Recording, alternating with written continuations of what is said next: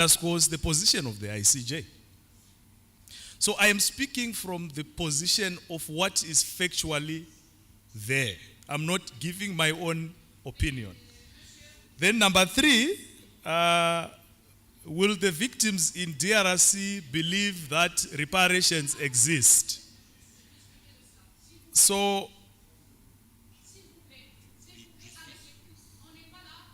I'm answering the third question.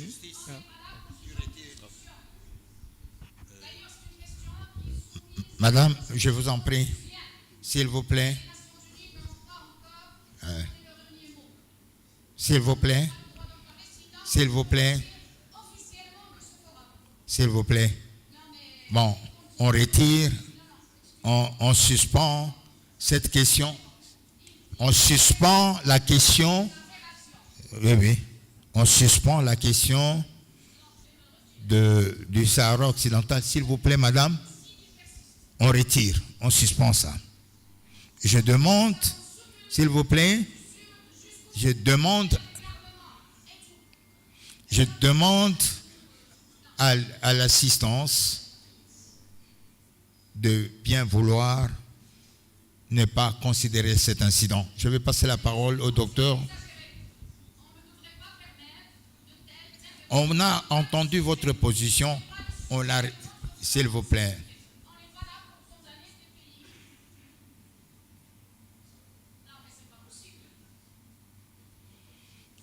Merci. J'accorde la parole au docteur Ayo.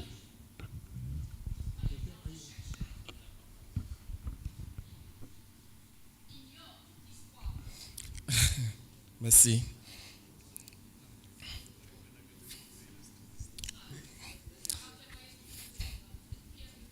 This is all part of the process. So I think the questions that were addressed to me, I would just answer very briefly. The one around the network. Of course, the idea here is to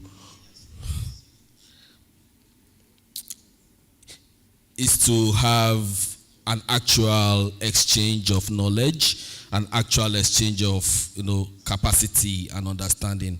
And as was pointed out, it also should include victim communities as well. So it's not just scholars, it's not just university or civil society experts talking.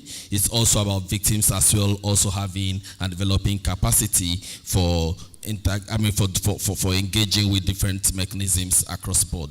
So in terms of operationalizing, it's not something we can go into in full details now, but the essential aspect is that some organizations have already begun work like this, like I mentioned. The idea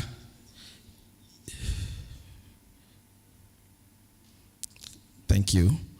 The idea is for these initiatives to be supported by institutions like the African Union, like various domestic governments, and making sure that they be going to have the capacity and the size or the tools needed to include more resources, to include more communities, to include more institutions, universities, and individuals. Regarding the question around that was the challenges and obstacles in data collection, I think I want to emphasize that again, when it comes to transitional justice, it's not like law of contracts. It's not like two people disputing over a business deal gone bad. You come with your own evidence, I come with my own evidence, and let the judge resolve it. We're talking about human rights violations. And I believe firmly that you shouldn't put the burden on the victims, on survivors, to be the ones trying to show that these violations have occurred. And it's the more reason why those who have the means, the capacity, and I'm talking of institutions, I'm talking of governments, should be heavily involved in creating and putting together the evidence necessary for these incidences to be dealt with properly. So it's about centering victims without burdening victims in the process. So, of course, challenges would differ from context to context. What would be the evidentiary requirements in a situation that is colonial in nature or historical colonial, 20, 40, 50 years ago will be different from something that is happening right now in the moment when information is changing rapidly and the like. So, but the important thing for me is, again, to remove that burden and to ensure that there are actual significant investments in building the body of knowledge necessary for commissions, for institutions and other bodies to be able to do the work of reparations. Thank you.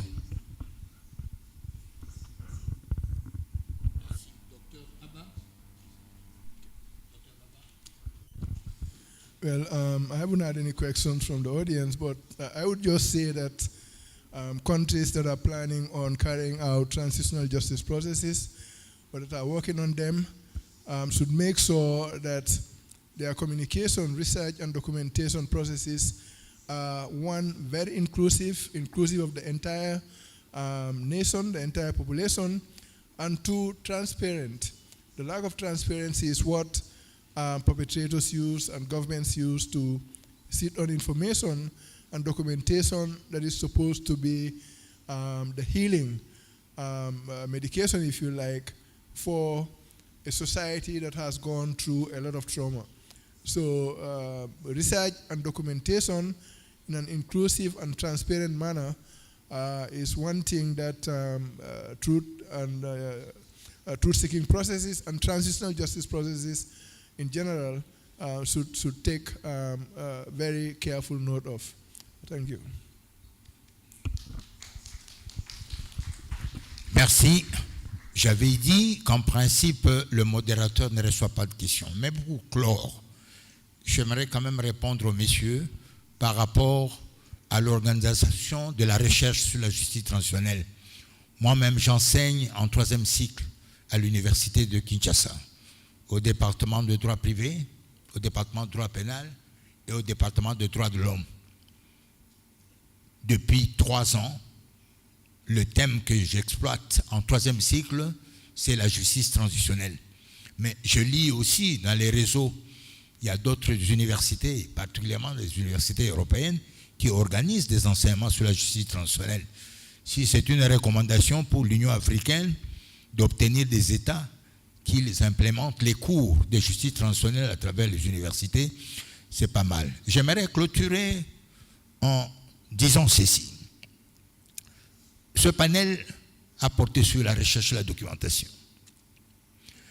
Et je me rappelle avec beaucoup de plaisir le dernier forum auquel j'ai pris part à Rabat, au Maroc. Et au cours de ces débats, nous avons eu parfois des moments un peu difficiles d'échange comme ça au Maroc. Et ces moments difficiles revient un peu à Kinshasa, c'est dommage, mais ne nous attardons pas à cet aspect particulier. Lorsque les experts se rencontrent, il y a souvent des divergences de vues, mais le plus important, c'est de montrer que la recherche et la documentation au sujet des crimes passés ou présents devait amener à la promotion de la justice transitionnelle, parce que la justice transitionnelle, c'est le message. Quand je regarde dans la salle l'âge, quand je regarde l'âge croisé de nous tous qui sommes dans la salle, hier j'ai entendu les jeunes parler et c'est déclaré comme étant des véritables victimes des différentes atrocités, des victimes de l'Union africaine, les jeunes, les femmes, les enfants. C'est la justice transitionnelle que nous allons léguer à l'Afrique de demain. Parce que chaque peuple, chaque circonstance a droit à la justice. La justice transitionnelle, c'est l'avenir de l'Afrique. C'est même le présent et l'avenir de l'Afrique, parce que c'est la réponse ultime aujourd'hui que l'Afrique peut donner à la jeunesse. Et donc pour cette jeunesse-là, pour qu'elle s'en prémunisse, il faut qu'elle recourt au réseau de communication et à la documentation pour qu'elle connaisse ses droits, qu'elle apprécie les violations qu'elle a subies et qu'elles puissent collectivement réclamer la justice. Parce que là, finalement, la justice en Afrique d'aujourd'hui et de demain, ce n'est plus la justice classique, c'est la justice transitionnelle. Je vous remercie.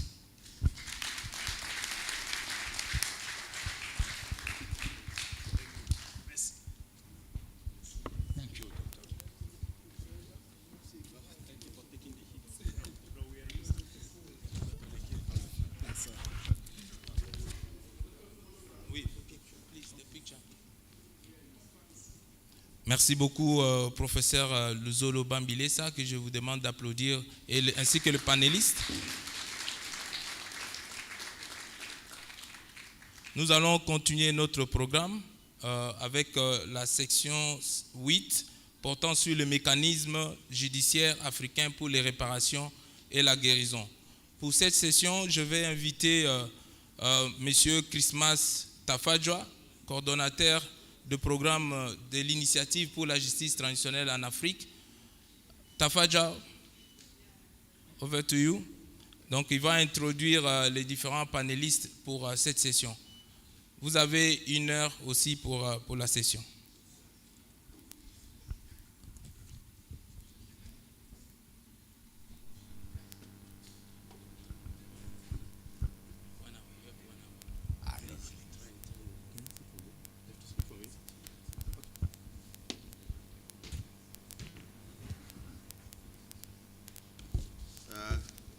Thank you so much, Prof. Bakama, for the introduction.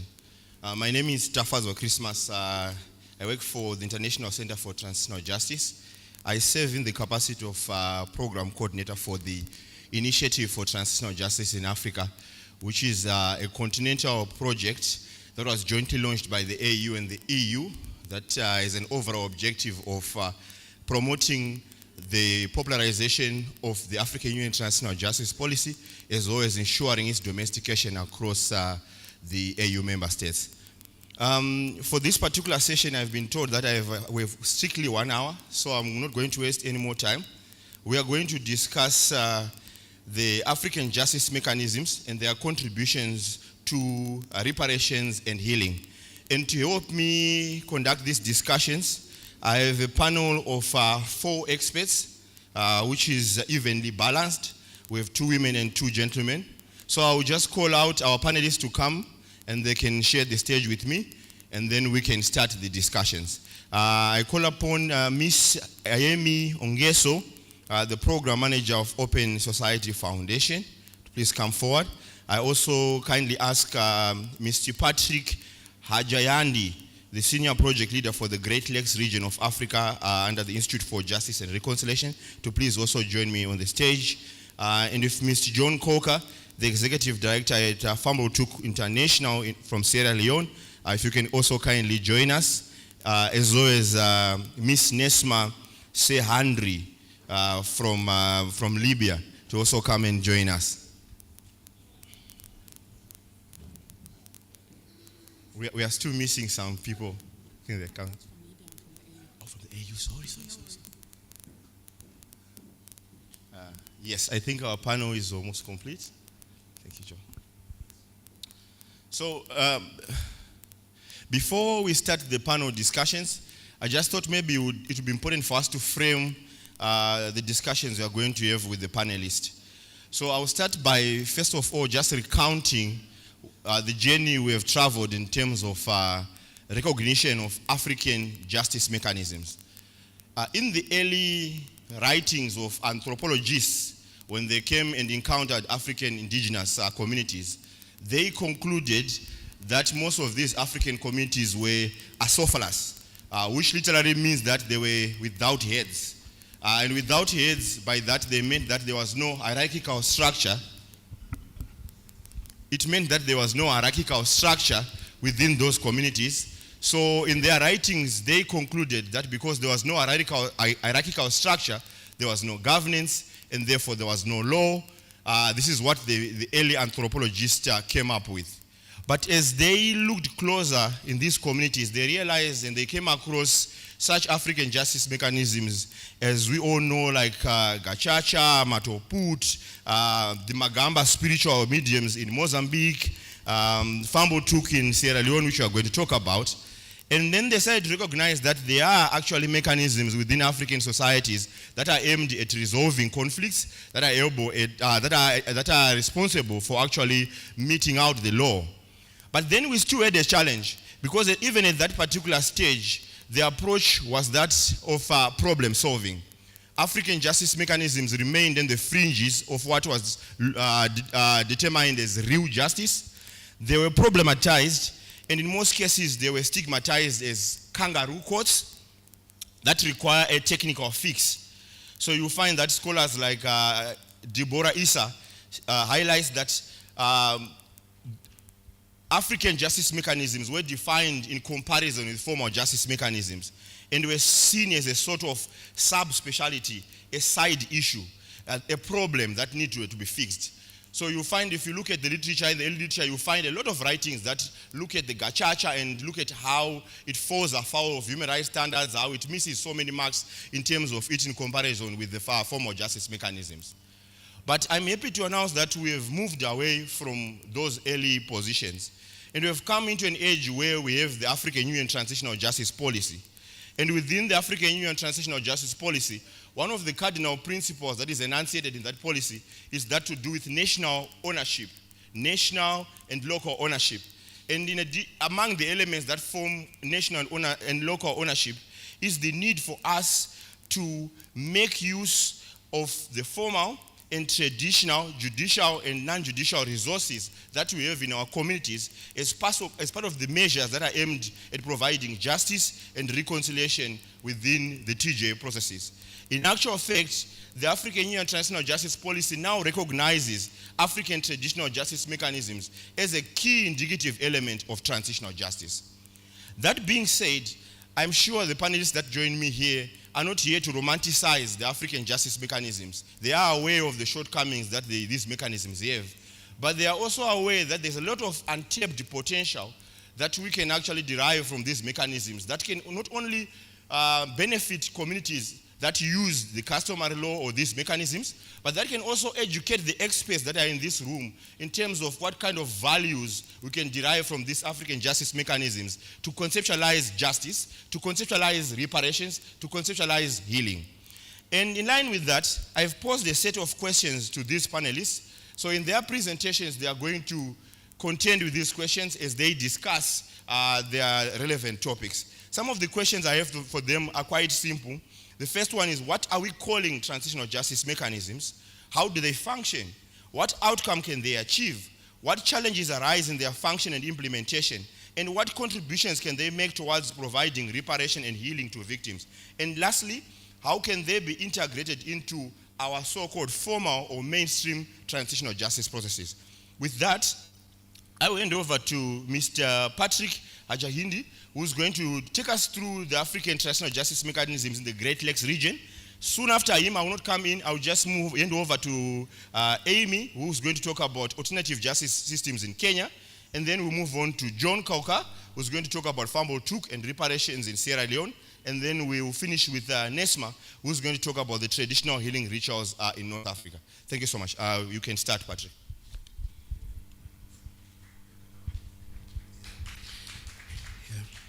Thank you so much, Mr. Chair.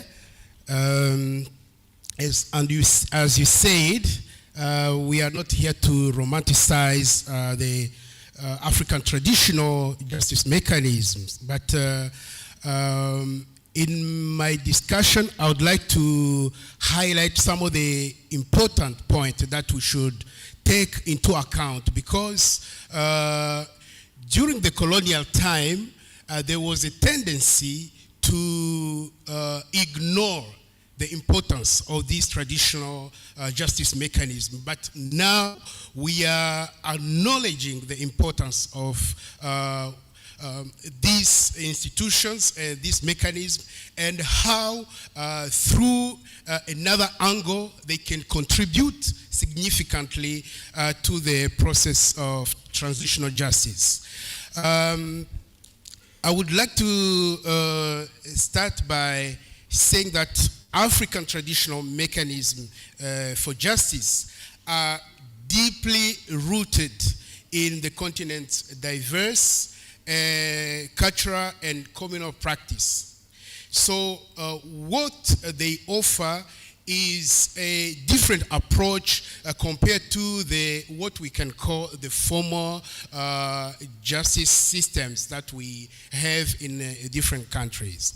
So the most important thing is that there is a particular approach that this mechanism offer, which bring really a difference and put them to a position where today we need to be very considerate. I would like to start by telling you that in 2016, I had an opportunity to be part of a team which was conducting a research project on the perceptions of the African population of these traditional justice mechanism.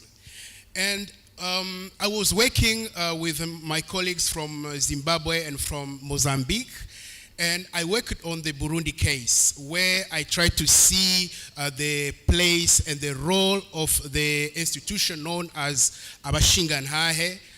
In Kirundi, it means it's a group of wise people who are tasked with the job of mediating, resolving conflict. So when I did this research, one of the findings was that particularly in rural areas, almost 85% of the population rely on this type of justice mechanism. Why? Because there are some key features which make them an institution to go to whenever these people need justice. So I am going to briefly discuss some of this interesting aspect or characteristic of the judicial system which make them the institution or the mechanism to go to. The first one is that they are community-centered. By this, I mean that whenever there is a proceeding, it's the elders, community leaders, and members of the communities who are leading the process. But beyond that, there are open spaces where every member of the community has a say on any matters, on any dispute, and can propose a solution. Secondly is that this kind of justice system, they push for restorative justice.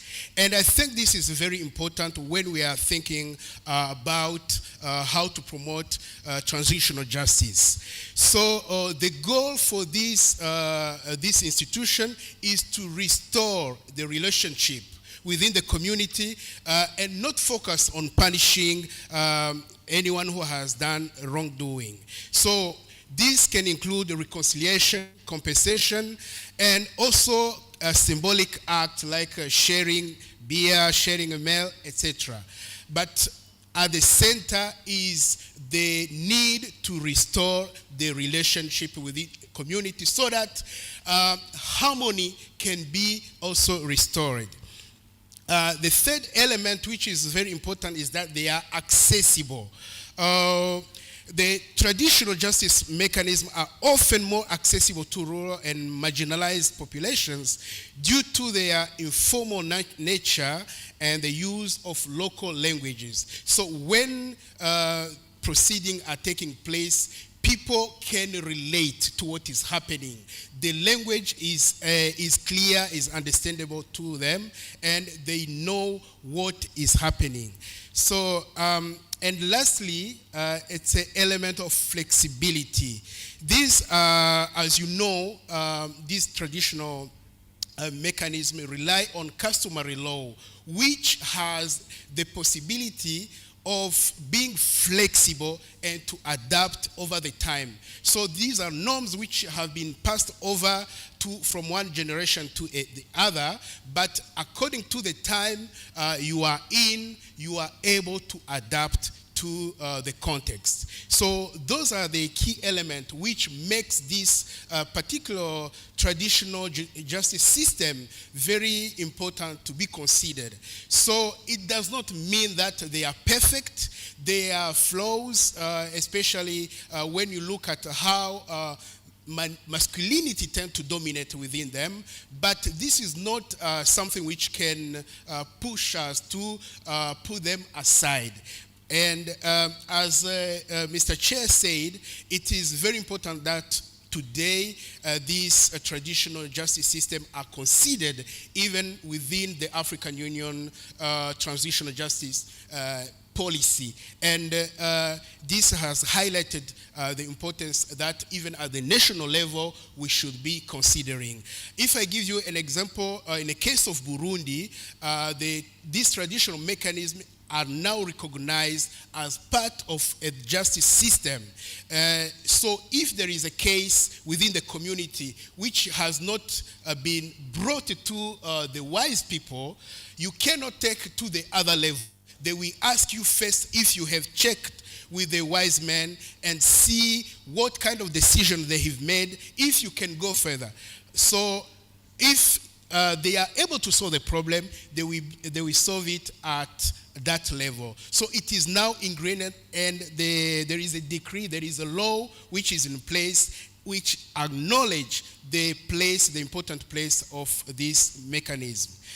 The last point I would like to mention, because I wanted to discuss some of the examples, but our chair has already discussed some of the key elements, including the Gacaca Court in Rwanda, the Mato Oput in Uganda, which is focused on forgiveness and reconciliation, the role of the Bashinganha, as I mentioned, which work mostly as mediators, and there is another system called the Kotla in Botswana. They also work both as mediators but also as a space for healing. One of the things I wanted to say is how now this element, do they contribute to the healing process? Because this is one of the elements we have to focus on. The most important is that when you consider all over Africa, there is a common features, is that these traditional justice mechanisms, they create a safe space where everyone can come and express himself. And as you know, some of the people, by listening or by having the opportunity to speak up, the burden of the trauma they went through start feeling easy. So I can give you just one example that I think in 2012, we organized an event where we invited one of the ladies in Burundi who had been obliged to marry a man who killed her husband. So in a space of 30 years, she told us that it was the first time that an organization gave her a space where she can express herself and say and share the trauma she went through. So, which means this space where people can express themselves, where they can be heard, it's very important. And this is one of the key elements that the traditional justice mechanism offer. So I will close by here, and for the rest I will try to respond to the question. Thank you so much. Thank you so much, Patrick, for staying within time. I think this was a very worthwhile presentation to set the tone for the presentation that are going to come. I want to recap now, but just to highlight some of the key features of African justice mechanisms that Patrick highlighted. They are community-centered, they are participatory, they are restorative, they are flexible, And he also highlighted that there might be challenges in terms of gender sensitivity, which are some of the flaws that arise from this. But most importantly, he also highlighted that these African justice mechanisms have a cathartic effect in terms of allowing citizens or victims an opportunity to speak and narrate their story. And now we are proceeding and moving on to Ayemi. I hope I'm pronouncing your name well. You have to correct me when you get the opportunity. She will take us through the alternative justice system in Kenya. As you go over to that, I just wanted to share with you a remark made by an author called Paul Greedy, who coined a term called distant justice. And he says distant justice is the justice that lacks domestic participation, that undermines existing norms and institutions, and is often alien to the society at large.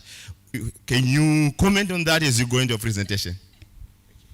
I'll comment on that as I conclude my presentation, but let me just go straight into my presentation. So my intervention will be narrow and very specific to the Kenyan context. And this is my lived experience being at the heart of trying to design an alternative justice mechanisms. And so I'll also share some of my practical experience from the front lines. So Kenya experienced post-election violence after the 2007 presidential elections. So most of the efforts that were there at that time for seeking justice for victims focused on the criminal justice system. So for example, at national level, we had 3 major attempts to set up a local tribunal that failed. And then we had the ICC cases, and the ICC cases collapsed. And then we also had, through the ICC process was, the victim participation, which was highly inadequate. And that's a discussion for another day. And then there was a discussion of establishing the International Organized Crimes Division of the High Court, which we were, about in civil society at the time, we were not too supportive of it because the mandate was too wide. And also during this time, the Director of Public Prosecution received 5,000 files of violations that had happened during the post-election violence. He looked at it with a multi-agency task force, and this is what he said. The sad and bitter truth is, at the present, there are no cases arising from the 2007-2008 post-election violence that can be prosecuted. 5,000 cases, none can be prosecuted, and all these people are claiming injustices happened to them. So what do we do with this? In addition to that, we had a skewed IDP compensation for victims. Some victims were receiving just $100 to be able to relocate, we don't know where. And some were also getting USD $400. It was skewed, it was favored, there was discrimination. And one of the senators at the time adequately described this situation as saying, to abandon the victims and give them a token of $100 is a terrible abuse to humanity. Justice at this time appeared very elusive. So what do you do with people who are seeking justice? In addition, whatever was being offered through the formal justice system, which is a long, daunting, and expensive process, was too narrow an offering. Justice meant many things to the survivors that we could not capture through the formal justice system. And the court process and the formal justice system does not have the language or the means to interpret this the expansive meaning of justice. I will give 2 examples. In one of our community consultations, there was a victim, a survivor who had been violated during the post-election violence, and she got a child out of this sexual violation. And she asked, if I take my perpetrator to court, how is that going to help me? Because I have this child and I want this child to be raised. Can you go talk with the family of this man to help me raise this child? So that's a very sensitive example, but it's a reality of what we were receiving when we were interacting with the communities. The second is a lady from a town that we visited. Her brother had been murdered by a family known to them. So she came and told us, we have sorted the issue. How have you sorted the issue? This community went to that community and we discussed and we used our traditional mechanisms, and now our family is okay because the other community is going to take care of the widow and the children. I am just sharing my reflections and what we were hearing from the ground. So for me, obviously, these are high-level criminal cases, and of course, they should go through the formal justice system. But there's a lot to unpack from these examples. But if we look at it critically, first is the inadequacy of formal systems to address the immediate needs of victims. Second, there was the issue of collective and communal responsibility for a crime that has been committed. So this is often at the heart of traditional African mechanisms. So at this point, when we were in the community, and we were wondering what to do. ICC cases collapsed, nothing is happening at national level, 5,000 cases, there's no evidence, nothing can be prosecuted, it looks grim. So one community member, I will quote him because I was writing this. He said, "We want to live in peace, get our properties back and coexist with our neighbors. The people who took our things, we know them. Why should we take them to court? It will make it very hard to live with them again. Also, court processes take too long and are expensive. None of us here can afford a lawyer. Why don't we use our traditional methods to solve these conflicts?" As you can see, the ICC is not working. The government of Kenya is not interested in us. We have tried everything. Nothing seems to work. We should go where we can see some justice. And so at this point we said, okay, fine. Let us try and use our traditional ways of solving the conflict. But one, we need to have legitimacy from the community espousing cultural values as Africans. And second, we need legitimacy from the existing legal framework. And so that is how we propose this alternative justice system that I'm going to present today. And we decided to focus on the narrow issues of displacement and destruction of property. So when I look at there was one question asked by Tafazo about how we can mainstream this. The Kenyan Constitution promotes the use of traditional dispute resolution as long as human rights are respected. So we have to have constitutional principles on public participation, inclusivity, gender balance, youth representation, leadership, and integrity. The second, which I find very progressive and which really espouses how African traditional mechanisms look at justice, is the Victim Protection Act. So these are some of the generous provisions that our law gives. The participation of an offender shall not be seen as evidence of admission or proof of guilt of the offense. There's no labeling. You're conflicting parties, but there's no labeling. Second of all, any party may withdraw from participating at any time. Third, where this process fails, the restorative justice fails, the court process can take over. And which I find also, the last provision I will share with you, which I find quite progressive, is that any agreement between the victim and the offender shall be recorded and enforced as an order of the court for the record. So you can agree between the two of you and you keep your document, but also the court will have that as record. So how did we constitute this alternative justice mechanism, given that we have the legitimacy of the community and we want to plug into existing legal frameworks? So we comprised a body, a committee elected by the community. And when I say the community, the offenders themselves also participated in selecting and designing this community mechanism. And so we trained them, and we ensured there was youth, women, and elders as well. And how they were running or listening to cases were based on traditional and customary values, plus existing enabling laws. There were three pillars that we held on to dearly when we designed this alternative justice mechanism. One was democratic participation, which I have highlighted. Two was a space for truth-telling, as my previous speaker has said, it's a safe space for that. And third was justice. And very important for us is indigenous or dialogical jurisprudence. Whatever is decided at that court becomes a formal, whatever is decided at this local committee at local level becomes a formal record of the court.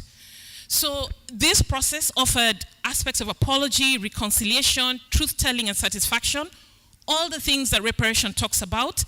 And the question on enforceability. Yesterday we were talking about court-related reparations. Court-related reparations are good, but enforceability is always a challenge. What we noticed with these alternative justice mechanisms, the hearings were held in public. The community was there. The community witnessed. If you committed to returning 3 cows, you better return those 3 cows, because all members in the communities who were there would would remind you at every corner that this is what you committed to and this is what you have to do. So enforceability from a community perspective was possible and it was sustainable. Now, some of the challenges, as I wind up, some of the challenges we had is the perpetrators, I'll use the word perpetrators for the purposes of this conversation, and the offenders who are willing to come forward were scared. Because they felt that if they came forward and confessed to having committed a crime, they would paint their community as the perpetrator community. So this was happening within a very political context when the ICC cases were going on, because some communities were painted as perpetrator community, the other community was painted as a victim community. So if you come forward and say, I did this wrong, you'd be reinforcing whatever stereotype is there or whatever narrative is there at national level. So you will agree with me as Africans, it's very difficult to separate the individual from a community setting. So that is, as I wind up, that was one of the challenges that we faced. And so even if we try to promote individual to individual reconciliation, the involvement of the community was important because in Africa, the individual does not exist outside of the community. Thank you. Thank you so much, Ayemi, for that very illuminating presentation. In summary, I think you highlighted how the need for the African, for the alternative justice mechanisms arose also because that the formal justice system could not cope with just the numbers that were of cases that they had to do with after the post-election violence. And I particularly want to highlight what you said around how you had to reimagine justice, to look at it not only as retributive, but also look at the restorative elements and the work that you did to bring legitimacy to these African justice mechanisms by connecting it through the constitution, the protection provided by the Victim Protection Act, as well as the key elements of the alternative justice mechanisms. You highlighted democratic participation, truth-telling, as well as justice, which is defined in terms of the indigenous jurisprudence. I think those are very important remarks, and I'm sure our audience will be eager to ask questions on that. But for now, we move on to John. And John is going to be discussing issues to do with the fumble took in Sierra Leone. John, before I hand over to you, I wanted to share with you a quote from David Crane, who is the former chief prosecutor of the Special Court for Sierra Leone. I don't expect you to engage directly with this quote, but I just want you to be there in the air as you are presenting. So these are the ways that he said as a reflection, post facto, after the court. He said, I quote, "We approach the insertion of international justice paternalistically. I would even say with a self-righteous attitude that borders on the ethnocentric. We consider our justice as the only justice. We don't contemplate why the tribunal is set up and why, for whom it is being established. After setup, we don't create mechanisms by which we can consider the cultural and customary approaches to justice within the region." I hand over to you. Thank you very much. Thank you to the organizers for this invitation. But on that quote, I'll pass. I'll start by giving you a brief background on our conflict. My colleague Bernadette shared yesterday a brief background that everyone in Sierra Leone at some point will say we are all victims. And as part of solving the problem, we had the Truth Commission, the Truth and Reconciliation Commission, and then the Special Court. I'll give you the cost. The Truth Commission, about $4 million. The Special Court, between $300 to $500 million to prosecute about 10 to 13 people. The Special Court did not make a single provision for victims. All of that money was for prosecution. There was nothing for Victims Fund. When I asked the coordinator, she said, "Oh, that was an oversight." That's just the background. So I was one of the human rights advocates during the conflict. We monitored the violations. We reported to human rights organizations. And at the end, we were not satisfied with the way the Truth Commission was handled and the Special Court.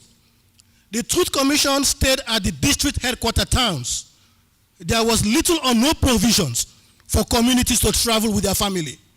In Sierra Leone, if you offend me, you offend my family. So if you invite me to a truth commission, I cannot accept an apology without consulting with my family. So these are some of the flaws. I'll go back to my purpose here. Family Talk was designed to fill in those gaps. As I said, I was so involved in the Truth Commission. I was the chairperson for the TRC working group, a coalition of over 100 organizations by then. So after the Truth Commission, the commissioners, the 4 international commissioners went back to their country. The national commissioners were nowhere to be seen, but we were around. We kept the discussions alive. People came to us, what is happening? And during the process, I was able to facilitate the involvement of the amputees and war wounded to participate in the Truth Commission and the Special Court. At some point, they said they will not participate because the offenders were catered for as part of the DDR, disarmament, demobilization, and reintegration. But there was no provision for them as victims. They were told to go home in 2 months to leave their camps, or else the camps will be demolished. So we tried to negotiate and tell them, look, you have one more chance. The TRC will come up with recommendations, and hopefully there will be reparations, and there might be a provisions to correct the wrongs. Now, Family Talk. What is Family Talk? Family Talk is Creole for family talk. Because we as a nation, we are all one family. Before the conflict, it takes the village to raise the child. What went wrong? Why did we end up, attacking each other? I don't want to go back to what my colleague said yesterday, putting women in a house, set the house ablaze, our elders. I grew up in a village. If I'm walking to school, I will stop and help an elderly person carry her water or his or her water. These were some of the things we knew as a community. But then, the solutions never got back to those communities. We're talking of transitional justice. The voices of victims were ignored. The focus was more on the cameras in the city, in the big towns. So after all the cameras and everything disappeared, we had to deal with our challenges. That was how Family Talk was designed. First, we went to communities, because when I met with my colleague in the US, I said, look, if you are able to help us, I cannot give you a 1-year proposal. I can only give you a 3-month concept note, because I don't know if the people of Sierra Leone want to reconcile, because there are journals that said people of Sierra Leone wants to move on. They don't want to talk about the past. But as a Sierra Leonean, I knew it was wrong. People of Sierra Leone want to talk. We want to move on, but we want to address the past, so we are better prepared to move on as community. So for time, I'll just keep all of that and we can talk on the side. So Family Talk is a program that was built on our tradition. We don't go into communities as experts. We go to communities as facilitators. We create a space for honest and frank conversation to take place in the safety of the community. The bonfire, I asked, it's not available. We use the bonfire as a space for honest conversation. It is the only space where in your village you can say things that the chief did to you during the conflict, and you will not be reprimanded.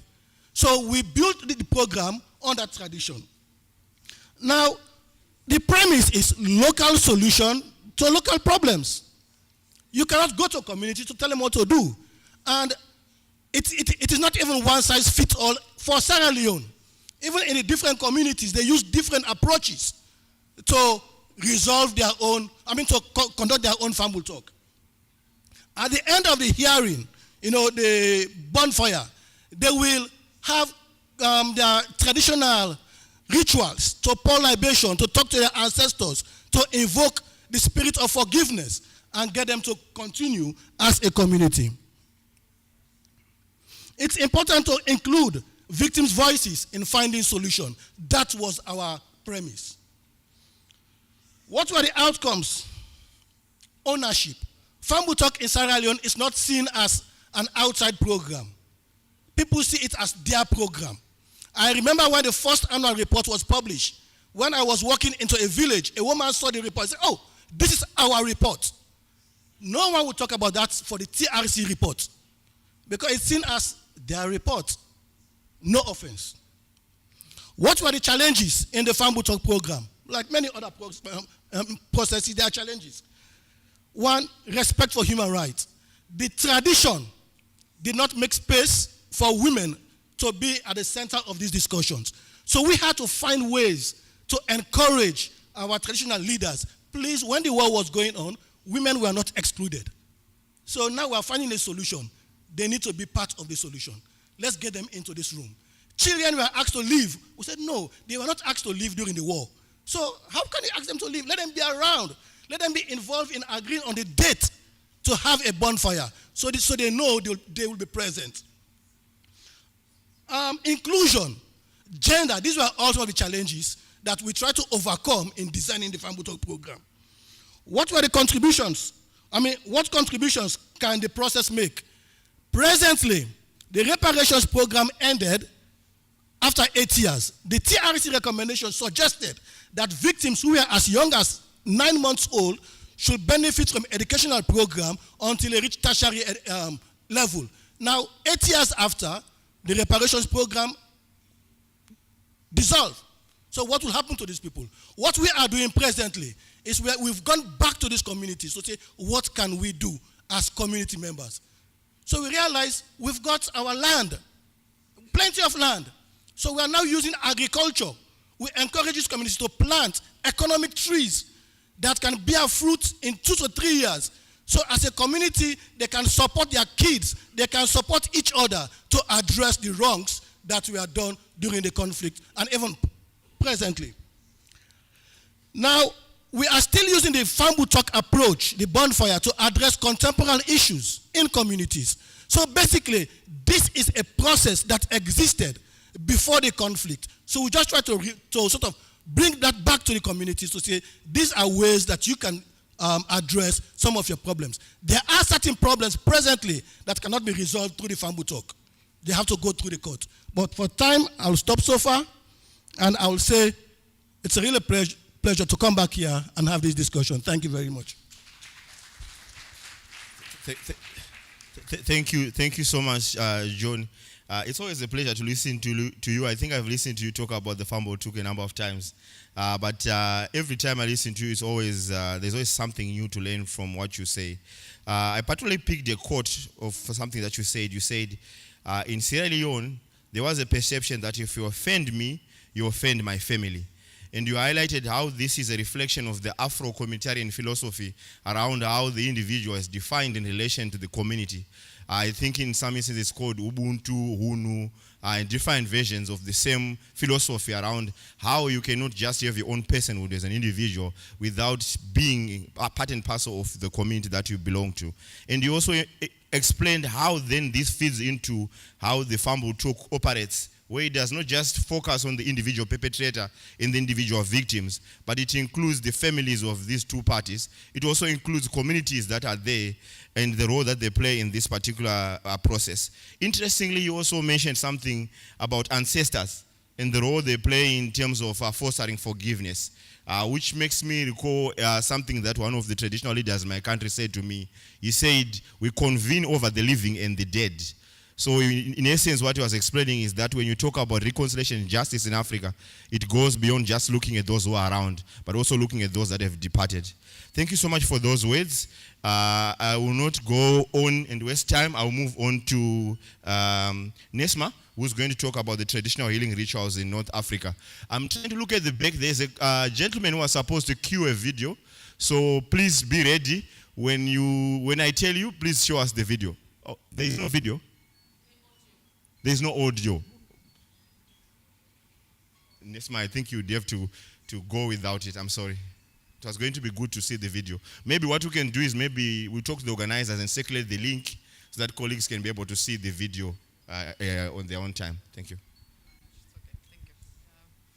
Thank you so much. Okay, someone is dealing with it. All right. Okay. Thank you so much. Pleasure to be here. Good morning, afternoon. My name is Nesma. I'm from the African Union. I'm an expert on Libya. I've been working on crisis conflict management. And can we leave it for the end, please? If it's possible, just to stop it. And thank you so much. Yeah. But today I will be talking about a different thematic I'm used to work on my, I would say, my daily duties. I'll be talking about traditional healing rituals, and I'm going to enjoy the fact that we have interpretation. Sorry, Dr. John. I'll be delivering my presentation in French. I'm much more well-versed with the vocabulary of the topic I'm going to talk about. Donc, leaving some time for people to put the headsets.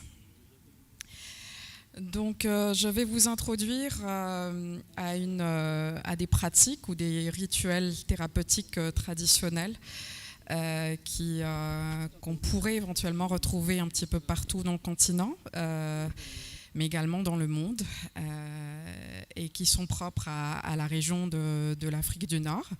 Et il s'agit des rituels en fonction des régions, donc évidemment le nom peut varier et changer. Il s'agit des rituels Diwan ou les rituels Gnawa, donc pour spécifier l'ère géographique.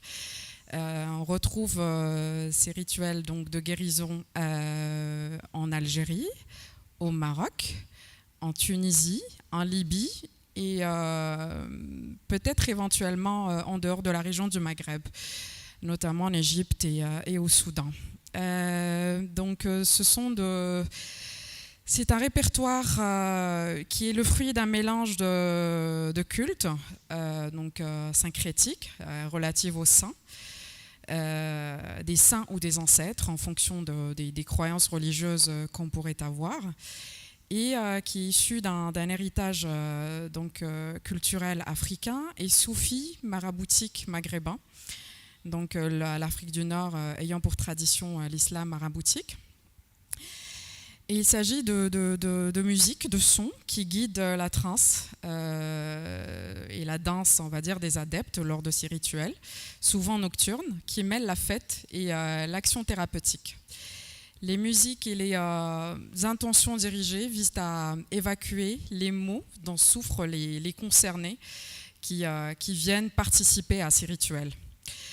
Donc sur des rythmes et des sonorités plutôt entraînantes et envoûtantes, les transes ont lieu pendant des heures et parfois même sur plusieurs jours, on va dire 3 jours, en fonction des besoins de chacun et de l'état de souffrance, on va dire, de ceux qui y prennent part.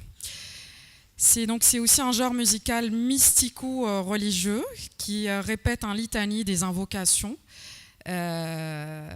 Donc un appel aux ancêtres, un appel aux saints, sur des rythmes qui associent le ternaire et les binaires. Donc je ne sais pas s'il y a des musiciens dans la salle, mais ce sont des rythmes en 3 temps et à 2 temps qui ont un effet très très entraînant sur le cerveau et qui aident à lâcher prise ou à entrer dans d'autres dimensions de l'être. Donc l'objectif de ces rituels est le traitement thérapeutique, comme je l'avais dit, à travers les invocations, donc des saints, des entités invisibles, dans le but de soulager les maux psychiques et physiques. Dans la croyance populaire, la somatisation requiert un besoin de guérison par la voie de la thérapie traditionnelle qui se manifeste sous forme de transe et d'entrée en état de possession. Donc ceci nous amène à nous poser la question suivante, à savoir à travers quel médium se fait l'entrée en état de transe extatique en vue d'une éventuelle guérison. Alors on est dans un cas de figure où la guérison reste la seule option de guérir de ces maux éventuellement et que tous les autres moyens ont été épuisés. Donc la réponse est toute simple. Donc cela se fait par le biais de la frénésie des sons, de la musique. Donc il y a un certain nombre, on va dire une certaine catégorie d'instruments, des instruments à cordes, des instruments de percussion très puissants, des chants particuliers, mais aussi le mouvement des corps. Donc je reviendrai par la suite sur le mouvement des corps et son importance, donc les danses, avec une interférence des symboles et des couleurs. Donc les couleurs sont présentes à travers les habits. Donc c'est dire que le visuel est extrêmement important pendant ces cérémonies. Donc ces cérémonies sont codifiées et séquencées, dans lesquelles on appelle à la délivrance de l'âme, des souffrances transgénérationnelles passées, forcément, mais également celles du présent et pour prévenir des souffrances qui sont à venir. Je rappelle que ce sont des rituels ancestraux homogènes et quasi intacts malgré le passage du temps et des siècles dans la région du Maghreb. L'interaction avec les entités permet de leur conférer une sorte de contrôle sur soi, sur la base de la croyance populaire dans la région et des communautés notamment qui s'adonnent à ces rituels. Et donc on est dans un contexte en fin de compte de transe libératrice, mais qui reste contrôlé par des agents qui sont présents et qui accompagnent ces cérémonies et leur déroulement. Donc en somme, c'est une forme de thérapie sociale qu'on retrouve également dans d'autres régions du continent, au Mali, Tombouctou, si je ne dis pas de bêtises. Elles sont similaires aussi aux simpes pratiquées au Sénégal et au bourri, au Nigeria. On retrouve aussi cela, on va dire ces similitudes sont retrouvées aussi au Brésil, donc à travers le candomblé, la santeria aussi à Cuba et à Haïti, et ce sont des rituels qui relèvent foncièrement d'une dissociation identitaire et qui sont ouverts aux groupes, tout type de groupes déjà, mais surtout des groupes marginaux, des groupes vulnérables, mais pas que. Je reviendrai là-dessus. Pour ce qui est de l'aspect psychanalytique donc, et socio-anthropologique et culturel, les chercheurs trouvent que la transe recalibre les relations entre soi et les autres, et cela à travers le mouvement des corps, des danses, des émotions et des ressentis que cela peut susciter. Donc toute douleur est en fin de compte relationnelle, tout comme la transe thérapeutique, dans ce type de cérémonie. Et c'est l'une des principales raisons pour laquelle la transe aide à canaliser la souffrance. Je citerai l'éminent scientifique de l'Université de San Diego, Thomas Ordas, qui a consacré à l'ensemble de son œuvre au rituel de guérison et qui décrit les approches somatiques comme des explorations corporelles qui utilisent la perception des sensations et des mouvements pour le plaisir, pour la relaxation et pour l'autorégulation des humeurs. Donc, les pratiques somatiques visent à éveiller la conscience corporelle, la conscience n'étant pas seulement cérébrale, à travers la perception attentive des sensations et des mouvements, donc des danses. C'est ce que qualifient aussi à leur tour les neuroscientifiques comme la pleine conscience, qui modifie le cerveau et régule les émotions. Et pour terminer mon propos, donc, on a noté dans pas mal de pays qui ont connu certaines crises et qui sont notamment passés par des expériences douloureuses de conflits armés avec tout son lot de conséquences et de douleurs, un engouement assez important pour ce type de cérémonie qui leur permettait de mieux se sentir. Merci pour votre attention et j'aimerais qu'on puisse diffuser la vidéo si c'est possible, ou du moins un petit extrait.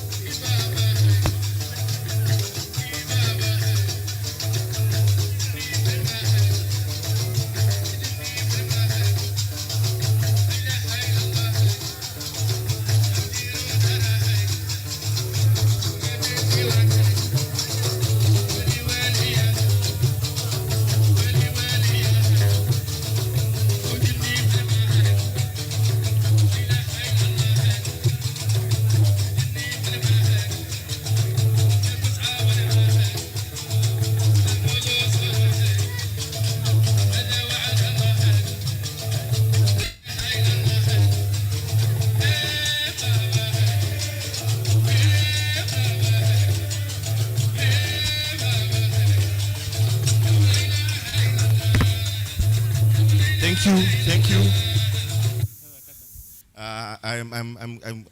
I also asked you if you can show the photo that I shared with you for the fumble took rituals.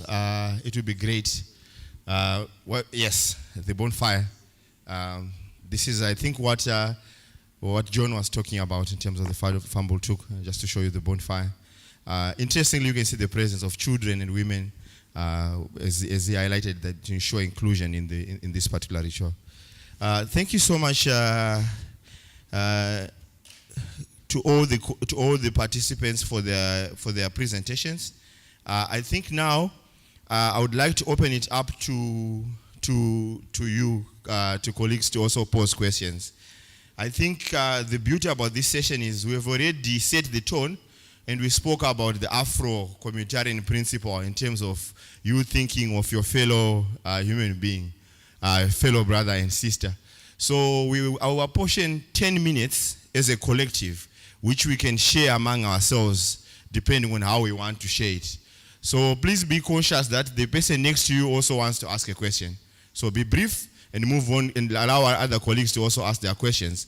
The moment we are done with the 10 minutes, I will stop taking questions and I will dedicate a bit more 10 minutes to the panelists for them to respond to the questions that they want to respond to and also give their closing remarks. With that, our 10 minutes starts now. So can I see by a show of hands? I see 1, 2, 3, 4, 5, 6. Let's work with those 6 and let's try to ensure that all of you can speak. Remember, we only have 10 minutes shared among the 6 of you. Let's start with that. Do you have a roving mic? Do you have a mic somewhere? We move around. Yes, please move around the mic if you can. I counted 6. 1, 2. Can you show me again by show of hands? Please look at the people so that you can know who to give the mic. Please, can you raise your hands again? The 6 people that I counted.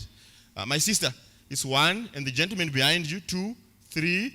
I think you had the hand up. Was your hand up? 4, 5, and 6. Sorry? Okay, let's move it. Let's move it around and let's see how far we can go.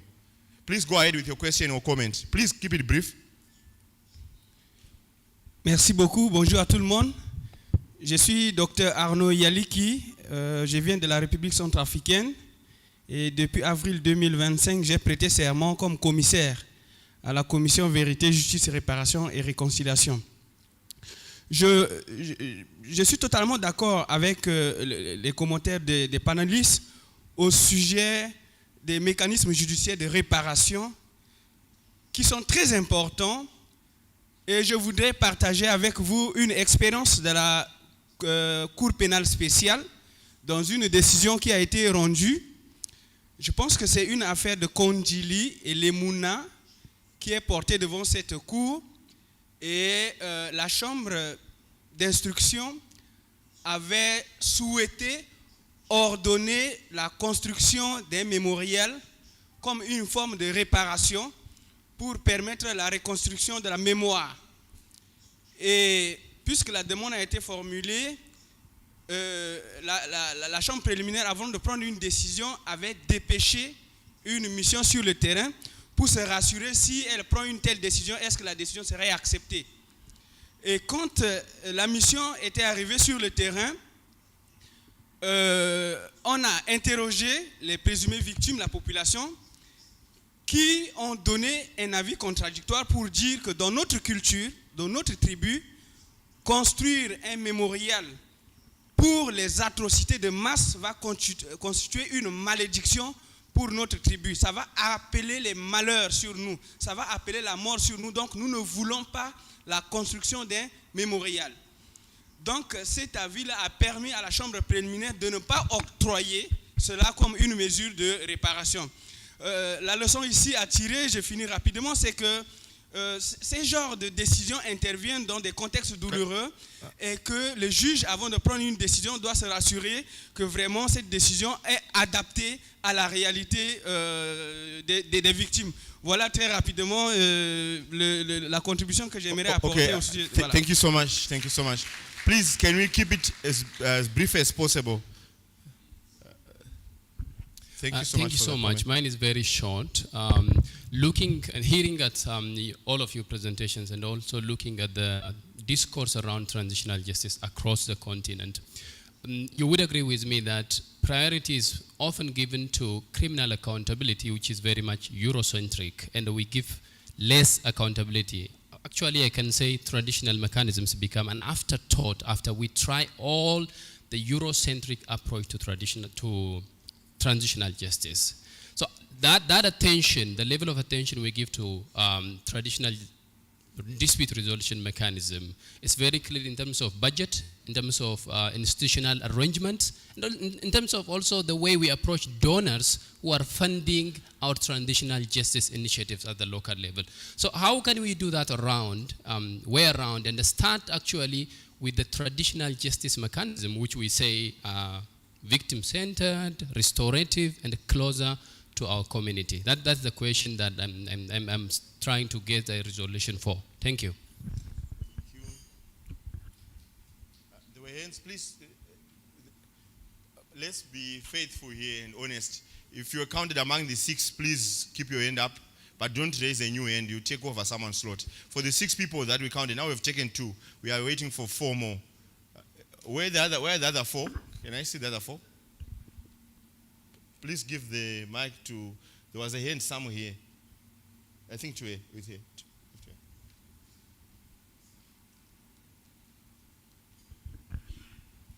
Hi, thank you. It will be brief. My name is Victoria. I'm with UNDP, and I would like to just reflect a little bit on what was shared by Nesma. I'm originally from Brazil, from an area called Bahia, that it's an area that is a strong Afro-Brazilian community, and the healing rituals and the traditional means are the same. And I think it's fairly important for us to reflect that very often, hopefully some of these practices have crossed continents, and we are still having a way to maintain those practices even despite colonialism and so on. So it was heartwarming to see that in Algeria some of these practices are still being used, and the connections are immense, and the shared struggle. Thank you. Thank you. I think there was a lady with a hand up there. And there was also another hand. Okay, there, yes. Mine is just a contribution, especially regarding the issue of human rights and gender perspectives on traditional justice mechanisms. I think we need to exercise a little bit of caution in terms of casting these mechanisms as not human rights sensitive or entirely masculine. Because I know that for some of the traditions that we studied, the healing processes are heavily supported by women. The different herbs and healing processes that some of the victims and perpetrators go through are actually heavily supported by the elderly women who actually go through these processes. And then also the mediation processes are highly supported by women. So when we say that they are flawed because they are not human rights sensitive or gender sensitive, we need to be really specific about those areas. And I remember that when we made recommendations in terms of approach. If it's a decision probably that is going to be made, maybe that's where the aspects of inclusivity and human rights can be captured. And then when it came to punishments in traditional Africa, there are certain punishments or certain atonements that was seen as overboard. For example, in the case of killing, when a person was killed in certain traditions, a girl was given as reparation to that community. So those are some of the areas that I believe that in some areas have already been extinct, and those are the areas that we should really focus on. Is it the punishments, or is it the process of reconciliation, healing, and accountability that we are looking at in a transitional justice process? Thank you. Thank you. Can you please move the mic? Thank you.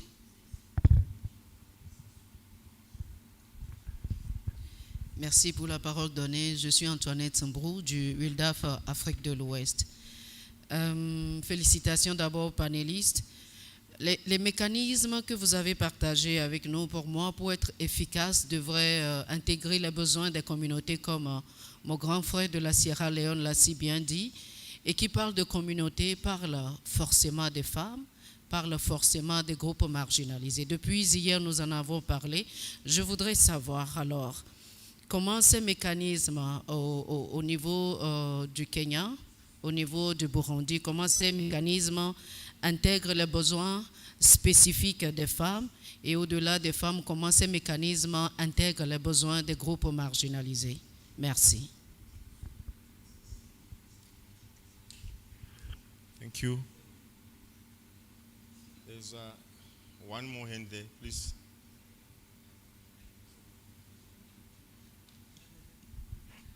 Thank you so much. Good morning, all. So my question, comment is, how do we marry these traditional processes with accountability, legal accountability? I say that because I know in the Gambia, our organization, we have what we call the Karabengo, Kakairo Balo initiative, which is peace talks for peace building, individual and community healing, and reconciliation. And in that process, we also look at the traditional for people to talk. They come out and talk. And we also kind of fashioned it a little bit around Fambul Talk, because that was one of the case studies we used to be able to document. And in Fambul Talk, I know, because I follow it quite extensively, you have people standing up and saying, I killed your family member, I am sorry. That's an admission of a legal crime. So later, the long arm of justice, how does that exonerate you, if at all? Or how will you be impacted by that open admission of guilt? It's something which goes around my head, and I'm glad we can have this opportunity to talk about it in ways we can. I don't have all the answers, and that's why I would really appreciate some insights into that. Because I have my thoughts, but let's see how it goes. Thank you. Thank you so much. Colleagues, you do have to forgive me. The 10 minutes is up. I think the panelists have heard some of the questions, all the questions, and as well as the comments. So I now hand over to the panelists to respond and also give your parting words in the same process. I would say if we share the 10 minutes among the four of you, probably 2.5 minutes each, just to respond and also just give your closing remarks. I'll start from you, Patrick, and we'll go this way. Please start. Bon, merci beaucoup. Il n'y a pas beaucoup de questions qui m'ont été posées. Il y a la question de Madame intègre les besoins des femmes. Bon, vous vous souvenez, j'avais mentionné la recherche qu'on avait fait en 2016. Et alors là, j'ai été dans la partie ouest du pays, là où généralement ces mécanismes, j'avais trouvé que dans cette partie, les mécanismes fonctionnaient particulièrement bien. Et ce que j'ai retrouvé, c'est que à côté du groupe ou bien du conseil des sages, qui étaient essentiellement des hommes, ils avaient décidé de créer un autre conseil fait par des femmes que l'on considère comme des modèles au sein de la communauté. Alors, chaque fois qu'il y avait un problème au sein de la communauté qui concernait essentiellement les femmes, c'était dirigé vers ce conseil de femmes qui était en charge donc de voir si ils pouvaient trouver une solution. C'est donc cette solution qu'ils avaient trouvée. Bien sûr, je ne sais pas comment ça se passe dans les autres parties, mais je sais que ces mécanismes de justice traditionnels s'est éparpillé un peu partout en Afrique. Et je trouvais que le fait qu'il y a toujours cet espace qui est ouvert, où on permet à tout le monde de s'exprimer. Souvent, même si les femmes ne font pas partie des conseils, elles ont quand même le droit à la parole. Elles peuvent s'exprimer et présenter leurs doléances, parler de leurs problèmes. Et je pense que c'est de cette façon qu'on essaie d'intégrer. Peut-être à notre niveau aujourd'hui, parce qu'on en parle, ce serait d'insister d'essayer de sensibiliser sur la nécessité d'agrandir l'espace et de permettre aux femmes d'avoir un espace spécifique, parce que parfois on trouve que elles ont des problèmes qui sont spécifiques à elles, et ça doit être pris en considération. Merci beaucoup.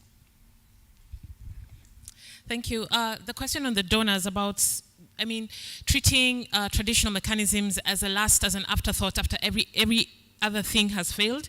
It's a lesson. It's a painful lesson I take with me every day. And that is something I realized that perhaps we should have started with.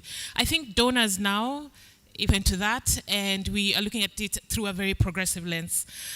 When it comes to the question of integrating the specific needs of women, our constitution is very clear as to how we're supposed to include women in any mechanism, any decision-making process.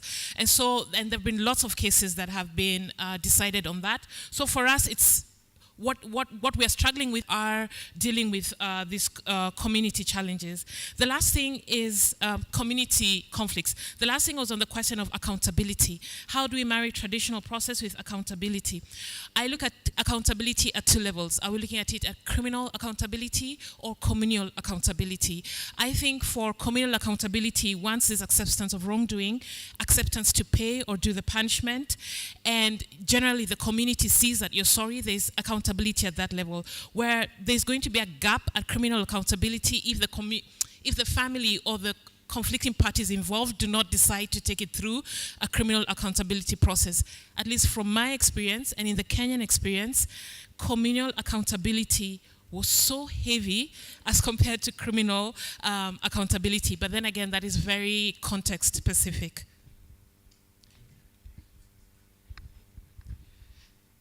Thank you so much, my friend from Brazil, regarding your intervention on the candomblé. Actually, as you mentioned, I think it's very important to maintain these traditions, but also to make them known and renowned, given their very, I would say, their high therapeutical benefits. And this is something we shouldn't be undermining. Transitional justice is important, communal justice is important, but also I think we need to work on our own self-justice through our very traditional rituals in order to heal, because healing is not it shouldn't be just on papers. It's a genuine feeling that we all need to experience and experiment in order to move forward in our lives. Thank you so much. Thank you. I'll touch on two of the questions. The role of women.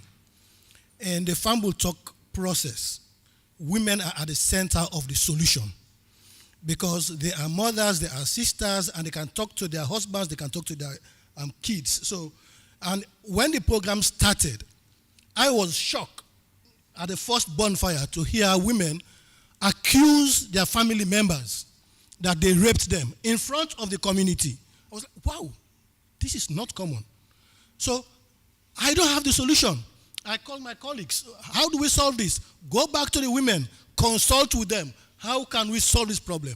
And they said, bring us together. We'll find ways to support each other. So they were able to come up with a women's support group called Peace Mothers. And they are very active to date. So women, when they say yes to peace, it's sustainable. I can confirm that. How do we marry traditional processes with accountability? Sometimes we fail to realize that the definition of justice is imported from the West. If you talk to the person in the village in Sierra Leone, when we consulted with the people in communities, say, who bears the greatest responsibility? They don't relate to those who were prosecuted. They don't know them. As the person who led the rebels to their village, that's the person they want to talk to. The foot soldiers. And justice can be defined as, to them, it's acknowledgement, public naming and shaming. And the way it is resolved is not just you, the individual. When you come forward during the bonfire, when you acknowledge what you've done, you bring in your family. And that is a way to say never again. Because you don't want to embarrass or humiliate your family for the second time. And your family will always be there to say, hey, don't do this, don't do that. So it's important for us to define justice. But I also want to add that in Sierra Leone, we were able to do this because there was a blanket amnesty. But there was one case where a warlord, sort of, called Mr. Dai, he was on the list for prosecution. He went to prison for a couple of years. But he came to me and said, look, I want to go back to my people. I want to apologize to them for what I did.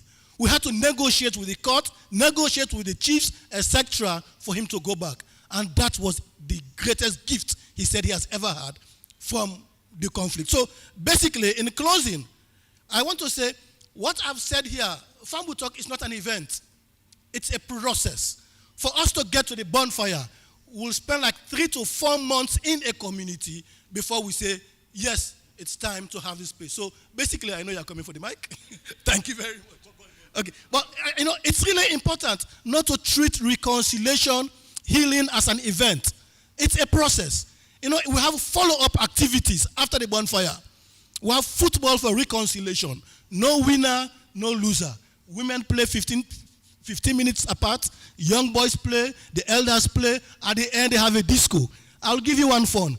The first disco, we took the set away at about 4 in the morning. That was the greatest mistake. Because they used the disco as accommodation. So they dance all night until the morning. It brings the perpetrators and offenders together. It sort of bridges the gap. And we also have community farms where they work for a couple of months and then they come together to share the proceeds. These are all follow-up activities. And finally, we also have the peace tree. The peace tree is a space where you can take unresolved issues from the bonfire.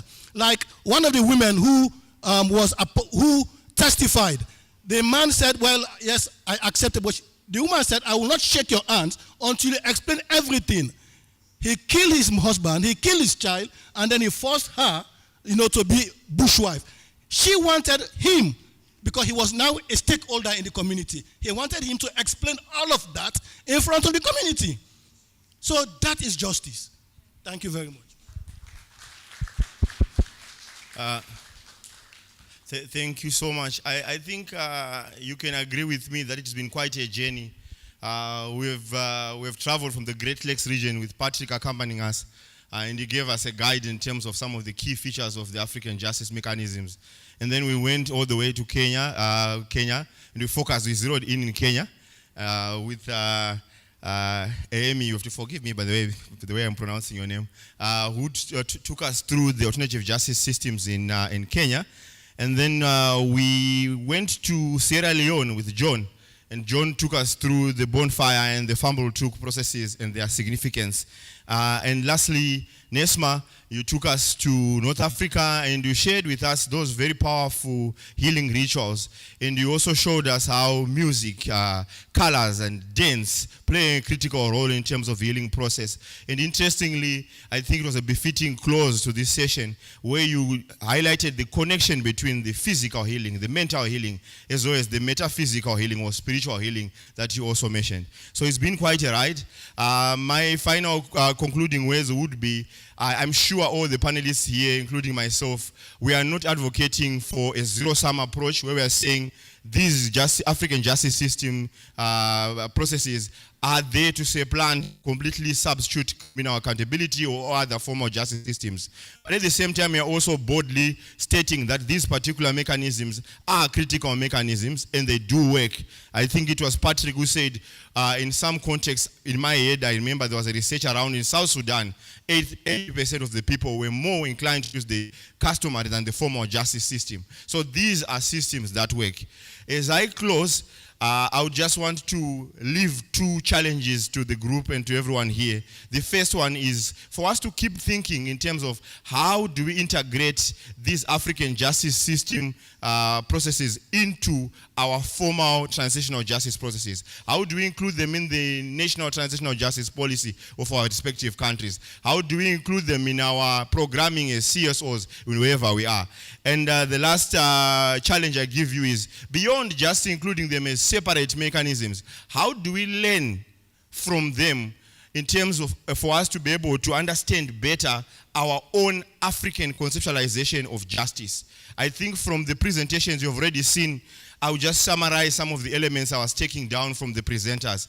It came out clearly that in our African context, justice is individual, it is also collective, it is social, it is reparative, it is transformative, it is concerned with personhood, it concerns livelihoods, it is concerned with dignity, it is ecological, it is metaphysical, it is spiritual, it concerns both the living and the dead. It is transgenerational, it concerns the past, the present, and the future. Thank you so much for your attention, and thank you so much to the panelists for your time.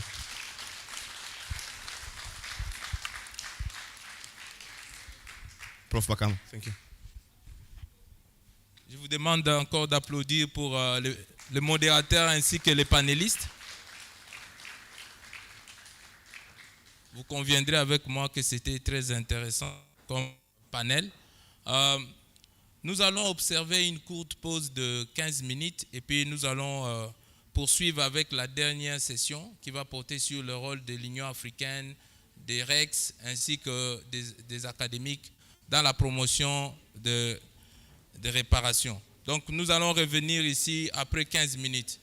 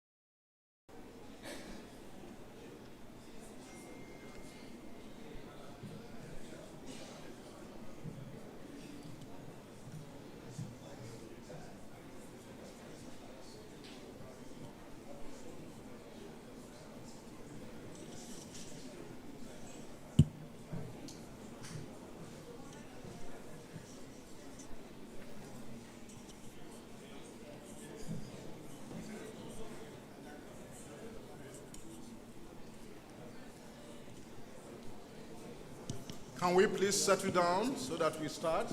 Our panelists should please come to the podium.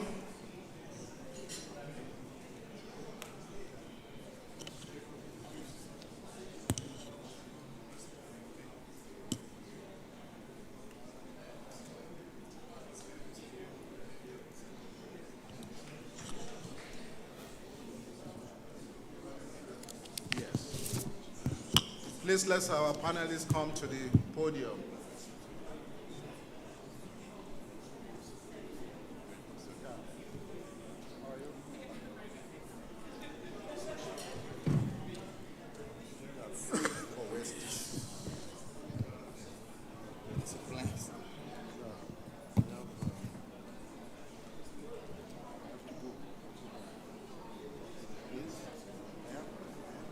Professor Makayas.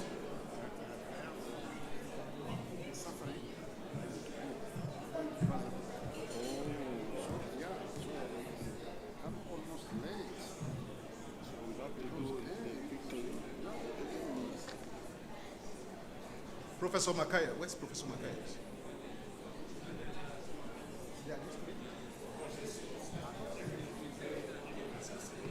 Where's he?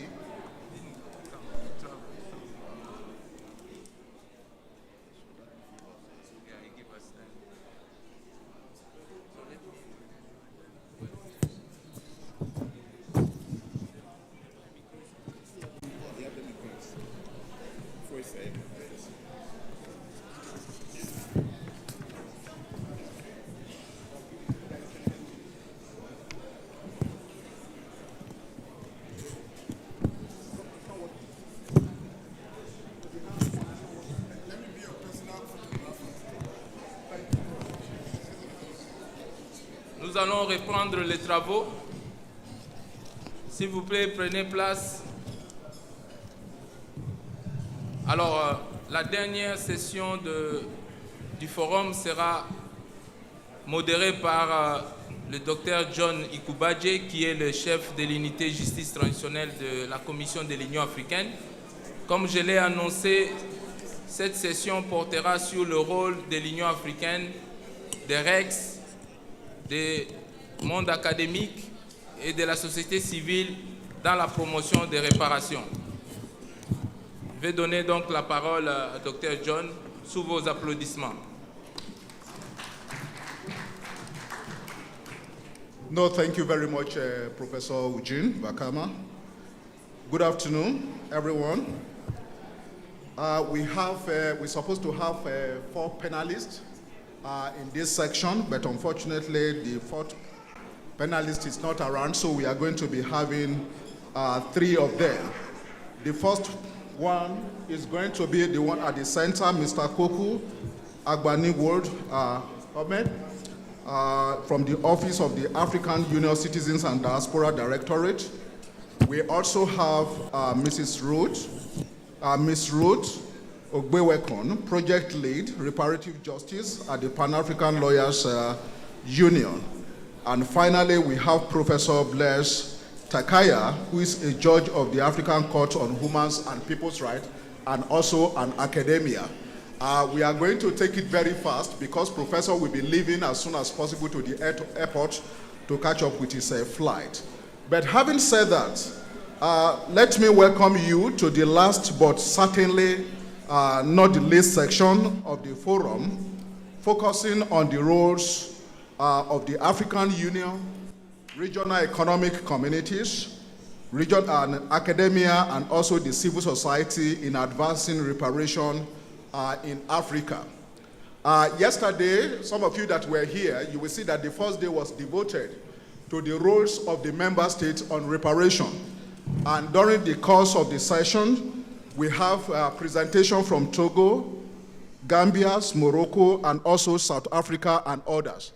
So this afternoon, which is the last section, we will be focusing on the roles of the African Union regional economic communities, civil society organization, and also the academia. Let me say this, that some of us that are familiar with the African Union transitional justice policy, you will realize that reparation is one of the 11 core elements of the African Union transitional justice policy. And so reparation is at the center of the African Union program on transitional justice. And you will agree with me, like there is a saying, a common saying in human rights and transitional justice pillars, that human rights and transitional justice are our collective responsibility. And so both the member state, the regional economic community, it is all our responsibility to promote effective implementation of reparation. And let me stand on this note, that I may not be able to say much on the roles of the regional economic communities, academia, and civil society on reparation. But to a certain extent, I think the African Union is beginning to become fit for purpose on reparation. If you listen to one of our panelists this morning, the question he asked, is African Union fit for purpose? But on this particular subject, I think we can say that the African Union is beginning to become fit for purpose on reparation. And by declaring the year 2025 as the African Year of Justice for Africa and People of Africa through reparation. Now, in addition to that, there are some things that I will just talk briefly on the roles on what the African Union has done in this particular area on transitional justice and reparation. The first thing is the development and adoption of the African Union Transitional Justice Policy in 2019. And you will agree with me that that policy is today shaping transitional justice implementation across the continent, and that's one of the reasons why we are here today. In addition to that, another critical role that the African Union has been playing on reparation is providing technical assistance to member states on implementation of their reparation programs and mechanisms. And we can cite some few examples where the African Union is currently working. In the Gambia, for example, we provide technical support to the Gambia Reparation Authority by training members of the Reparation Authority. Similarly, we are also providing technical support to the South Sudan. We support them. We are trying to support them in operationalizing the Reparation Authority. Same thing is we also apply in Lesotho and in other countries where the African Union, together with our partners, CSVR and others, we are providing technical support to member states on implementation of their reparation program. One important thing that may not be known to many of us is the establishment of what we call the African Union Peace Fund. Today, the African Union Peace Fund is running to 300-something million, and one of the things we plans to do is to also see how the African Union, through its Peace Fund, can support member states implementing their reparation program and transitional justice.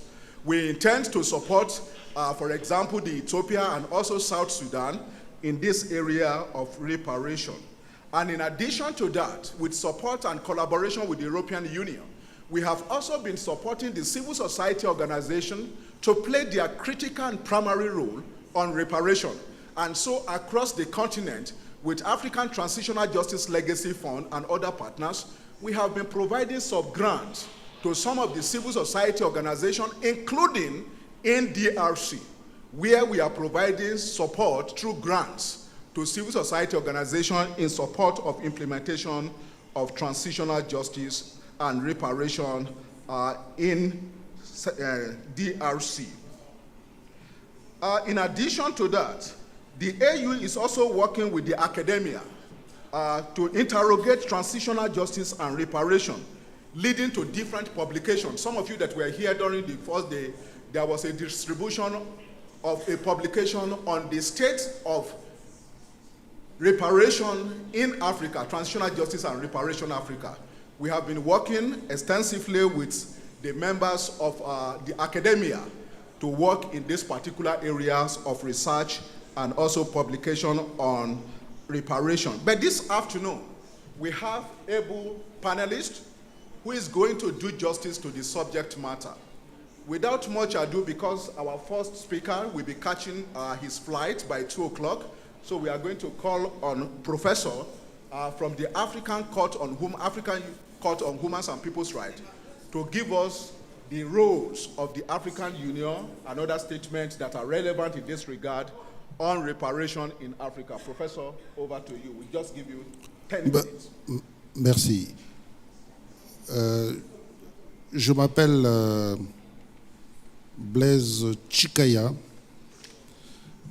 Je suis professeur de droit international et actuellement juge à la Cour africaine des droits de l'homme et des peuples qui siège à Arusha, en Tanzanie.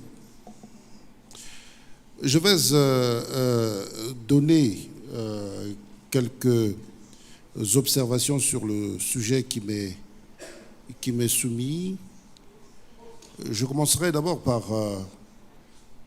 remercier et saluer l'initiative des organisateurs de ce forum sur un sujet, on l'a vu, qui est de toute importance par rapport à l'histoire actuelle de notre continent, l'Afrique.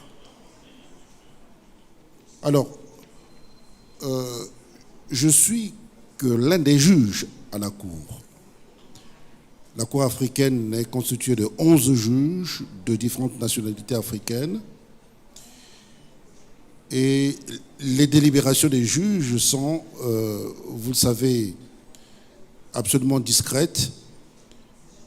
Et on tient des réserves qui nous est imposées par le protocole signé à Ouagadougou de se tenir loin du contenu des délibérations.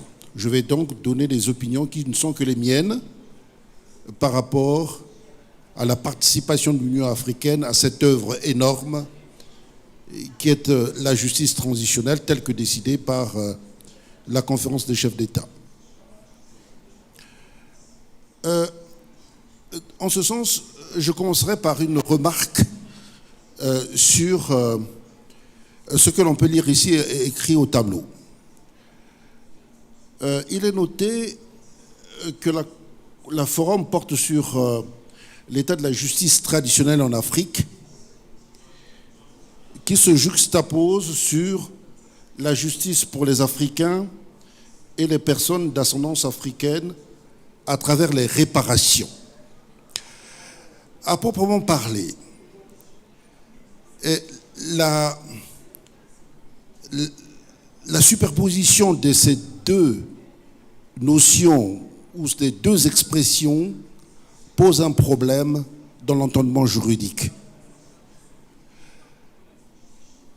Il faudrait, de l'avis et à la lecture des juges de la Cour africaine, il y a comme une approximation que de considérer que la façon dont on doit aborder les violences et les violations issues de l'histoire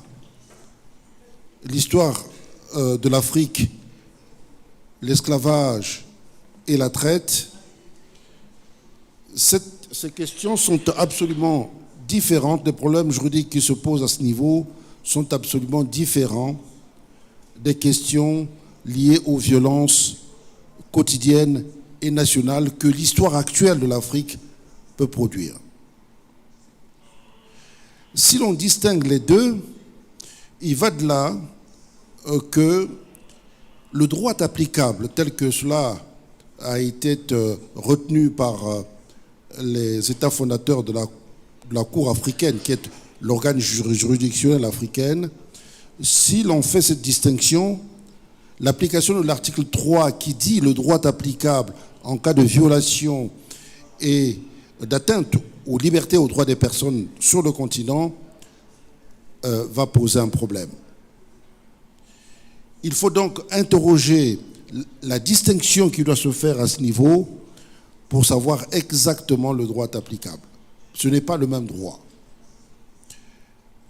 C'est vrai que dans la façon dont on a amené cette question, on pourrait dire, entraîné une sorte de confusion entre les violences coloniales et historiques de l'Afrique et les violences qui sont certes importantes aujourd'hui en Afrique. On parle, ce sont des violations continues, ce sont des violations permanentes et même des exécutions, et on les a encore évoquées aujourd'hui, qui sont déplorables et inacceptables sur le plan humain, mais elles sont en distinction avec les violences historiques liées à la traite et à l'esclavage que l'Afrique a connu. Cette distinction me semble être la première. Et la contribution que la jurisprudence de la Cour africaine apporte vise aussi à noter que, et là aussi c'est un problème dans notre raisonnement, la façon dont nous travaillons sur ces questions, le droit qui est applicable lorsque nous parlons de justice traditionnelle, c'est absolument du droit international. Pour une raison fort simple, parce que le droit des personnes, les droits des humains, n'est pas sécable. C'est-à-dire qu'on ne distingue pas un humain qui soit africain et un humain qui soit américain ou européen, à l'échelle du droit international. Et donc, c'est en cela que ce droit-là était un droit de l'homme, et non pas un droit qui puisse être distinguable du droit dans une région ou dans une autre. Et cette dimension est en général un peu perdue de vue dans le raisonnement courant. Et la Cour africaine des droits de l'homme d'Arusha a sans cesse rappelé cette donnée, et c'est pourquoi nous devons nous y référer particulièrement. Par ailleurs, dans les travaux de la Cour africaine qui va fêter sa 20e année d'existence, il a été rappelé dans les jurisprudences comme la jurisprudence sur les OGEC, l'affaire du Kenya, et pour laquelle la commission de Banjul a saisi la Cour africaine. Il a été rappelé que toutes les fois où le continent a traité une violence, cette violence doit être traitée à l'échelle panafricaine et non pas dans une échelle ou dans une dimension nationale. Parce que les violences ont les mêmes ressorts, ont les mêmes sources en général, que les sources de cette violence se produisent au Congo, au Sierra Leone ou dans un autre pays africain. Les sources des violences sont toujours les mêmes en général.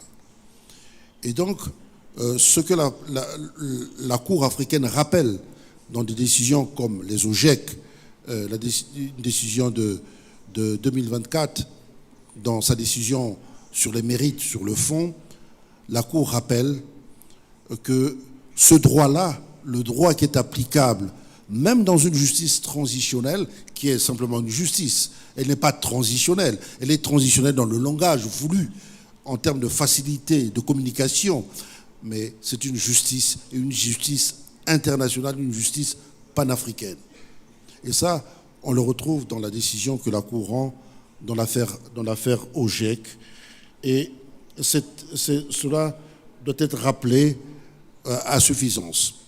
Et dans une décision qui se trouve dans la continuité de la jurisprudence OGEC, on trouve une autre décision que la Cour a rendue en 2022 dans l'affaire Bernard Morna, un ressortissant ghanéen qui saisit la Cour pour les problèmes que le Maroc, encore une fois de plus, on a été saisi par un citoyen ghanéen, et dans cette jurisprudence, Bernard Morna, la Cour rappelle l'implication de l'Union africaine dans la pacification du continent en matière de protection des libertés et des droits des personnes. Et on retrouve dans cette décision un obiter dictum de la Cour qui rappelle les droits que l'Union africaine, l'organisation panafricaine, la façon dont l'organisation panafricaine doit veiller à ces droits. Et j'aimerais insister là-dessus en disant que lorsque l'on tient compte des quatre piliers de la justice traditionnelle, on en arrive à une notion qui est fondamentale au final. C'est la réforme institutionnelle du continent. Et sur ce point, la Cour africaine, dans la vingtaine d'années qui viennent de s'écouler, a rendu nombreuses décisions sur la façon dont les institutions africaines doivent être adaptées, doivent s'organiser pour assurer la protection des droits des personnes, la protection des libertés et la protection de la sécurité et de la paix sur le continent. Sans citer les pays, j'aimerais rappeler les décisions que la Cour a rendues sur le Bénin, sur la Côte d'Ivoire, dans lesquelles, par exemple, la Cour a rappelé que la création d'un organe spécial qui serait en distinction des juridictions nationales, je dirais régulières, par le pouvoir central, n'était pas acceptable dans la protection et dans la préservation des droits des personnes. Je pense, par exemple, à la criette qui avait été créée au Bénin. Et la Cour a travaillé là-dessus et a rendu des décisions qui peuvent être consultées sur Internet. Et ces décisions, à mon sens, donnent une dimension importante dans la façon dont les organes de l'Union africaine, la Cour africaine des droits de l'homme et des peuples contribuent aux instruments qui vont nourrir cette justice traditionnelle. Et je pense que cela est très important. Il y a par exemple la décision Zongo qui concerne le Burkina Faso. Cette décision apporte de la matière à la façon dont les États sur le continent peuvent respecter les droits sur la liberté d'expression et également peuvent assurer un meilleur fonctionnement des organes internes pour préserver les libertés et fondamentalement respecter les droits auxquels les individus peuvent prévaloir. Alors, je vais dire qu'en une vingtaine d'années que la Cour africaine existe, il y a une évolution en profondeur et une contribution en profondeur que la Cour africaine, qui a son siège à Arusha, pour le rappeler, donc en Tanzanie, contribue à l'évolution du droit institutionnel et les droits des libertés dans le continent. Je ne vais pas être plus long parce que je suis rappelé à l'ordre de tous les côtés et je vous remercie pour votre attention. Merci.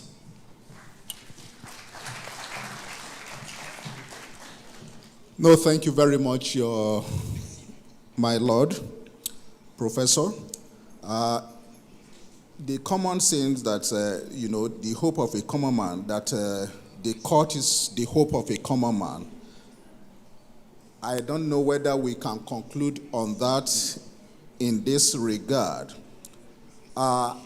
You have talked so much about so many things that I believe the participants will reflect on that later. One important issue when we talk about reparation is the issue of access to justice. And in the case of the African court, some of the issues that have been raised has to do with the access of citizens and also the civil society organization to take cases to the court, including reparation cases. In addition to that, the African courts and other regional courts like the ECOWAS court has delivered several judgments on issues of reparation. But one of the major challenges that has been raised in literature, Your Excellency, has to do with the issue of implementation, adherence by member states and implementation of these judgments. So probably maybe those might be some of the issues, if time we allow, for you to address. Institutional reform, sub-regional institutional reform is also one issue that you have a recommendation that you have brought to fore. We hope that some of these things will be looked at when you will be responding to some of the questions that will be raised later. Excellencies, distinguished participants, as you must have been aware over the past 2 days, that the African Union declared this year as our year of justice, justice for Africa and the people of African descent through reparation. There is a particular directorate at the African Union called CEDAW. CEDAW is a directorate that is responsible for bridging the gap between the citizens and also the policymakers on the work that the African Union does across the continent. And CEDAW is responsible for this year theme of the year, conceptualization of the project and also implementation. And I'm therefore happy that we have a representative of that department in person of Mr. Koko Agbanewo. He is the program officer at the African Union Citizens and Diaspora Directorate. So, Mr. Koko, you are going to tell us why declaration of this year as the year for justice for African and the people of African descent. What has been done, particularly looking at the historical injustices? What has been done? What are the challenges that has been encountered? And what are some of the prospects, recommendations on the way forward for us to be able to address historical injustices on the continent? Over to you. Merci, Dr. John. Et je suis M. Vincent Hongbo. J'ai été détaché depuis 2023, depuis 2022, pardon, au département chargé de la diaspora africaine et des citoyens africains pour appuyer justement le personnel de ce département. Donc, à la demande de ce département, donc mon gouvernement a voulu bien me détacher pour servir de personne d'appui. Alors, je ne sais pas vraiment si je peux encore dire quelque chose parce que le docteur John, dans son mot introductif, aussi bien que le professeur, ont vraiment relaté, ils sont passés en revue le rôle pragmatique et pratique que joue l'Union africaine dans ce processus de la justice transitionnelle, mais aussi dans le cadre du terme de l'année 2025. Alors, je vais précisément revenir sur ce que le département fait et dans le cadre du thème spécifique de l'année 2025, et rappeler qu'il y a trois décennies déjà, en partant de 1992 jusqu'à 1993, et plus proche de nous, 2001, il y a eu beaucoup d'initiatives qui ont été prises, que ce soit par l'Organisation de l'Unité africaine, l'Union africaine. Beaucoup d'initiatives ont été prises dans le cadre justement d'aller à l'encontre des injustices créées tout d'abord par la traite négrière, l'esclavagisme et la colonisation, mais aussi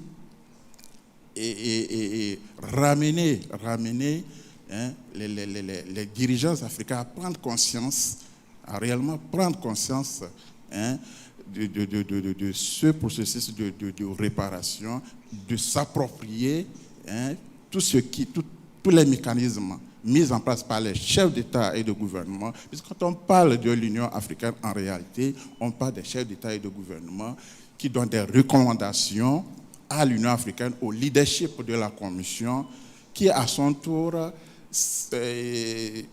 travaille en tant que s'attelle à fixer les visions données par les chefs d'État et de gouvernement. Et donc, dans le cadre du thème de l'année 2025, qui est justice pour les Africains et les personnes d'ascendance africaine à travers les réparations, il faut dire qu'on est parti de 2023, à l'issue de la conférence tenue à Accra sur justement la constitution des fronts communs pour soutenir les réparations. Donc, c'est partant de cette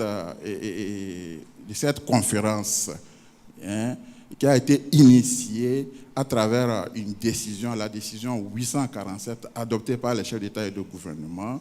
Donc, à l'issue de cette conférence, les experts qui étaient à Accra, les experts invités à travers le monde, j'ai noté la présence des personnes africaines,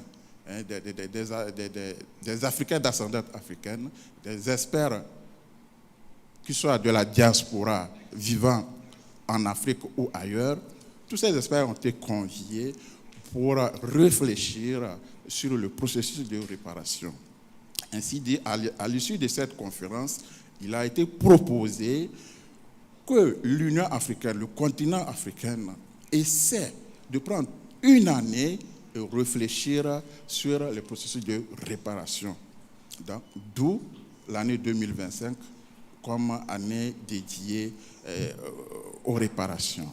Alors, pour ne pas empiéter sur ce qui a été dit plus loin, et des recommandations ont été faites à travers la décision 884 de 2024 qui recommandait à la Commission de l'Union africaine de collaborer avec les communautés économiques régionales, les REX, et en vue de véhiculer les idées autour de ce thème et dédié à l'année 2025.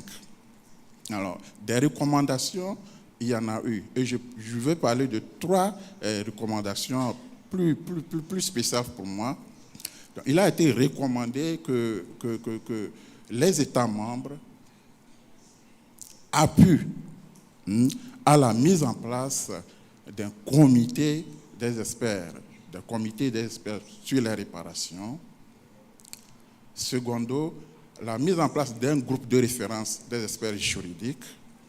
Et en troisième position, de voir la faisabilité et dans quel contexte on pouvait mettre sur pied un fonds d'appui pour les réparations. Alors, à travers des thèmes de référence, ces 3 recommandations ont été adoptées plus récemment à Malabo et la direction, notre département est en pleine réflexion. Le département travaille de commun accord avec les différentes communautés économiques régionales en vue de mettre en place ces différents comités. Et il a été lancé un appel à candidature à travers les doyens régionaux qui sont appelés à envoyer des propositions de candidature en vue du lancement de ces différentes commissions, de ces différents comités d'ici quelques semaines. Alors, pour aller en détail à propos de ces 3 éléments que j'ai cités, il faut dire que l'idée derrière l'installation de ces différents comités est de permettre vraiment que les États membres s'approprient, mettent dans les différents programmes régionaux tout ce qui entoure ce processus de réparation, qu'elle soit nationale, continentale, même au-delà du continent, parce qu'il ne faut pas oublier que l'Afrique, dans la définition qu'a donnée les États membres dans le sens de la Commission, l'Afrique a aujourd'hui 6 régions. Et la 6e région, c'est justement la région qui appartient à la diaspora africaine, qu'elle soit sur le continent africain ou hors du continent.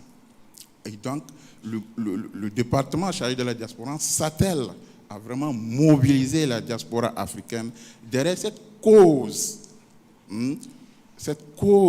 de réparation, de justice transitionnelle. Et j'échangeais avec un aîné ce matin et qui me donnait un exemple, en tout cas, je crois qu'il est originaire de l'Est du Congo, et qui me parlait du rôle qu'a joué un certain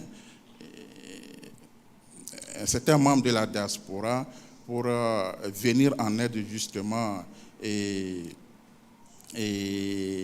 un problème, et pour venir en aide à une communauté qui subissait un problème au niveau de l'Est de la République démocratique du Congo. Et il a juste pointé du doigt le fait que l'intervention de la diaspora issue de la communauté a permis, un temps soit peu, de venir au secours de cette communauté qui était en difficulté. Et donc, nous travaillons à mettre en exergue, à faire voir le rôle primordial que doit jouer la diaspora africaine, mais aussi les personnes d'ascendance africaine.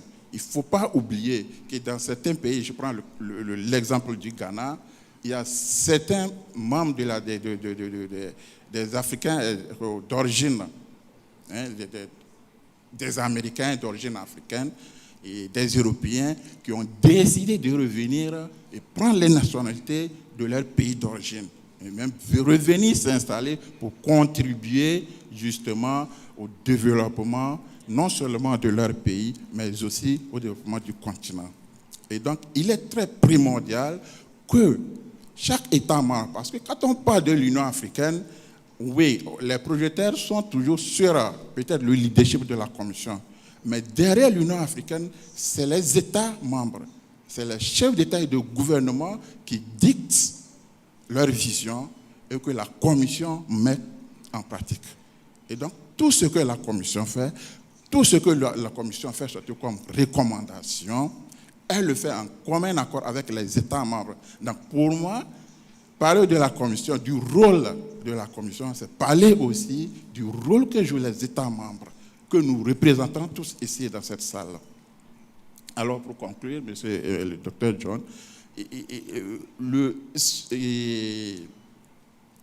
ce que je vais dire justement au niveau des États membres, c'est que il est très, très, très primordial que dans ce processus de réparation, dans ce processus de la justice transitionnelle, que le côté domestique soit privilégié. Que le côté domestique, que le côté national soit privilégié, parce que c'est sur le plan national qu'on peut en réalité détecter, faire face à la réalité qui se passe sur le terrain. Et c'est justement les communautés de base, les communautés traditionnelles qui subissent les atrocités, qui subissent toutes les formes d'attaque, que ce soit dans tous les domaines possibles. C'est ces communautés de base qui sont aptes en réalité de révéler tout ce qu'elles traversent comme difficulté, et c'est aux États membres, aux gouvernants de s'approprier en réalité toute la vision de la Commission de l'Union africaine. Donc, je vais dire par là, toute la vision des chefs d'État et de gouvernement. Merci. Thank you very much. Can we give him a round of applause, please? Thank you very much for taking us through the roles of the African Union, particularly in conceptualizing the theme of this year. But as we have heard since yesterday, that the fight for justice for Africa and the people of Africa did not start today. It started a long time ago in the 1980s, when MKO Abiola from Nigeria was one of the pioneer advocates for that. I'm now speaking as African, not necessarily as African Union staff, and we have had series of declarations, proclamations on justice for Africa and the people of African descent. I think we need to begin now to look at practically how do we overcome this challenge of historical injustices. Probably maybe some of the participants that we ask questions will come up with practical recommendations on how to overcome this challenge. In addition to that, we live in a global community where the global system is skewed against the people of Africa. You look at the highest decision, the critical highest decision-making body, the Peace and Security Council of the United Nations, having no representative from Africa. We are talking about justice for Africa and the people of Africa. If you are not sitting at the table, definitely decision will be skewed against you. These are some of the things that we need to critically interrogate. And probably another thing that we also need to look at, the people of African descent, the diaspora, there is what we call the seized organs, the seized regions of the African Union, which is the diaspora. In concrete time, how do we integrate and make these people of diaspora to feel that they are parts of the African Union? But by the way, thank you very much. I believe there will be questions for you by the time we open the floor. Now it's now giving the opportunity now to turn over to the representative of the civil society organization. You will agree with me that civil society organizations, they are very critical in their roles on transitional justice and also on reparation. Some of you may be aware, what we have today as the African Union Transitional Justice Policy, the civil society organization play a critical role through CSVR and so many other organizations across the continent for us to put heads together to be able to accomplish what is now known today as the African Union Transitional Justice Policy. And no wonder the policy is rich in time of provisions. Now, practically speaking, what can be, what should be, beyond advocacy, practically speaking, what should be the roles of the civil society organization in actualizing the objectives of the theme of this year? Over to you, representative of Pali. Thank you, Ambassador.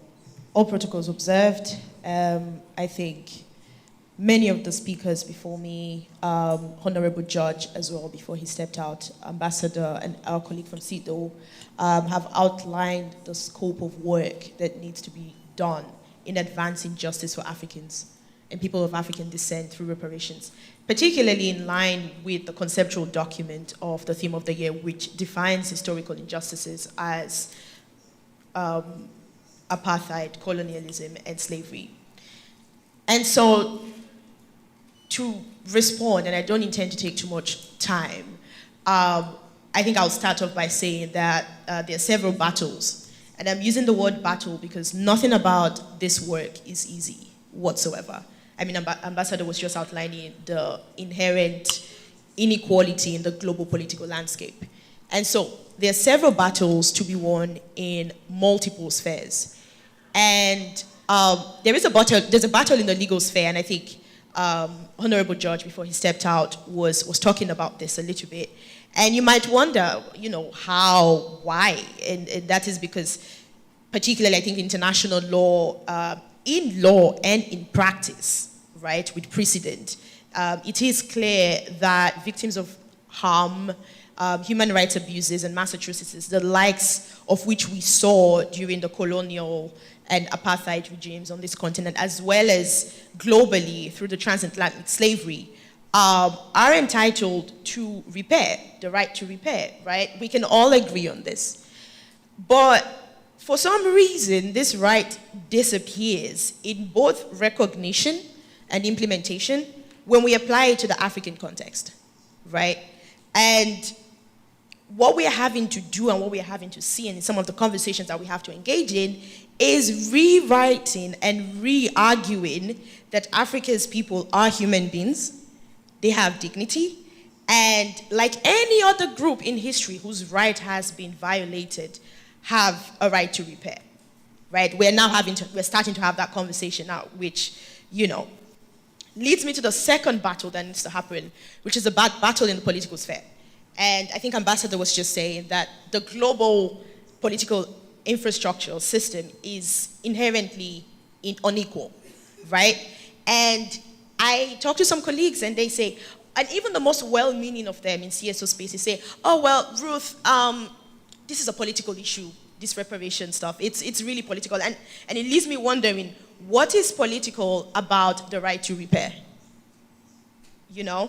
And I know we've had several conversations, including some of the conversations that have happened on this stage, where we say, in terms of priorities, we have governance issues as Africans, we have corruption, we have impunity, territorial disputes, etc., and maybe these should be prioritized over this fight for reparations for historical injustices. And all of these are valid points that we must engage in. But while we are agonizing and bickering amongst ourselves, the wheels of politics, of global politics, are spinning, right? And as a matter of fact, Africa as a continent, we're incredibly late to the conversation. 2025 really is the first time the continent has come together in a coordinated effort at all levels for an extended period of time to talk about reparations for historical injustices, right? We've had summits, we've had forums in the past, we have some declarations to refer to, but this happened at some spark in history and we left it at that.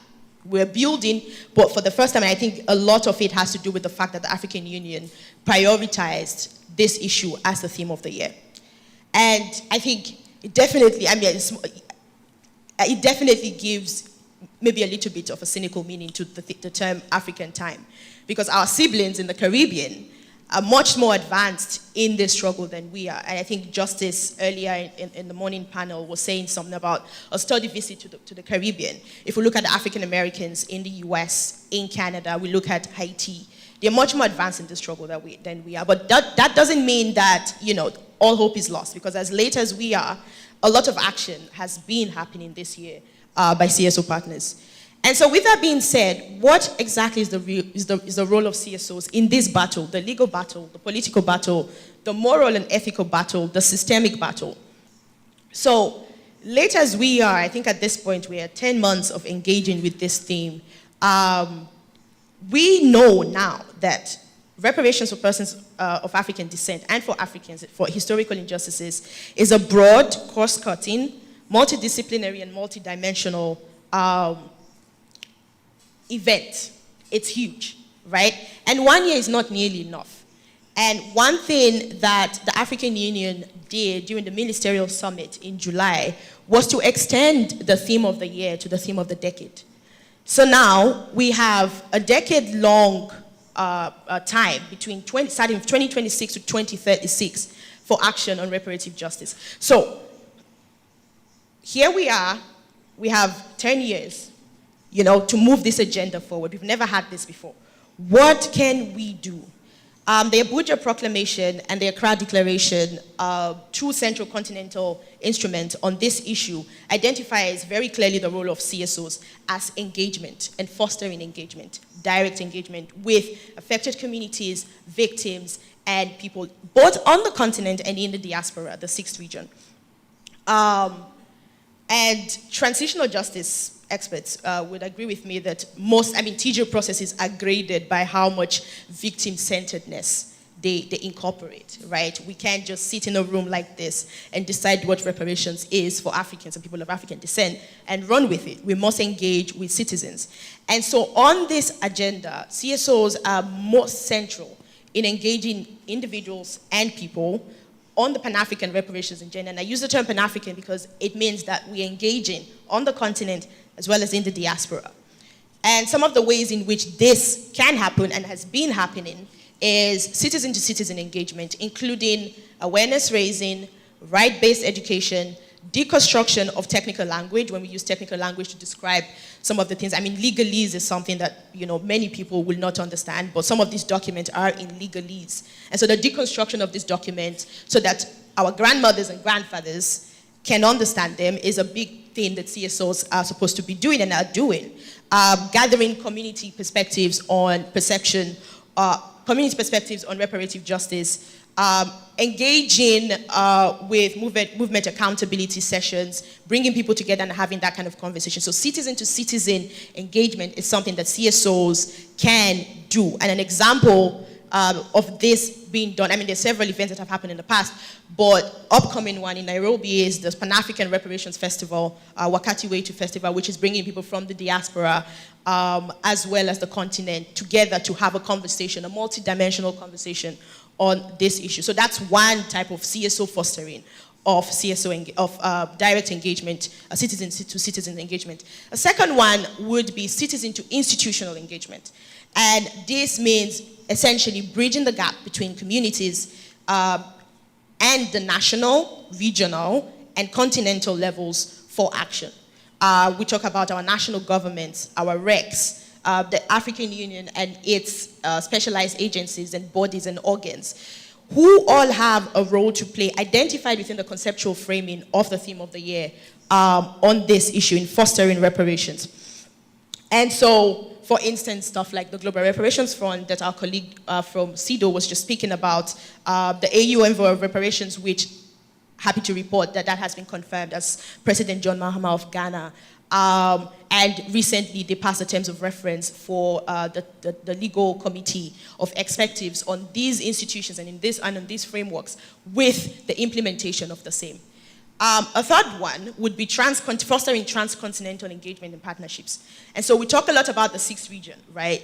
And I mean, just taking stock of the room right now, the theme is justice for Africans and people of African descent through reparations. I wonder how many people in the room are from the African diaspora. And so in working this year, in 10 months of CNSO engagement, we realized that there's a huge gap in incorporating diaspora perspectives in our systems on the continent. And this is not the case. This is not what was said in the Abuja Declaration, Abuja Proclamation. This was not what was said in the Accra Declaration. This was not what was said in the conceptual framing document of the theme of the year. So that is a gap that exists that CSO can bridge with continued engagement with other CSOs in the African diaspora.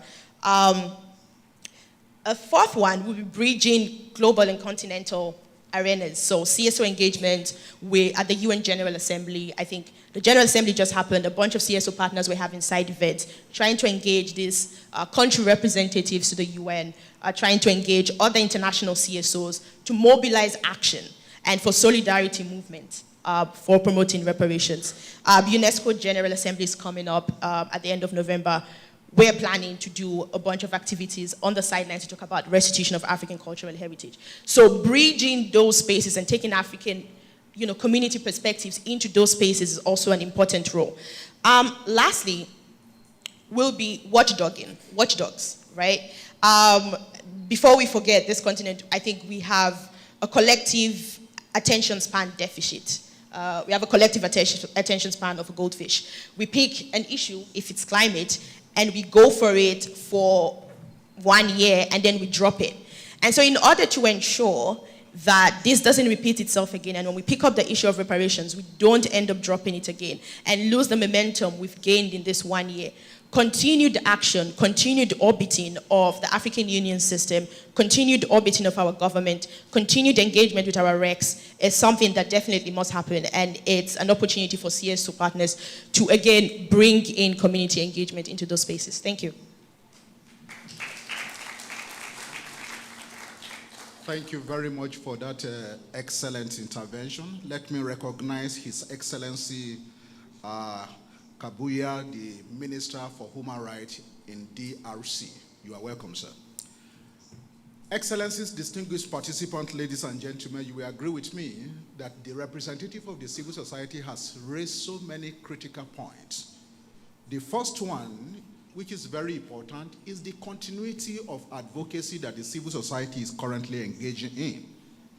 And also, very interesting to note, that the theme of this year, the Assembly of Head of State and Government of the African Union, has now made a decision that it should be declared a decade agenda.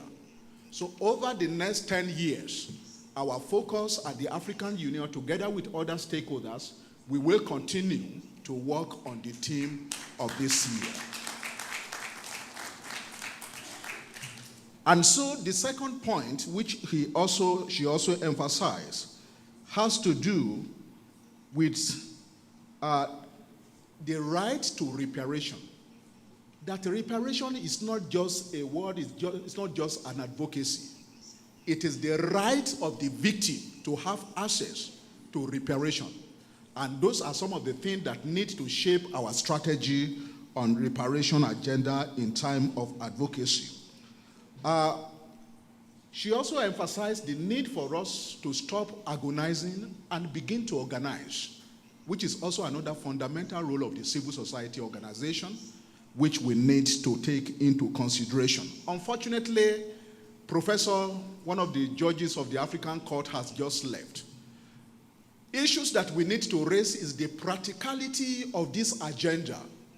How do African judicial system take this case forward? Can we test it at the international judicial system level? Can we take the case of these historical injustices to International Criminal Court to test the reliability of this agenda? Those are some of the things that we need to look at in practical terms. The other important point that we also need to emphasize, unfortunately the professor has also left, is the role of the academia. One thing in the academics is that if you don't tell your stories, another scholar will tell it differently in the way it suits him or her. And this is where the African scholars need to arise to the challenges before us. We need to document the historical injustices. We also need to have our own archives, intellectual archives and documentation. And this is what I see as one of the critical roles of the academia in our as participants.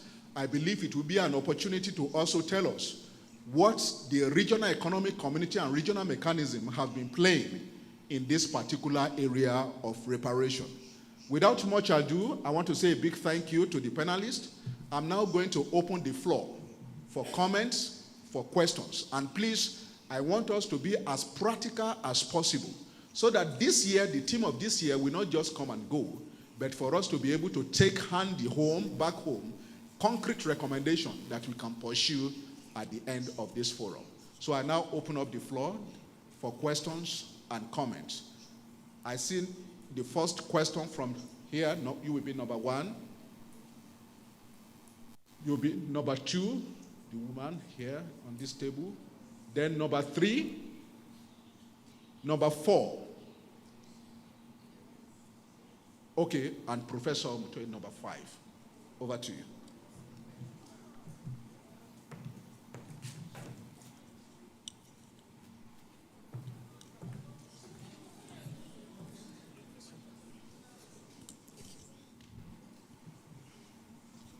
Thank you very much. My name is Johannes from Namibia. Unfortunately, our honorable... On Tuesday, 7th of October in Namibia, I'm talking now on the case that the Nama and the Overherero is requesting or demanding reparations from Germany. And on Tuesday, the 7th of October, we are going to ask the Namibian High Court to make a declaration that actually Germany committed genocide 121 years ago, 1, 2, and then to pay reparations directly to the communities.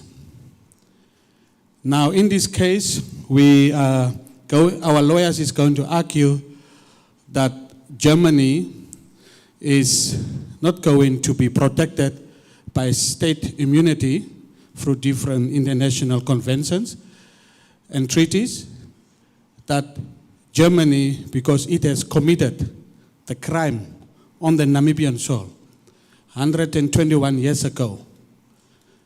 They came, colonized, took our land, killed our people, and actually issue extermination order that the Nama and the Ovahero has to be wiped out from the face of the earth. And because of that, and you know, earlier listening to some of the legal people, in terms of the customary international law, the crime is committed on the Namibian shore. And mind you, when they came 121 years ago, our people were not living in a wilderness. They were having their customary law. So they came and they imposed their Eurocentric, racial, whatever, demonistic international law on us, and used that law and being protected today by that law and to take whatever they have. Now our lawyers are going to ask the Namibian High Court that Germany should come and stand trial into the Namibian High Court. Obviously, it will be a very complicated case. Now, what I wanted to put, and I hope, John, you will put it to and find a way for us to get the responses through the African court. How can we take this matter further through the African court? Because it will mean that we are taking a international state to court, first trying in Namibia, Africa, and then we know how it's end up in ICJ. That will take 20, 30 years. Number two, you talked, John, about the Peace Fund. Communities like ours and other victim communities, how can we access this? Is it only through member states? And if we only go through member states, you know how it goes. It never comes and we never have the opportunity. To the CEDAW, you were talking about the process and everything. Again, how is the communities going to have access to those facilities and processes that you offer? I think with the civil society we are happy because with these opportunities that there is, we can continue our advocacy work and try to put pressure on these countries. And I'm talking more from a restorative justice. I know we talk more transitional justice here, but I'm talking more restorative justice of crimes that happened when the colonialists came and took our land. And because of that, this is why we are still poor, marginalized, and we cannot make our own decisions. Thank you.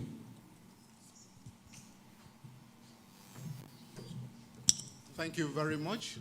I hope we have a representative of the women. We want everybody to be included in this discussion. We go like this, yes, second. Merci pour la parole. C'est l'honorable Ronald Kisamba. Premièrement, la vérité. La vérité est la première de réparation. Nous, en tant que Congolais, nous exigeons que la lumière soit faite une fois pour toutes. La vérité sur le rôle des puissances régionales et internationales sur les réseaux économiques qui financent la terreur, sur la chaîne de complicité qui permet à ce carnage de se perpétuer ici dans notre pays. L'Union africaine, comment est-ce qu'elle pense nous accompagner pour que nous puissions enfin arriver à la reconnaissance du génocide en République démocratique du Congo? Parce que nous, les députés, nous avons travaillé en intelligence avec le ministre national des droits humains pour que nous puissions lancer une pétition au niveau national à Uvira, à Beni, à Bunia, là où il y a eu des crimes de guerre, et à Kisangani. comment est-ce que l'Union africaine pense nous accompagner pour la reconnaissance du génocide congolais? Merci.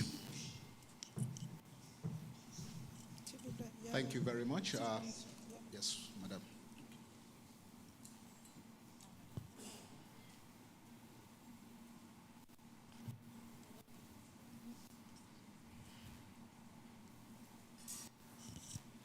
Merci pour la parole. Je suis Madame Kadjour Jeanne d'Arc. Je suis membre de la société civile. Merci pour le thème choisi par l'Union africaine qui parle des réparations, de la justice transitionnelle. Nous avons suivi depuis l'ouverture et jusqu'ici, j'ai suivi les panélistes. Je voulais épingler une chose par rapport aux réparations.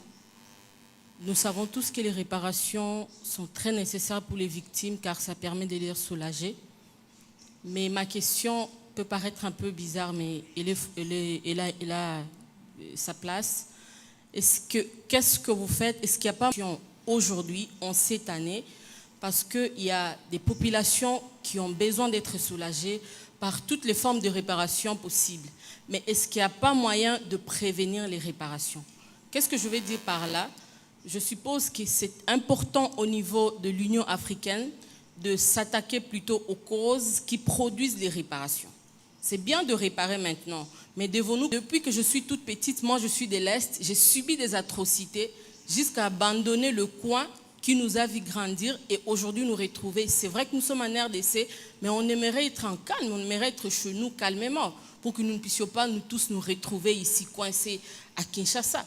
Mais qu'est-ce qui est fait au niveau de l'Union africaine pour qu'on prévienne les réparations? Ce qui est déjà fait, oui, il faut réparer, mais qu'est-ce qui a produit ces réparations-là? Nous parlons de la guerre, nous parlons d'autres choses, mais qu'est-ce qui doit être fait? Je pense que ça devait être le focus de l'Union africaine, s'attaquer à la racine. Qu'est-ce qui fait que nous réparions? C'est la guerre. Qu'est-ce qui fait qu'on parle des réparations ci et là, en RDC? Oui, les réparations. Mais pensez-vous, est-ce que ces réparations sont d'abord durables? Aujourd'hui, réparation, oui. Vous avez parlé de fonds, un fonds qui doit être créé ou bien qui est déjà créé. Est-ce qu'il n'y a pas des gens qui vont utiliser ce fonds pour leurs gains personnels et au lieu que ce fonds soit destiné aux victimes, remplissent les poches de certaines organisations? Ça, c'est un. Alors, je pense que le plus important au niveau de l'Union africaine, c'est de s'attaquer à la racine qui produisent les réparations et les déraciner. Merci. Thank you.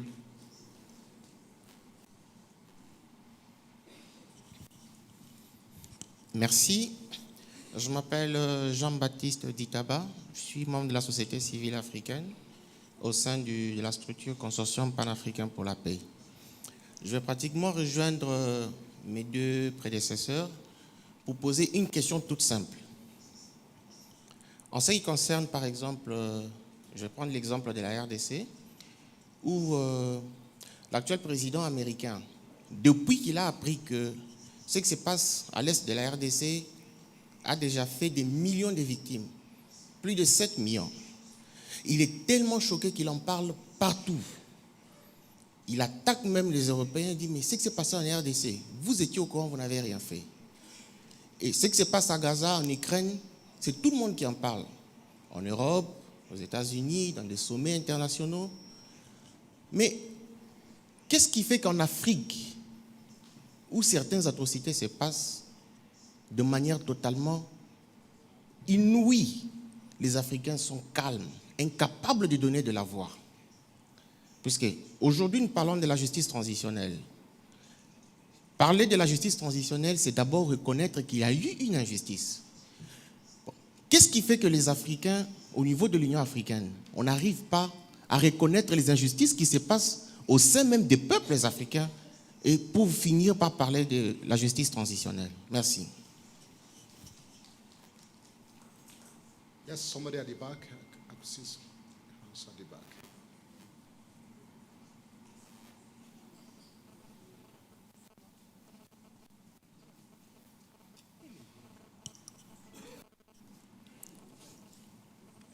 Thank you very much. My name is Joseph Sina. I'm a member of the African Committee of Experts on the Rights and Welfare of the Child. Mine is more of addendum to the presentation just done. As you all know, the African Committee of Experts is a treaty body of African Union mandated to implement, monitor the implementation of the Charter, African Charter on the Rights and Welfare of the Child. And in that charter, it mandates the committee to monitor, also investigate cases of violation, and also to consider communications and complaints from member states. So for us, we consider reparation as essential remedy to addressing issues of violations in post-conflict and also transitional justice. So we think reparation should be child-sensitive, focused, and also be done in the best interest of the child.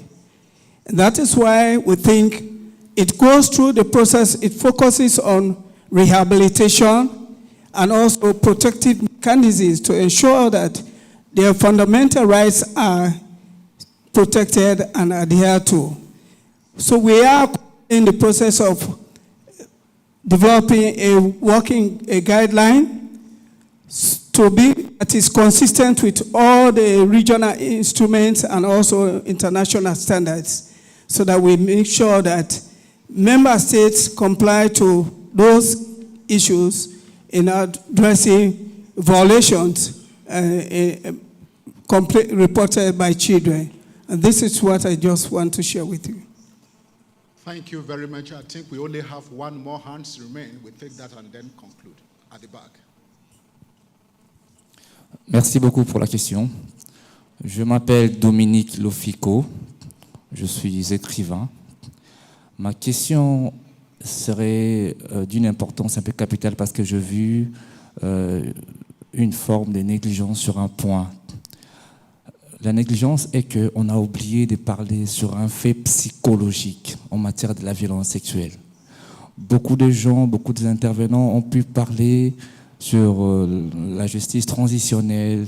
Je veux qu'il n'y a que des juridictions. Alors, ma question coulera sur plusieurs volets dont j'aimerais préciser un point. Avant de poser ma question, j'aimerais dire, quand la femme est victime d'une violence sexuelle et que la personne qui a violé la femme, c'est-à-dire l'abuseur qui a violé la femme, n'est pas là, l'acte sur le fait psychologique va endommager et la maladie va continuer. Raison pour laquelle j'aimerais dire qu'au lieu de parler de la justice transitionnelle, et pourquoi pas y rajouter sur la psychologie transitionnelle. Parce que dans 80% des problèmes de la femme qui est victime de la violence sexuelle, c'est la psychologie qui est endommagée, qui prend toute la place. Ma question est, pour clôturer, quelle est la distinction que vous faites? Quel est le plus important de point entre la psychologie de la personne qui est abusée sexuellement et la justice transitionnelle dont il se pourrait que l'abuseur n'est pas là et que l'acte psychologique soit endommagé? Merci beaucoup. Okay, can you come now? I think we have come to the...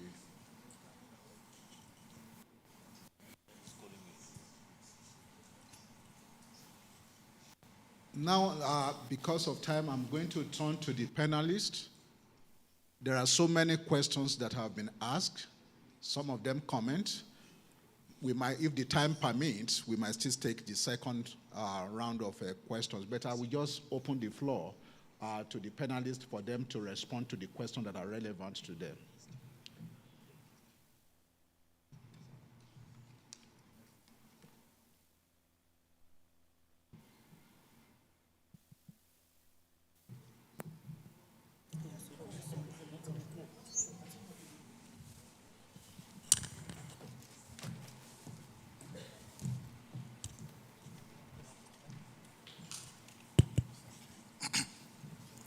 Ok, merci, docteur.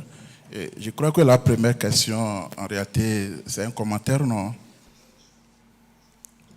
C'était un commentaire, votre réaction, s'il vous plaît.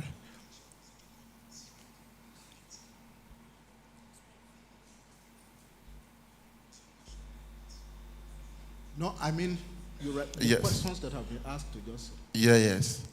Yeah. Votre première question, votre première réaction, il s'agissait d'un commentaire ou bien c'était une question que vous posiez, s'il vous plaît? Ok.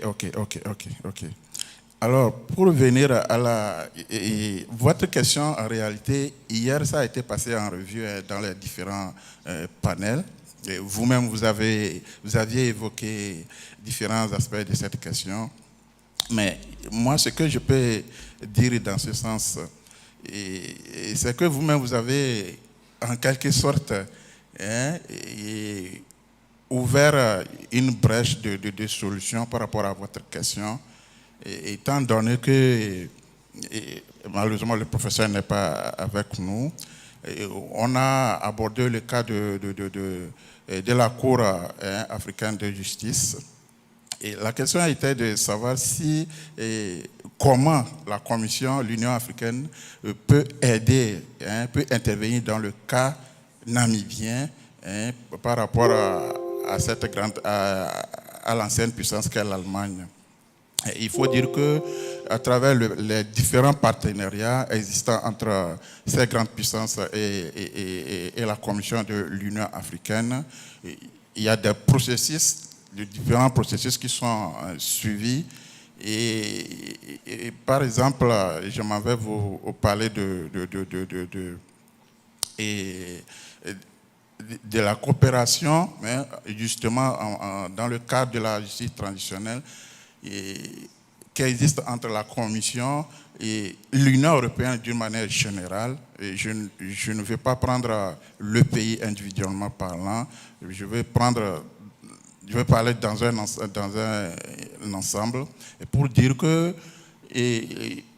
nous travaillons, quand je parle de nous, pas nécessairement le département auquel j'appartiens, mais la Commission travaille d'arrache-pied pour essayer de trouver des solutions par rapport à votre question. Donc, concrètement parlant, qu'est-ce que la Commission fait dans ce sens? Je crois que le docteur John avait parlé de ce cas dans son introduction, où il a listé les différents mécanismes, les différentes initiatives qui sont mises en place justement dans le cadre de l'accompagnement de ces différents pays, dans le cadre de l'accompagnement des différents cas remontés au niveau de la Commission.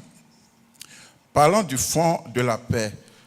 Et je crois que le docteur John aussi est bien placé pour revenir à cette question parce qu'il avait passé en revue ces différents mécanismes. Donc, comment les communautés à la base peuvent avoir accès à ces fonds de la paix. Il faut dire que la Commission, comme on l'avait dit, travaille en commun accord, en collaboration avec les communautés économiques régionales. Et ces communautés économiques régionales transmettent, ils servent de pont entre les pays respectifs, les États membres et la Commission. Donc, toutes les initiatives prises dans le cadre du Fonds de la paix, ces mécanismes sont mis en œuvre directement en collaboration avec les États en question, les États concernés. Et donc, la question est de savoir, en réalité, pour moi, la question est de savoir si les États concernés sont vraiment en harmonie avec les communautés à la base. D'appropriation sur le plan national en vue de véhiculer, en vue de faire, de dispatcher, j'allais dire, tout ce que l'Union africaine, tout ce qui se fait dans un cadre multilatéral ou bilatéral, justement dans le cadre de réparation, de dispatching des fonds pour la paix. Maintenant, et parlant de... Il y a l'honorable Ronald qui est intervenu sur le financement des crimes en République démocratique du Congo et pourquoi l'Union africaine traîne à faire en sorte que l'humanité puisse reconnaître les atrocités qu'on observe en République démocratique du Congo comme étant des crimes contre l'humanité. Mais il faut dire que depuis 2014, à travers le protocole de Malabo, les chefs d'État et de gouvernement ont adopté des décisions justement pour qualifier le colonialisme, l'esclavage et toutes les sortes de crimes commis à travers les pays qui traversent des conflits. Donc, un protocole a été adopté justement pour reconnaître, sur le plan, pour reconnaître officiellement les crimes qui ont été commis depuis le colonialisme et la colonisation jusqu'à aujourd'hui.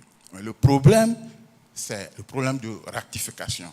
Les États membres eux-mêmes qui prennent ces décisions peinent à ratifier ces protocoles pour permettre leur mise en application. Secondo, tout récemment, en février 2025, à travers une proposition de la République togolaise, les chefs d'État et de gouvernement de la Commission de l'Union africaine ont aussi adopté à travers la décision 934 de février 2025 une autre décision qualifiant l'esclavage, le colonialisme, le crime contre l'humanité comme génocide. Et donc, en réalité, il y a des mécanismes qui sont mis en place, mais le problème, c'est la ratification. Ok. Pour finir, il y a M. Kajou de la société civile qui est revenu sur comment l'Union africaine s'attelle à promouvoir les réparations. Qu'est-ce que l'Union africaine... Pourquoi l'Union africaine ne s'attaque-t-elle pas aux causes qui conduisent à la réparation? Et en prenant précisément le cas de la RDC, j'ai eu le temps d'échanger hier longuement avec beaucoup de gens. Et ça, j'ouvre une parenthèse, j'avoue que le premier jour, après la visite du mémorial, j'avoue que j'ai eu beaucoup de peine. Mais pour revenir à sa question, je ne sais pas s'il faut dire que l'Union africaine peine. Oui, pratiquement parlant, on peut dire que les actions de l'Union africaine ne sont pas visibles. Ce ne sont pas des actions qui sont visibles, mais on peut non plus dire que l'Union africaine ne mène pas des actions. Et je l'ai dit tantôt qu'il y a déjà 3 décennies où l'Union africaine s'attelle à toujours parler des procédures de réparation dans ces différentes initiatives. Et il faut noter que depuis 2012, après la conférence de Johannesburg qui a réuni le premier sommet de la diaspora africaine, il a été recommandé aux États membres d'inclure dans les différentes actions sur les plans nationaux le problème de réparation, mais aussi l'engagement, la mobilisation des diasporas africaines dans les différents domaines, que ce soit sécuritaire, dans tous les domaines, d'inclure le thème de réparation dans tous les programmes stratégiques sur les plans nationaux. Bon, je ne sais pas si je peux continuer ou bien. Ok. Maintenant, il y a M. Jean-Baptiste qui est revenu sur le rôle joué par le président américain en République démocratique du Congo. Je pense que je ne suis pas du département paix et sécurité, je suis du département qui travaille uniquement avec la diaspora africaine et qui est chargé de justement mettre en œuvre le thème de l'année 2025. Et je suis désolé vraiment que je ne peux pas répondre concrètement, lui donner une solution par rapport à cette question. Merci. Thank you very much. I think we need to move fast. We don't want to violate the right to food of the minister and also all the participants. So we'll make it very fast. Over to you, please. Yes, thank you very much for your question. I'm just going to go really quickly. I think, Johannes, to your question. So I'm not the honorable judge, but I do work for the Pan-African Lawyers Union, PALU, and we do a lot of litigation at the African Court, as well as engagement with the African Commission for Human and People's Rights. So to answer very quickly your question, one, yes, you can assess, the Namibian people can assess the African Court on Human and People's Rights after they've engaged exhaustively with their national courts and national court systems. And so that is why the process currently with the High Court is incredibly important, because it provides a foundation, and in terms of case building, it gives us precedent and track record to rely on when we in fact get to the point when we engage the African Court. Now, the limitations to that is that the African Court, being a creation of the African Union, is not binding on non-state parties to the African Union system. And so in this particular case, we would have incredible difficulty getting Germany to sit at the African Court, because it is not a state party to the African Court system. What might be okay to suggest might be an interstate or state-state dispute at an institution like the ICJ. Example, the South Africa versus the State of Israel case. So that's an interstate dispute, and multiple interstate disputes at an institution like the ICJ, the decision of which would be binding on the parties to the dispute. Now, that's a very basic, fundamental international law response. But some of the conversations that we've been having, and I think Honorable George was saying this as well, is international law in and of itself, what we know of, has limitations. But then there's also something called African international law, which is international law that is created for Africans by Africans. Now, that gives room for innovation and innovative legal approaches to some of the limitations that you might encounter with international law. So we will continue to engage, as you said, and I mean, hopefully we would find some solutions to these limitations that exist. And good luck on the 7th. We're planning to be there as PALU to observe, so I'll be seeing you.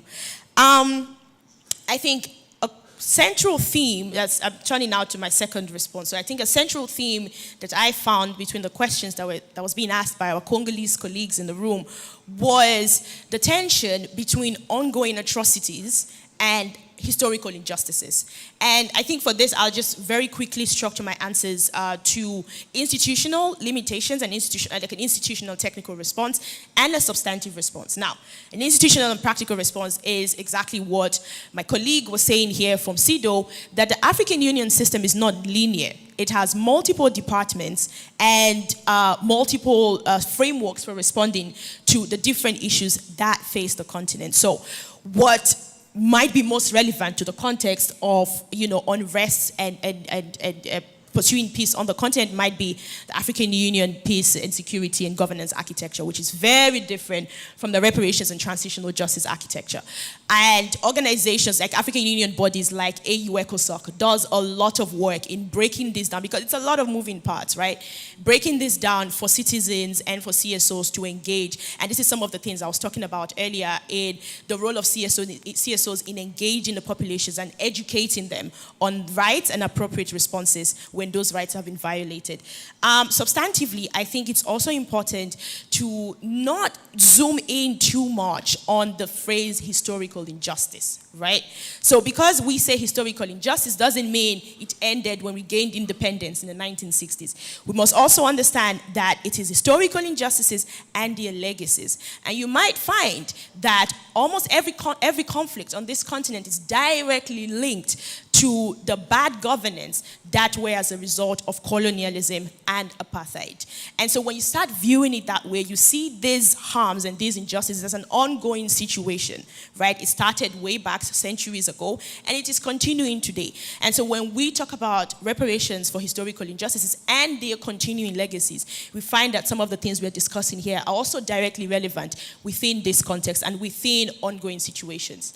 I think lastly, there was, I think, I'm just going to respond very quickly to a question that came, I think a question that came from the back, and that is, how do we conceptualize psychological, healing in this? And I think earlier in my presentation I mentioned the Abuja Proclamation, which actually defines, the fight for reparations for Africans and persons of African descent, and I quote, as a psychological and political experience. So that recognizes that a lot of the injustices, including crimes that happened on the bodies of African men and women, when we talk about sexual and gender-based violence that happened during those times, recognizing that type of healing and that kind of psychological support is necessary for the African reparations agenda. And so institutions like the Wakati Wetu festival that I just mentioned that will be happening in Nairobi has a whole segment on healing and psychological development for victims, generational trauma, and that type of stuff. And for that segment, we would be having yoga instructors, people who can, spiritual guides, and mental health coaches that can help people come to terms with the psychological trauma and generational trauma that were as a result of some of these historical injustices. I think I'll just leave it there. Thank you. Thank you very much for those responses. Excellencies, distinguished participants, ladies and gentlemen, I think we may want to stop it now so that we round it up for us to be able to go into the closing section. But having said that, over the discussion we have been having for the past 3 days, it is obvious that reparation has two dimensions. One, we have the historical violation of human rights and reparation, which the theme of this year is focusing on. We also have the contemporary violation of human rights and reparation. And it is a collective responsibility that we all work towards reparation of the historical injustices.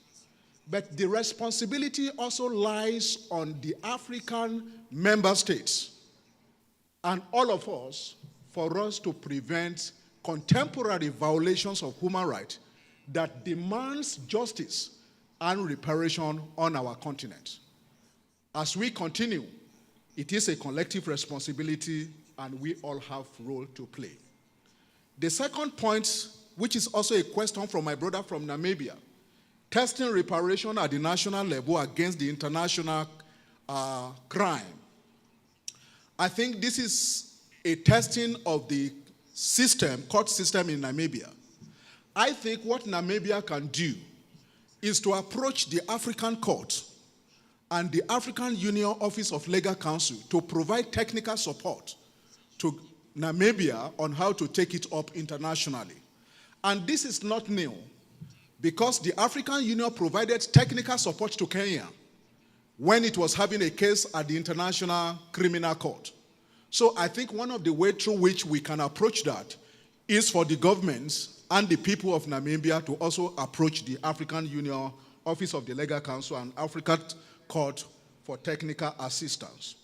The second point, which is also very important, is the need for reform of the African's judicial system and to make them fit for purpose. Access to justice and other limitations that are currently there can then be overcome as a result of this reform. Then my sister has talked so much to the representative of PALU of different dimensions to advocacy of the civil society organization. Unfortunately, we still have a decade to go in this regard. And so the civil society and also the academia has to put effort together for us to be able to overcome this challenge, historical injustices. Somebody asked the question of African Peace Fund. How is this peace fund established and how can member states assess them? Let me just quickly give us a brief example of what we have been doing with the peace fund in recent time. Currently, we are in Liberia, refurbishing one of the primary schools in Liberia. And my colleague from the PCRD reported on this. So one of the things that we try to do is also to address the issue of reparation.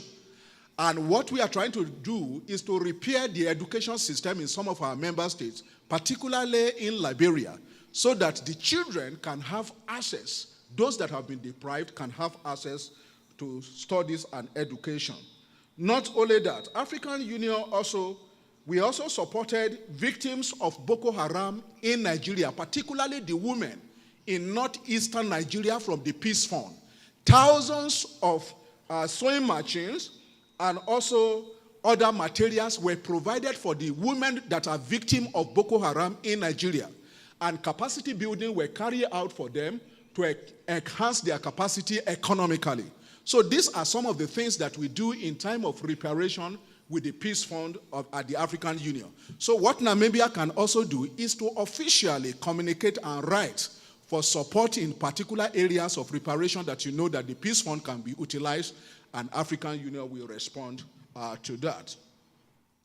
The other issue that was raised is that African Union should attack the cause of atrocity and reparation. Well, let me also emphasize it, and I'm happy that the Minister for Human Rights is here. The primary responsibility for promotion of good governance is the member states. The African Union can only encourage its member states and provide technical support to member states. But the onus lies on member states.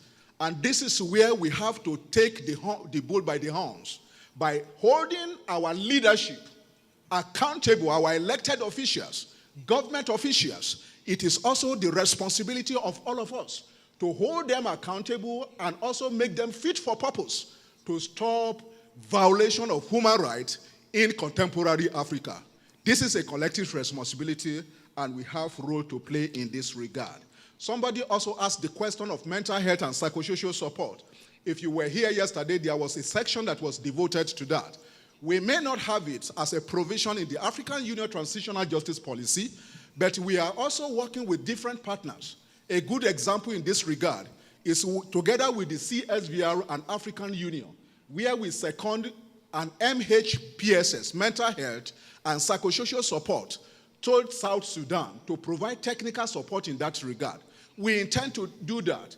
When the AU envoy on prevention of genocide and crime and atrocity visited Goma, one of our plans was also to recruit a mental health and psychosocial support to provide mental health and psychosocial support to the victim of human rights violation in Goma. So these are some of the things that I can respond to, but without much ado for us to be able to close this section, I just want to conclude this section with one statement. And that statement says, reparation for historical and contemporary injustices is a collective responsibility. Let all of us, therefore, join hands together to overcome the challenge of injustices in Africa. This is the only way we can overcome historical and contemporary injustices as the way forward, so that by the time we come here next year or in 2 years' time, we are not discussing the same issue. On this note, I want to thank you for attention, and I want you to join me in giving a good round of applause to the panelists for the job that has been done. Thank you very much for your attention. I believe that the next section, which is going to be the closing ceremony, will not take too much time, as we want you to also go to the town and also boost the economy of DRC with your limited DSA. Thank you so much for your attention, and looking forward to see more of you participation in reparation program across the continent. Thank you.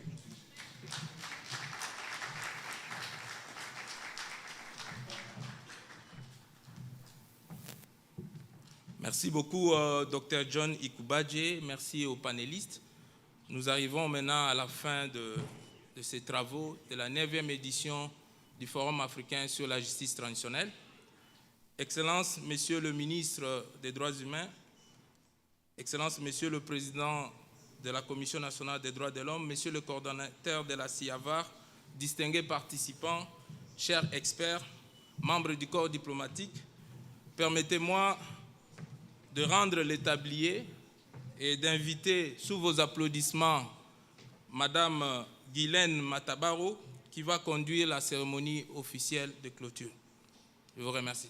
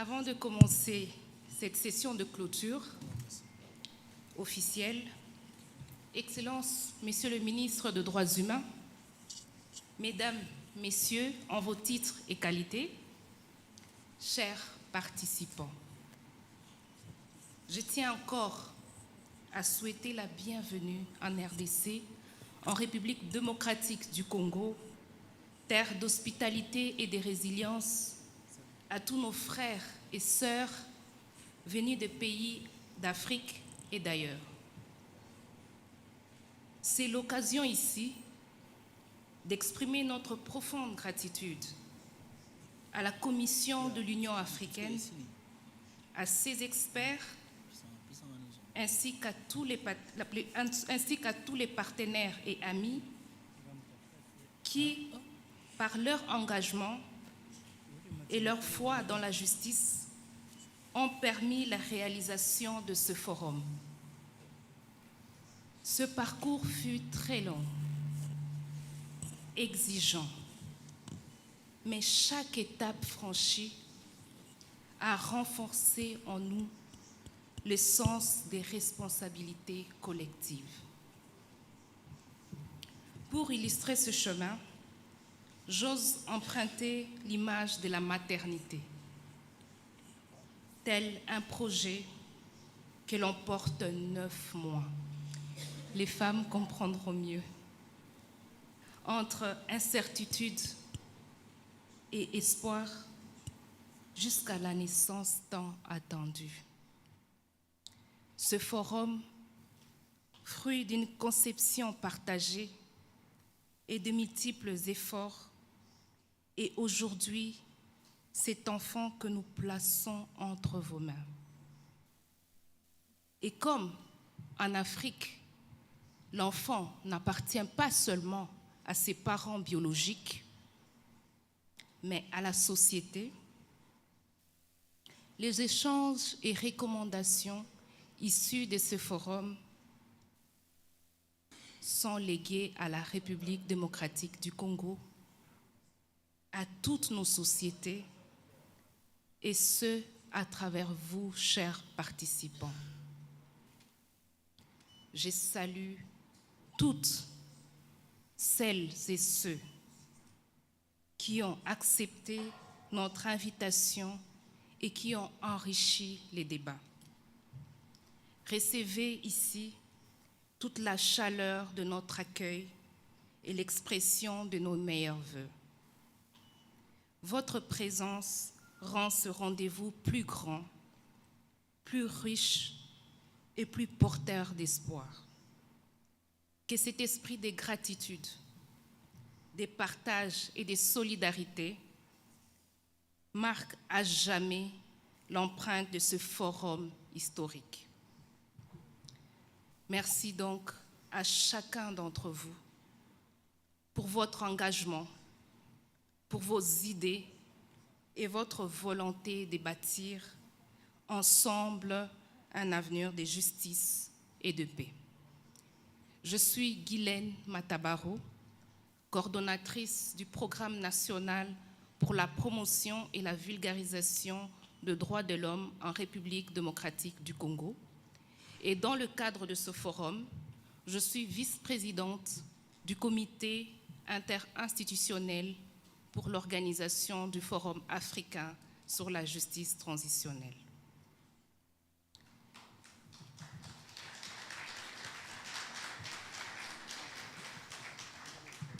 Et donc, sans plus tarder, j'invite le représentant du CSVR pour son mot de clôture.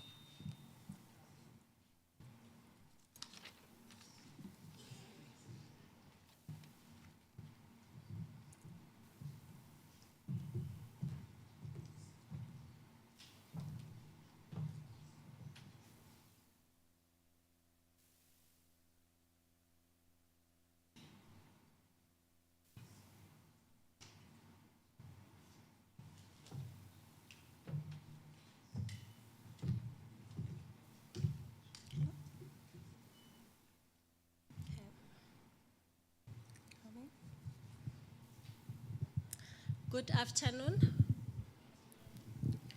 Please allow me to stand on all protocols already observed.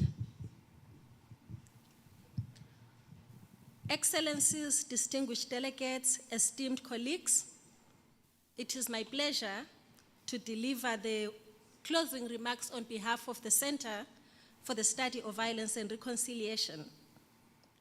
As we bring the 9th Transitional Justice Forum to a close here in Kinshasa, it is fitting to reflect on the remarkable ground that we have covered over these past 3 days.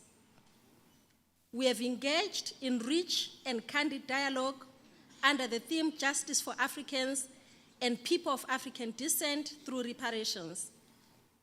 Together, we have examined the state of transitional justice and where we are as a continent on issues of reparations. We have highlighted the challenges that we collectively face in realizing reparations for communities and individuals who have undergone suffering and harm on the African continent. We have also highlighted opportunities that exist for our collective effort and call to action for realization of transformative reparations as we need them on the continent. Several important outcomes have emerged from the deliberations. For one, we acknowledge that reparations are not charity. They are justice that is owed to us as Africans. We cannot build lasting peace in Africa while ignoring the debts of history and the structural harms that continue to shape our present. We have also established that reparations are central to justice and peace. They are indispensable for restoring dignity and building trust between states and their citizens. We have also acknowledged our history and the importance of our history in shaping the future.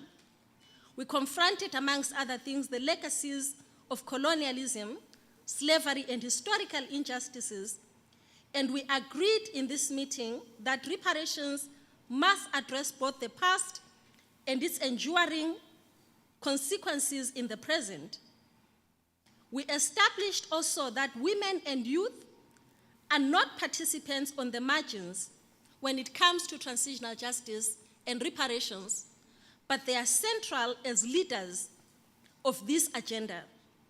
Their voices, therefore, must not only be heard, but must shape the very design and reparative policies and practices. We have heard from speakers and experts in the room that their perspectives strengthen the legitimacy and sustainability of our efforts. We also underscored the importance of reparations as healing. Beyond material measures, we underlined the importance of symbolic, psychosocial, spiritual, traditional, and community-based initiatives that restore dignity and enable societies to heal. We also emphasized as a collective the importance of partnerships and accountability.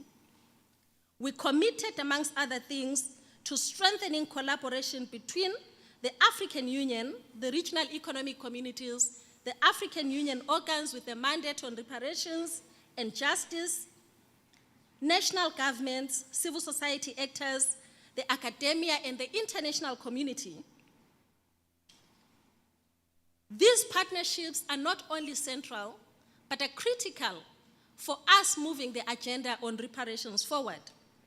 And we are grateful to the African Union for extending the tenure of the African Union theme of the year that focuses on reparations for Africans and of people of African descent.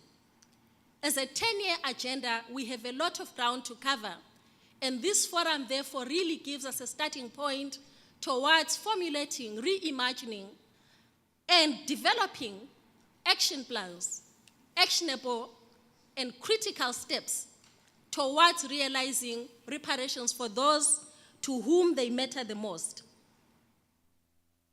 This forum, therefore, has given us tools, strategies, and a powerful outcome document. But more than that, it has given us renewed conviction that reparations are not an aspiration for tomorrow. they are an imperative for today. The forum has also reminded us that reparations are not simply a policy choice, but a moral and political imperative. They're an investment in peace, reconciliation, and a more just future for Africa and its people. On behalf of the Center for the Study of Violence and Reconciliation, we extend our deep appreciation to the government and people of the Democratic Republic of Congo for their hospitality.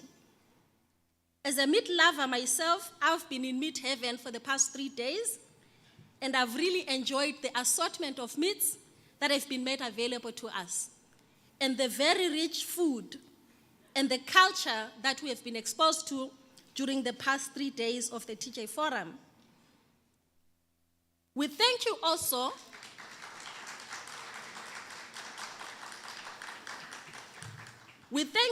for your example of resilience in the face of deep historical and ongoing injustices. I would like to also extend our gratitude to our partners.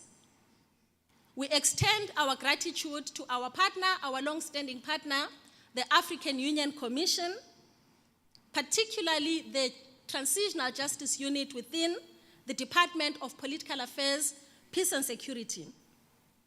We have journeyed together since 2011 for the past 23 or so years, first and foremost in developing the African Union Transitional Justice Policy, and in also establishing this platform that brings together multiple stakeholders to probe the state of transitional justice in Africa. And when we look back at some of what we have achieved together, the evidence and the impact of such platforms and the partnership we've had with the African Union is self-evident.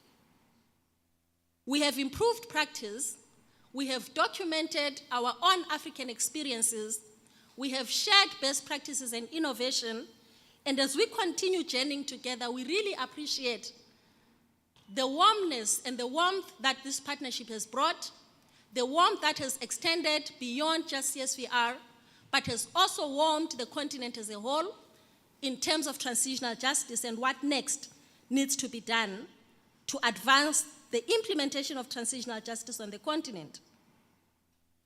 I would like to also express our gratitude to our funders. As we all know, such an agenda will really require resources, and they've really come to the party time and again in funding this important platform, the convening as we have had in the past 3 days. Amongst us, we have the European Union advancing transitional justice in Africa through the Initiative for Transitional Justice in Africa, led by ICTJ. We have ECAS, who have also funded this convening since 2022. We have also open society foundations that have also contributed that have also supported this convening. We have Impunity Watch, our long-standing partner, particularly in our work with the youth, ensuring meaningful participation of youth in transitional justice on the continent. We have the UNDP that has also funded some of the items in the budget towards making this convening a success.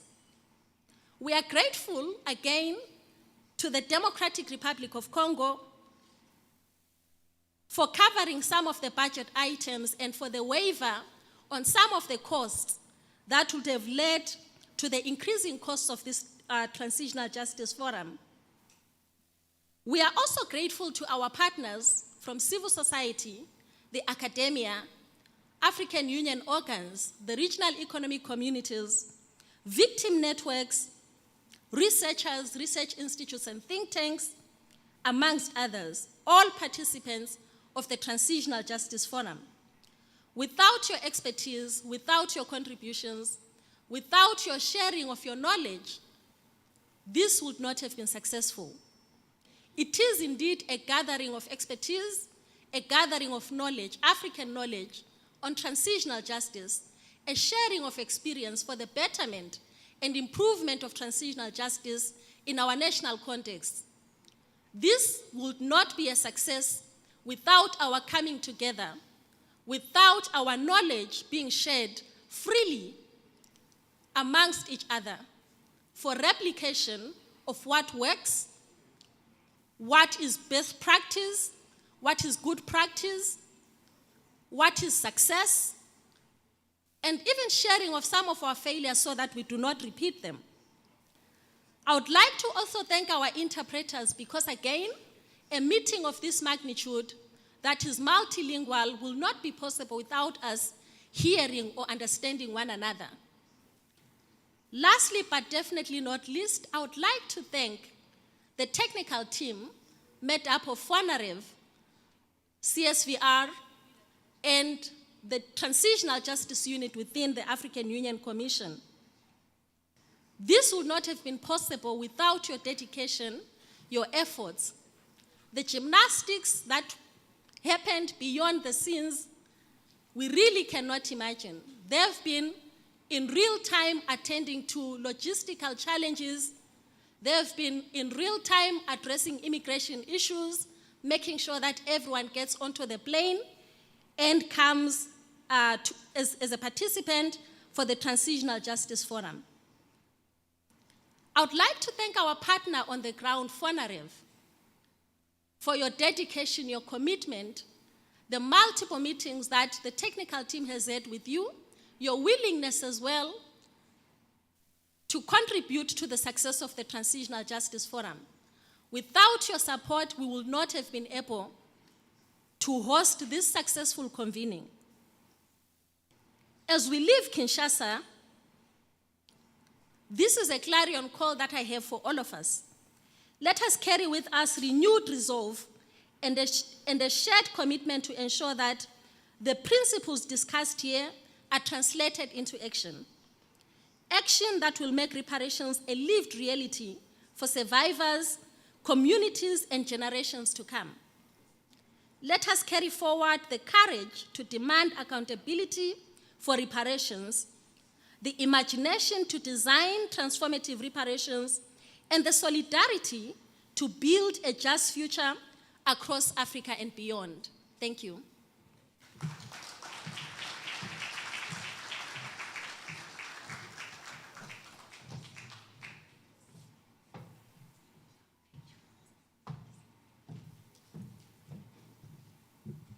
Nous remercions le CSVR pour sa participation active à ces assises. À présent, j'invite Madame Nyari pour la déclaration de Kinshasa qui résume les travaux de cette 9e édition du Forum africain sur la justice transitionnelle. Et je précise qu'elle a 5 minutes maximum.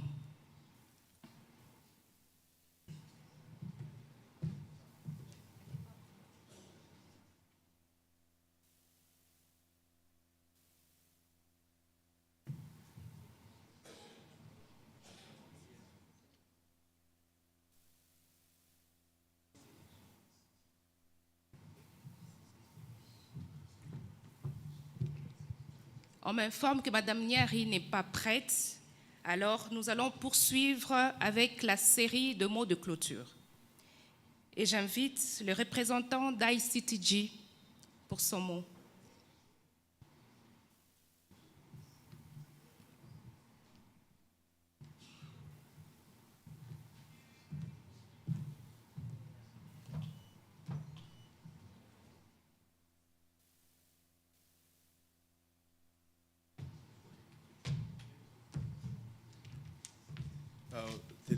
Thank you.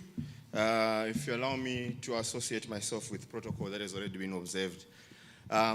Excellencies, distinguished guests, ladies and gentlemen, on behalf of the International Center for Transitional Justice, ICTJ, which is the consortium lead for the Initiative for Transitional Justice in Africa, ITJA, allow me to express our heartfelt gratitude to each and every one of you for your presence and active participation in this 9th African Transitional Justice Forum. I also wish to thank the lead organizers of this important gathering, FONAREV, the Center for Study of Violence and Reconciliation, CSVR, and the Transitional Justice Unit in the Department of Political Affairs, Peace and Security of the African Union for putting together such a stellar event. Our profound appreciation also goes to our gracious hosts, the government of the Democratic Republic of Congo, and to our technical and funding partners, the European Union, ECAS, Impunity Watch, Open Society Foundation, UNDP, the African Transitional Justice Legacy Fund, and to all organizations and individuals whose contributions have made this event possible. I kindly ask you to indulge me so that I could at least give you and share with you a few words about the Initiative for Transitional Justice in Africa and how it relates to the forum. The Initiative for Transitional Justice in Africa is an EU-funded project jointly launched by the African Union and the European Union with the main objective of promoting the popularization of the African Union Transitional Justice Policy and its domestication across African states. The project is implemented by a consortium which comprises of ICTJ, CSVR, and ATJLF. As the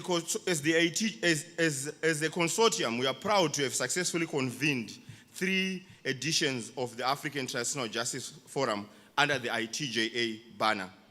In Morocco in 2023, in Mauritius in 2024, and now here in the Democratic Republic of Congo. It is encouraging to note that the forum has maintained its nature and status as a continental gathering, bringing together transitional justice actors from across Africa and beyond to reflect upon, discuss, and assess the state of transitional justice on the continent.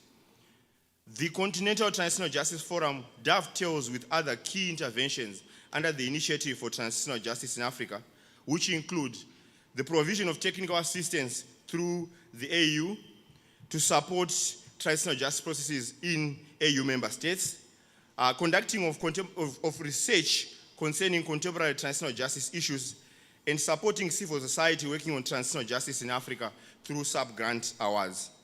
To date, in addition to convening 3 continental transitional justice forums, the Initiative for Transitional Justice in Africa has also convened 2 African Union and European Union expert seminars on transitional justice.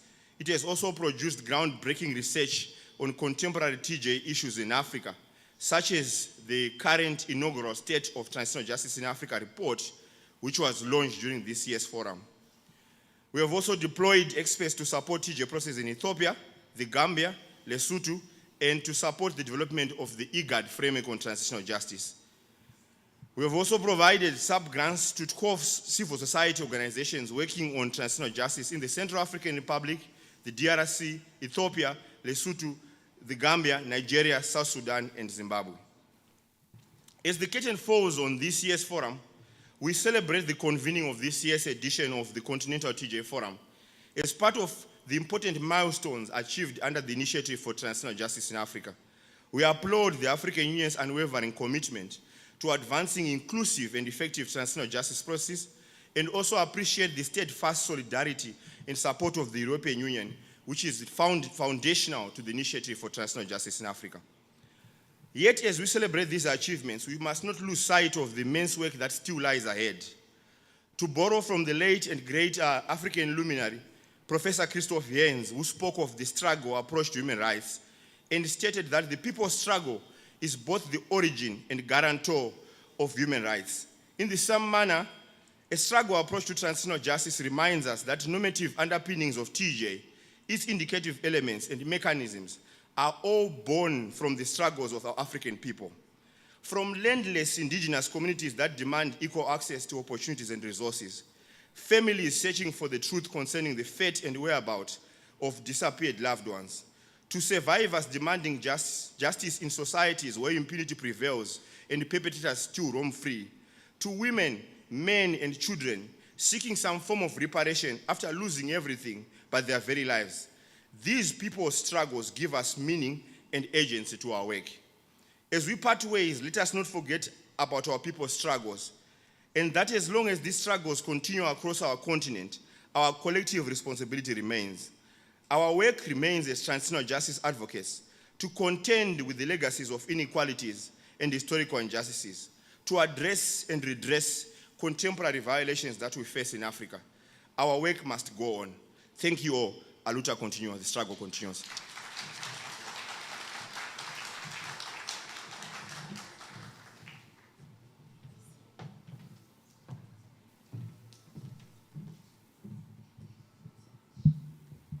Après les représentants d'ICTG, j'invite le représentant d'Infinity Watch pour son mot de clôture.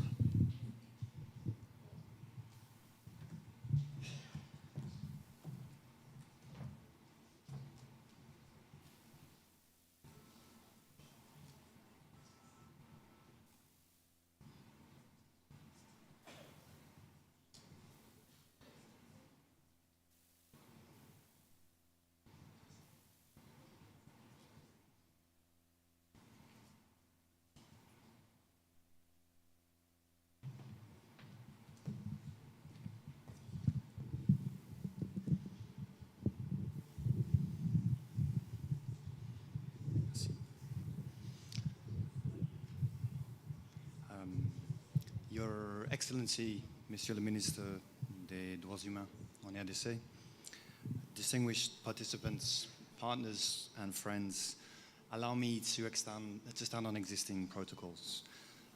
It has been an honor to share these 3 days of intense, innovative and insightful discussions with all of you here in Kinshasa at the 9th Annual African Transitional Justice Forum.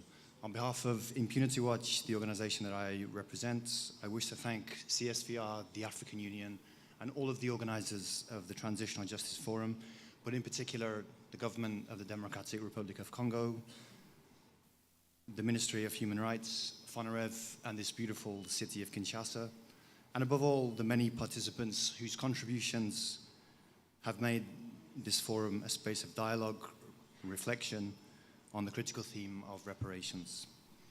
Your Excellency, distinguished participants, and dear friends, after such powerful discussions reflecting on the conflict and reflecting on the conflict continuing in the east of the DRC, no one can be in any doubt about the necessity of repairing the past, ensuring redress for historical injustices, and uprooting the systems of abuse that trace their origins to impunity for international crimes, to colonialism, and to the transatlantic slave trade.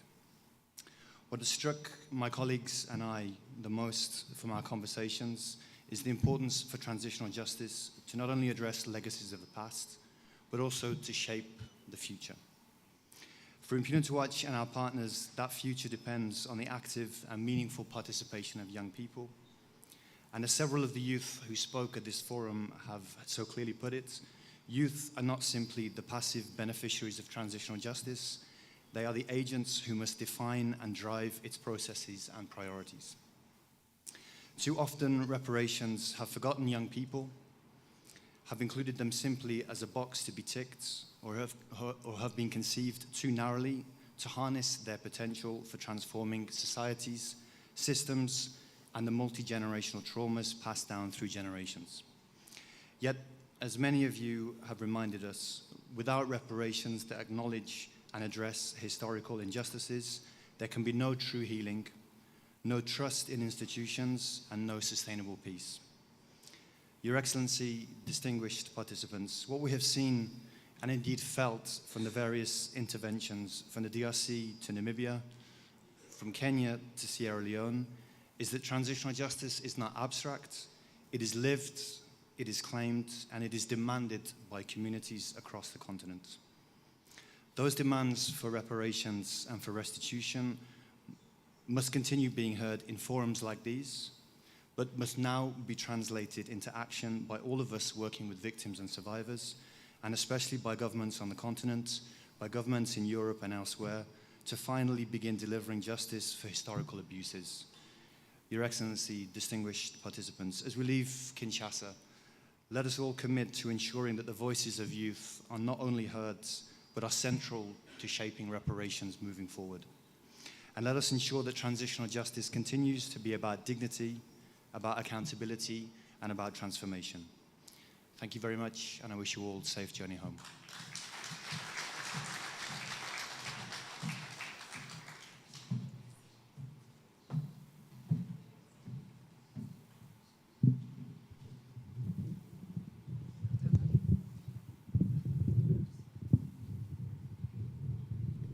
Au tour suivant, j'invite les représentants du PNUD pour son mot de clôture.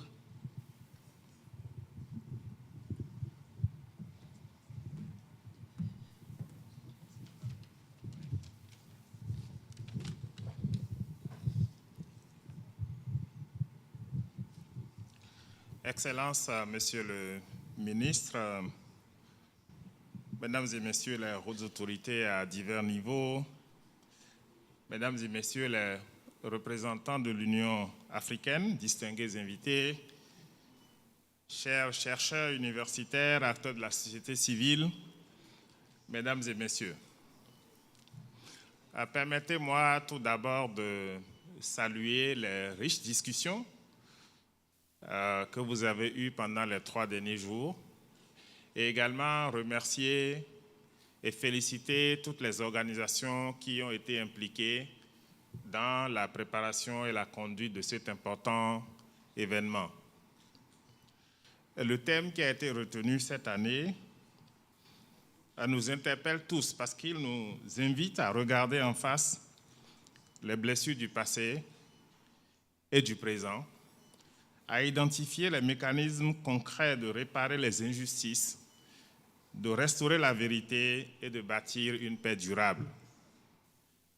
Il nous rappelle que la justice transitionnelle est un impératif de cohésion sociale qui est en elle-même une condition sine qua non pour le développement durable.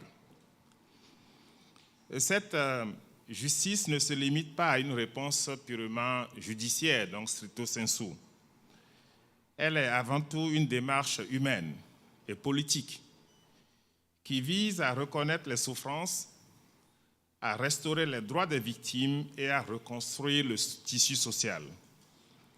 Donc rétablir l'agencéité des personnes victimes. Le programme des Nations Unies pour le développement, que je représente ici en RDC, travaille avec plusieurs autres partenaires du système des Nations Unies. Je vois nos collègues du BCNUIDH qui sont ici et d'autres, ainsi qu'avec les gouvernements, pour reconnaître que, en articulant justice, développement et moyens d'existence, on crée les conditions pour l'équité et pour aussi la durabilité des stratégies et des programmes que nous mettons en œuvre.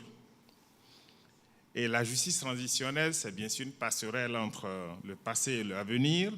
Elle pense les cicatrices, prévient leur répétition et ouvre surtout la voie à une société fondée sur la dignité. En Afrique, et particulièrement en République démocratique du Congo, vous avez dû regarder un peu les expériences de part et d'autre. Et la situation, elle n'est pas satisfaisante, mais elle n'est pas non plus sombre, parce qu'il y a eu des progrès qui ont été enregistrés ça et là, de bonnes pratiques qu'on peut partager. Il y a les cas de la Sierra Leone que vous connaissez, la Gambie, le Soudan du Sud, la République centrafricaine, ainsi que bien sûr les mécanismes que la RDC a mis en œuvre ici, a mis en place ici pour les réparations. Le simple fait que vous voyez l'implication et l'engagement du FONAREV ici en RDC est l'illustration même du fait que lorsque nous mettons en place les mécanismes pour la réparation, c'est également un appel à l'accompagnement aux victimes. Avec donc ces partenaires des Nations Unies et d'autres, le PNUD accompagne généralement ces efforts à travers 4 priorités, notamment premièrement, l'appui institutionnel pour des cadres adaptés et conformes aux normes internationales. Deuxièmement, le soutien aux mécanismes de réparation ciblés et inclusifs. Troisièmement, l'intégration du développement dans le processus de justice. Je disais tout à l'heure que c'est important d'avoir une approche holistique qui permet également de répondre au-delà de la question judiciaire. Et puis, bien sûr, à la fin, la participation citoyenne en mettant, bien sûr, les victimes au cœur des priorités. Nous avons une série d'initiatives avec l'Union africaine au niveau donc continental. Et il y a par exemple, en partenariat avec la BAD, nous commencerons bientôt un nouveau projet sur la justice transitionnelle au Soudan du Sud, en Gambie et en Guinée-Bissau, dans le cadre de Africa Facility to Support Inclusive Transitions, une initiative phare de l'Union africaine et du PNUD pour accompagner les États membres. Pour nous, et pour finir, je voudrais dire qu'il y a 3 leviers essentiels pour renforcer l'efficacité de la justice transitionnelle. Il y a premièrement l'appropriation nationale, car seules les solutions portées localement sont durables. Quand on parle de l'appropriation nationale, on parle fondamentalement aussi du rôle des gouvernements. Il y a quelqu'un qui disait tout à l'heure que c'est important que les gouvernements soient dans le driver's seat. Et c'est pour ça que quand ces initiatives sont portées par l'Union africaine, nous, ça nous réjouit parce que ça met en défi les gouvernements, les réveille et les met devant leurs responsabilités. Deuxièmement, il y a bien sûr la coopération panafricaine.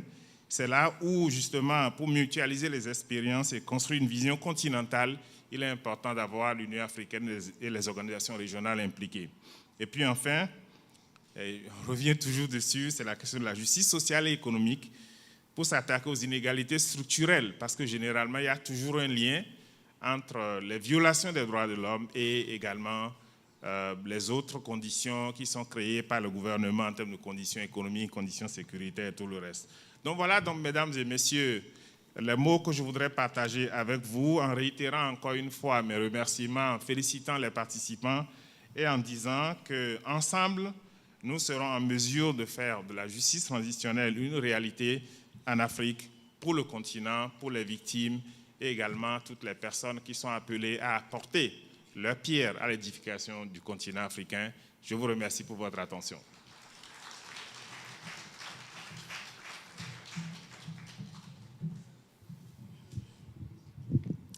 Après les PNUD, j'invite le Bureau conjoint des Nations Unies aux droits de l'homme, à travers son directeur, pour un petit mot.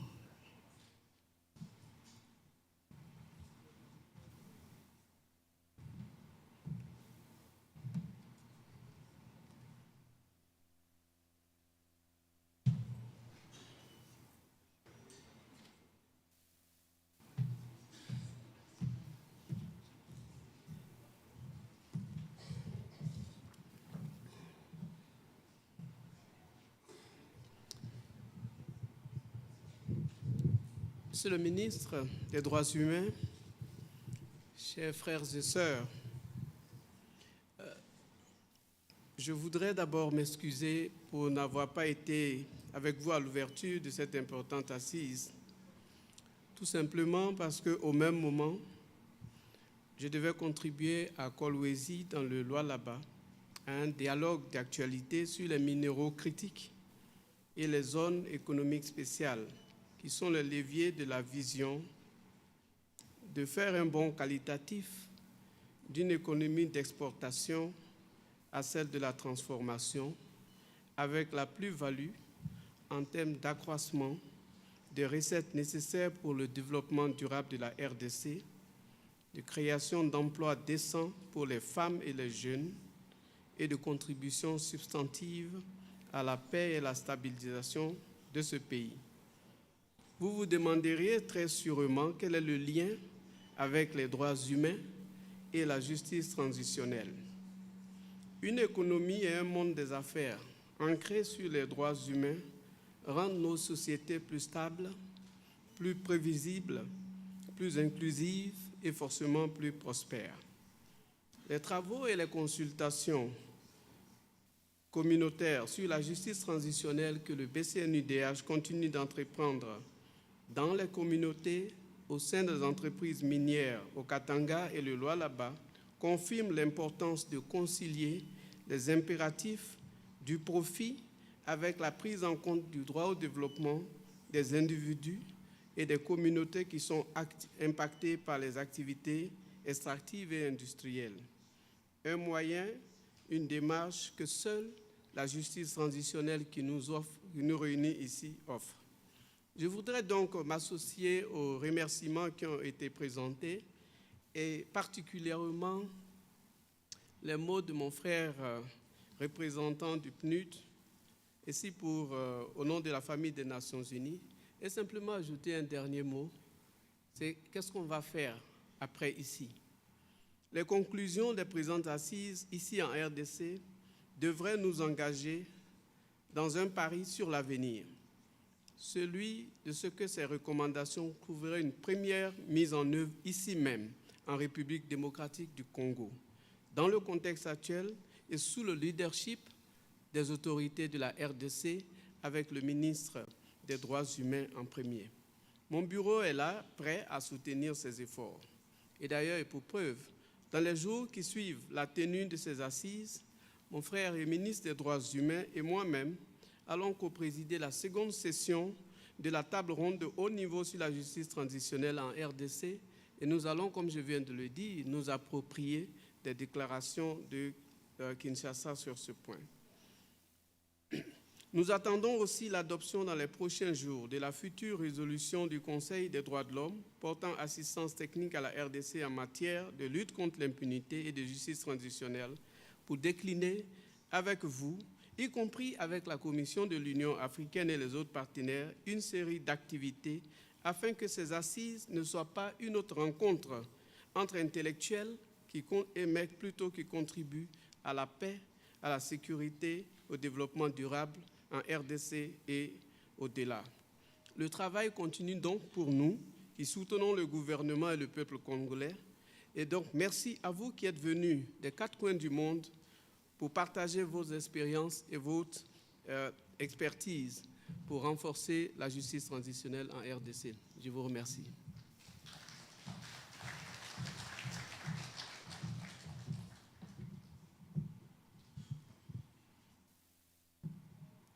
La 9e édition du Forum africain sur la justice transitionnelle doit son succès à la Commission de l'Union africaine. Et donc, avec beaucoup d'estime, j'invite son représentant pour son mot de clôture.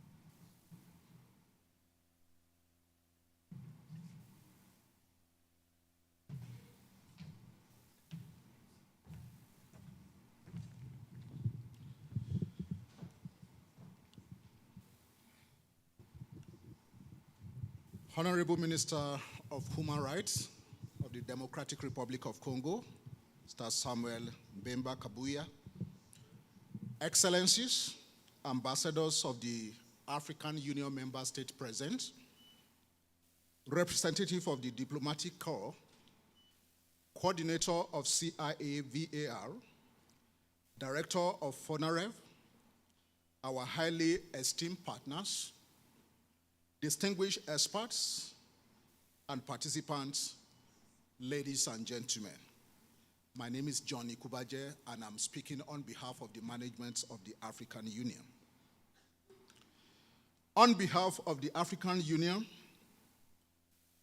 I wish to express our sincere gratitude to the government and the people of Democratic Republic of Congo for their warm hospitality and generous support in hosting this 9th edition of the African Transitional Justice Forum. I also extend special thanks to FONAREV for its unwavering commitment to the success of this event. Attending countless preparatory meetings, working tirelessly through weekends, and coordinating protocols and logistics arrangements. This dedication not only reflects your desire to contribute to peace and stability on our continent, but it also underscores the importance of your attach to your mandate as a transitional justice mechanism dedicated to providing success to victims of human rights violation in the country. Excellencies, distinguished participants, ladies and gentlemen, over the past 3 days, our discussion have confronted painful truths, shared valuable national and regional experiences, and also reminded us that reparations are not abstract ideas. They are a moral, legal, and political duty owed to victims of atrocities and historical injustices. This forum, therefore, aligns with the African Union theme of the year, Justice for Africa and People of African Descent through Reparation. And it has also reinforced the message that reparations are essential to restoring dignity, rebuilding trust, and breaking cycle of violence. One of the clearest lessons emerging from our deliberation over the past 3 days is that political will is indispensable in pursuing reparation. Equally important, we have seen that undue government interference can undermine the independence of transitional justice institutions and also frustrate the fulfillment of their mandates.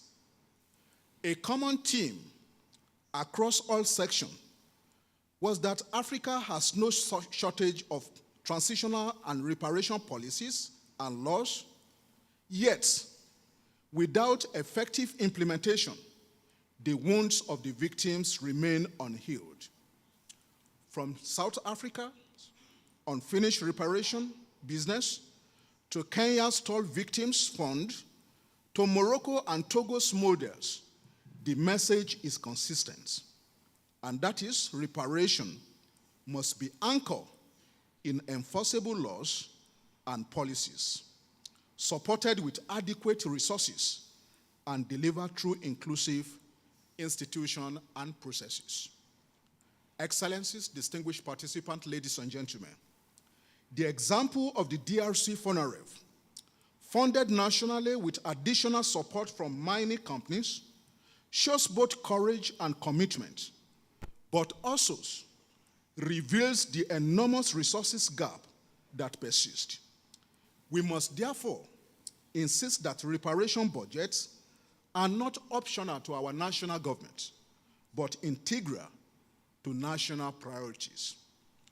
Distinguished participants, our discussion also highlighted the need to keep women, children, youth, displaced communities, and persons with disability at the center of reparations and transitional justice in Africa. Survivors of sexual violence in DRC, Togo, Sierra Leone, Central African Republic remind us that reparation cannot be limited to financial compensation. They must also include psychosocial support, as some of our participants has alluded to, trauma healing, health care, and economic empowerment. For children, reparation must be integrated into school curricula, and education reforms. For displaced persons, reparation must mean safe resettlement and reintegration.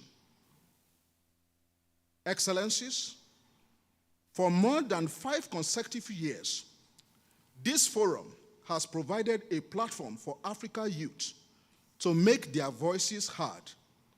They remind us that reparation must speak to their realities. Unemployment, lack of access to education, and exclusion from decision-making. Reparation must therefore be transformative on our continent in Africa, equipping young people with the skills and dignity and leading opportunity they need to prevent the recurrence of violence across the continent. Distinguished participants, equally important, our conversation have reinforced that men and women experience harm differently. Conflict-related sexual violence, reproductive violence, and intergenerational trauma all demand gender-sensitive reparations. Women leadership, therefore, must not be symbolic, but central to community healing and reconstruction. These lessons must continue to guide our member states as African Union, as the primary duty bearer and inspire policymakers, academia, civil society organizations, and all of us who are engaged in this work of reparation and transitional justice on the continent.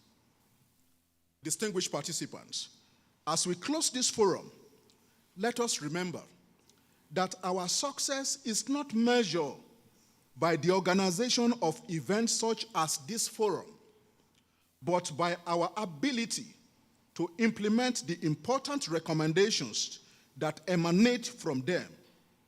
In that spirit, I wish to once again, on behalf of the African Union, thank our principal partners, the Center for the Study of Violence and Reconciliation, CSVR, for its steadfastness in co-organizing this event with the African Union over the past years.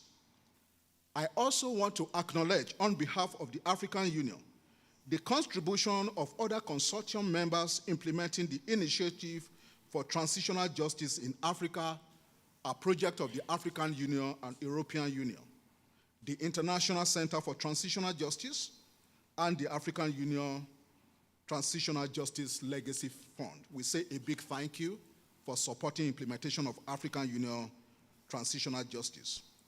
Our gratitude also goes to the European Union, the European Center for Electoral Support, ECES, the Open Society Foundation, the United Nations Development Program, and also Impunity Watch, and all other partners for their continued support and tireless effort in ensuring the success of the forums over the years. In conclusion, as we return to our respective destination, let us carry with us the reminder that peace and stability on our continent, and by implication in the wider world, remain a shared responsibility, one in which every one of us have a role to play. I wish each and every one of us safe travel and journey mercy back to our different destinations. I thank you.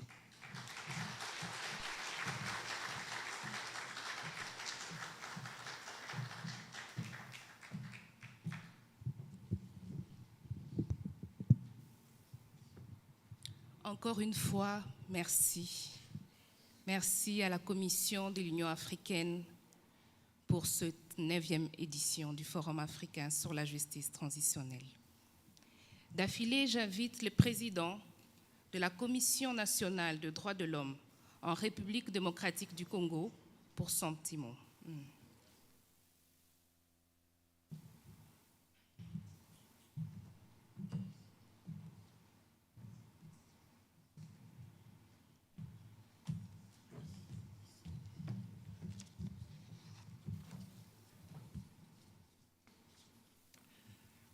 Excellences, Monsieur le ministre des Droits humains, Excellences, Mesdames et Messieurs, distingués invités, c'est avec une profonde reconnaissance que je prends la parole à l'occasion de la clôture de la 9e édition du Forum africain sur la justice transitionnelle, organisé pour la première fois en République démocratique du Congo par le ministère des Droits humains. La tenue de ces grands rendez-vous à Kinshasa constitue un moment historique pour notre pays et pour l'Afrique. Le thème choisi, justice pour les Africains et les personnes d'ascendance africaine à travers les réparations, met en lumière un enjeu majeur, celui de placer les victimes au centre des mécanismes de vérité, de justice et de réparation. En République démocratique du Congo, les blessures encore vives des conflits rappellent combien la quête de justice et de dignité est essentielle pour les femmes, les enfants, les jeunes et les communautés affectées par les violences. En tant qu'institution d'appui à la démocratie, la Commission nationale des droits de l'homme salue cette initiative et réaffirme son engagement à poursuivre sa mission de documentation des violations des droits humains, d'accompagnement des victimes et de plaidoyer en faveur de leur réparation. Car au-delà des concepts, la justice transitionnelle doit être une réalité vécue par celles et ceux qui ont souffert et qui continuent à souffrir.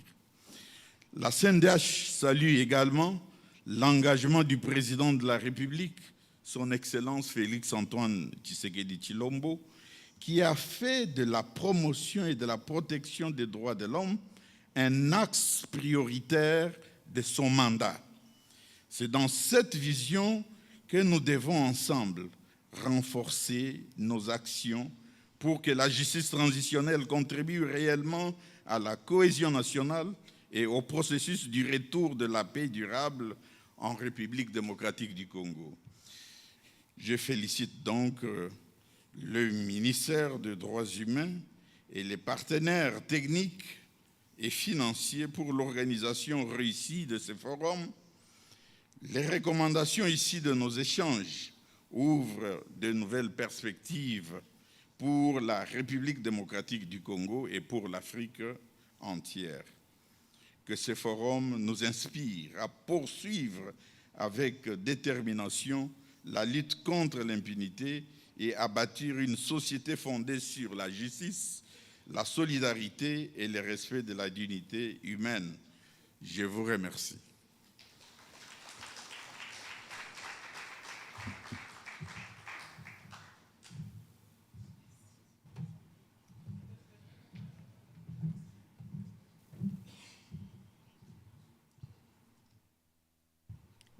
Chers participants, acteurs de la justice transitionnelle en Afrique et ailleurs,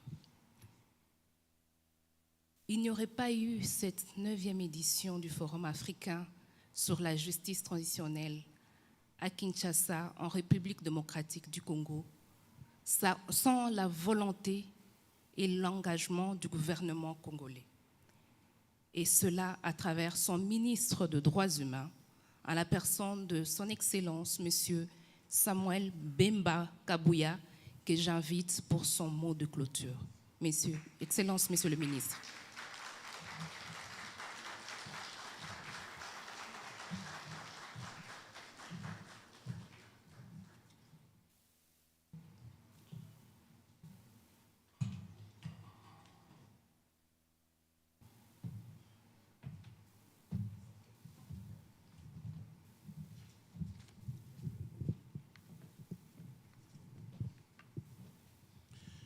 Excellences, honorables députés, mesdames et messieurs, distingués participants à la 9e édition du Forum africain sur la justice transitionnelle, dont le thème était « Justice pour les Africains et les personnes d'ascendance africaine à travers les réparations ». Je vous dis merci.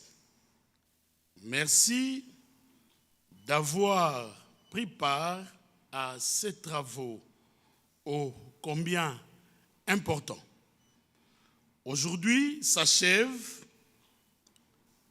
nos travaux et ainsi je vous remercie et vous félicite à la fois pour l'assiduité dont vous avez fait part durant cette édition, mais en particulier pour la pertinence de vos apports.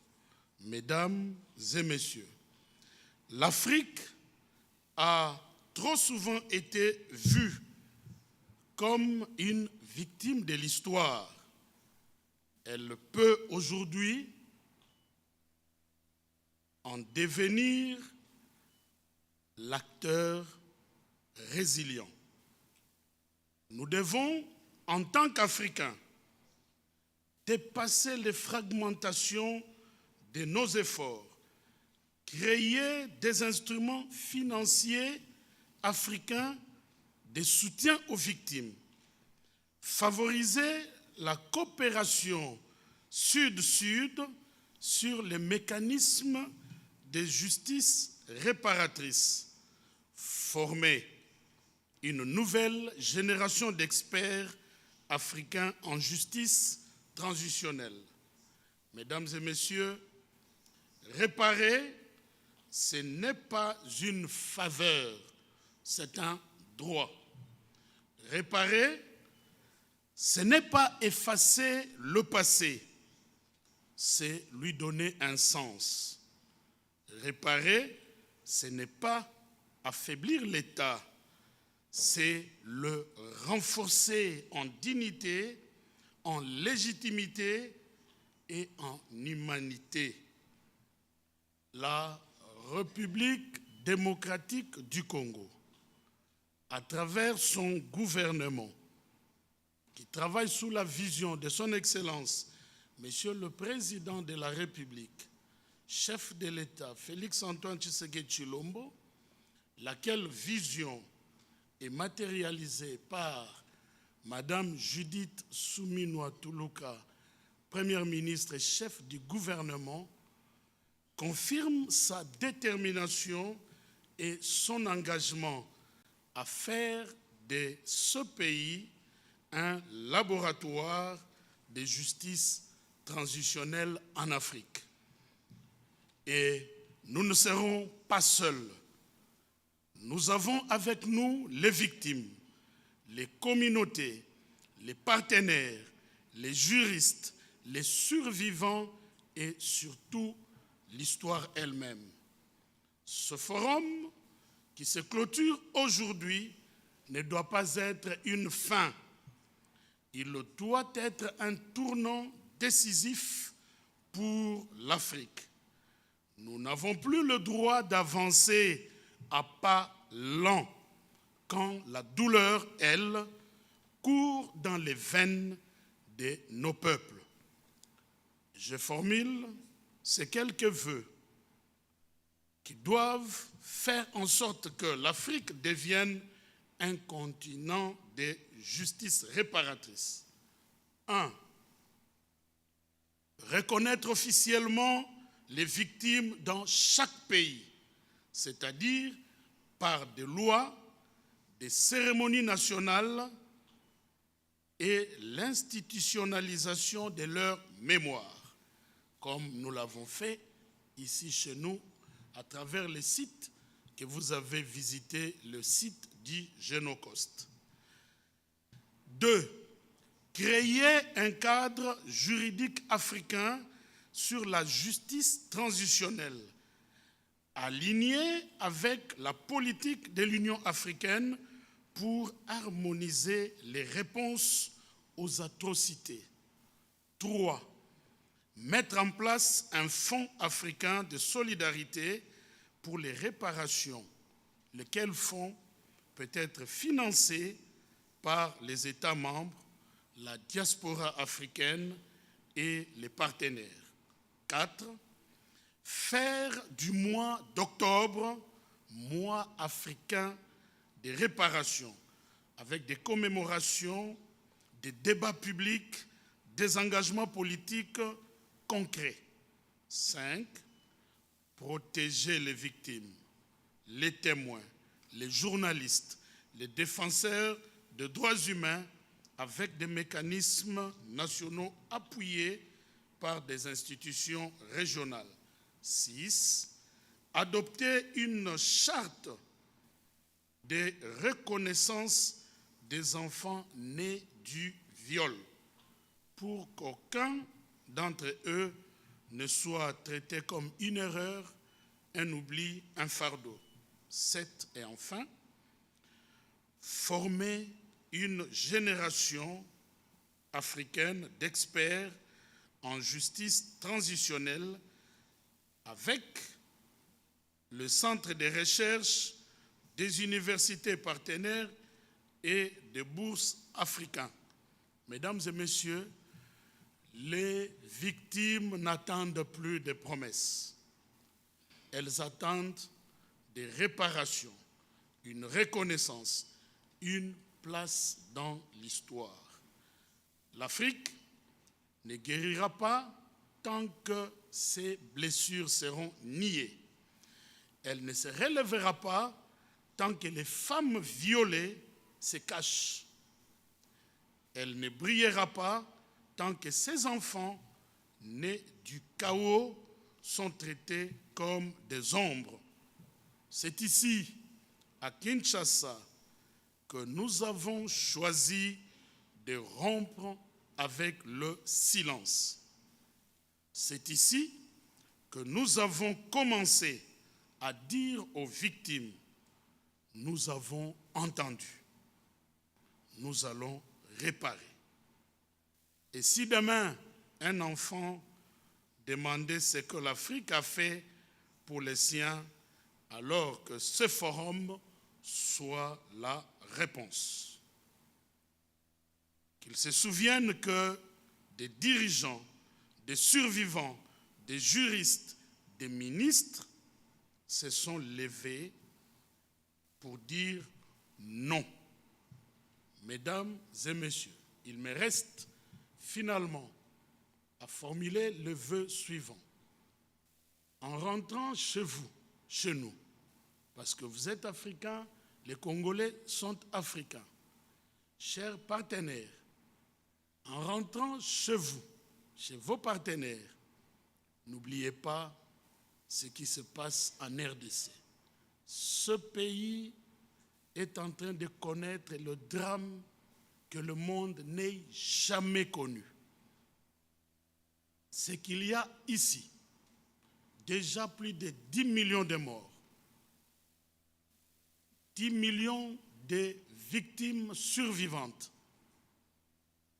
donc 20 millions de morts impactés par la situation de l'Est du pays.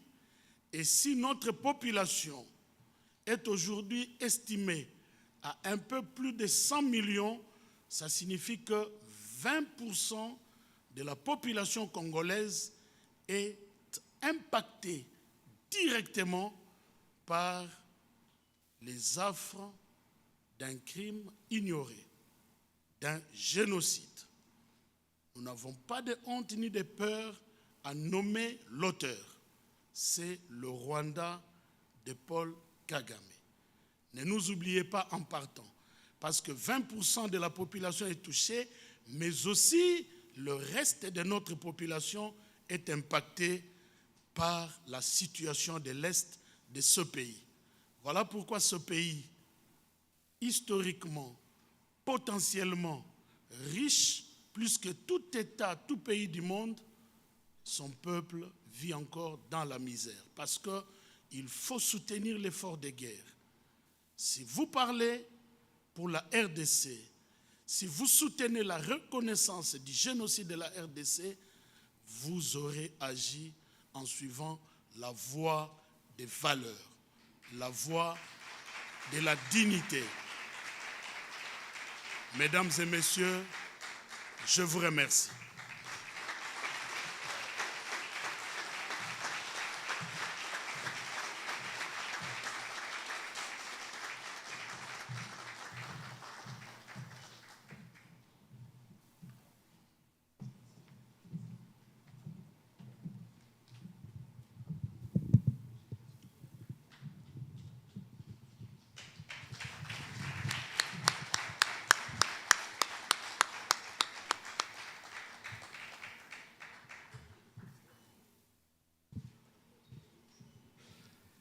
Merci.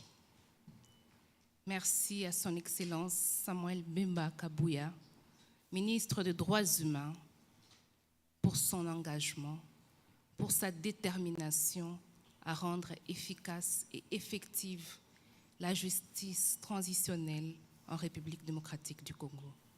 Merci, Excellence.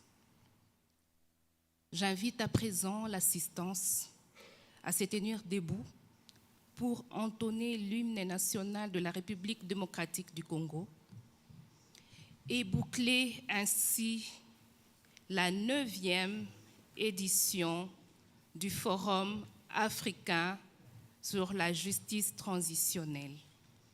Je vous remercie.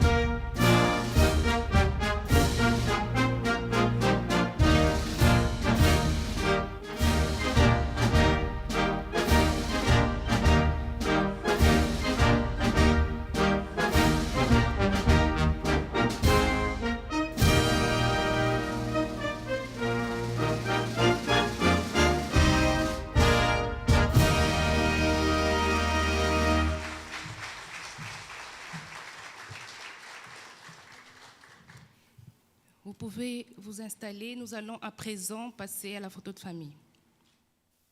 Le protocole, s'il vous plaît.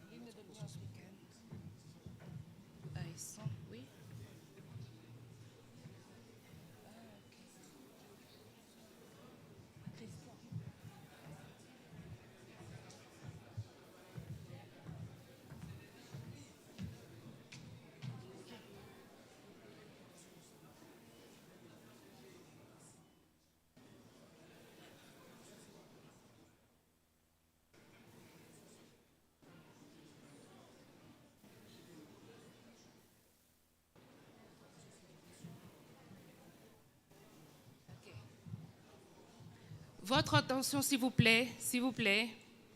Dans le même élan, on va entonner l'hymne national de l'Union africaine. Oui.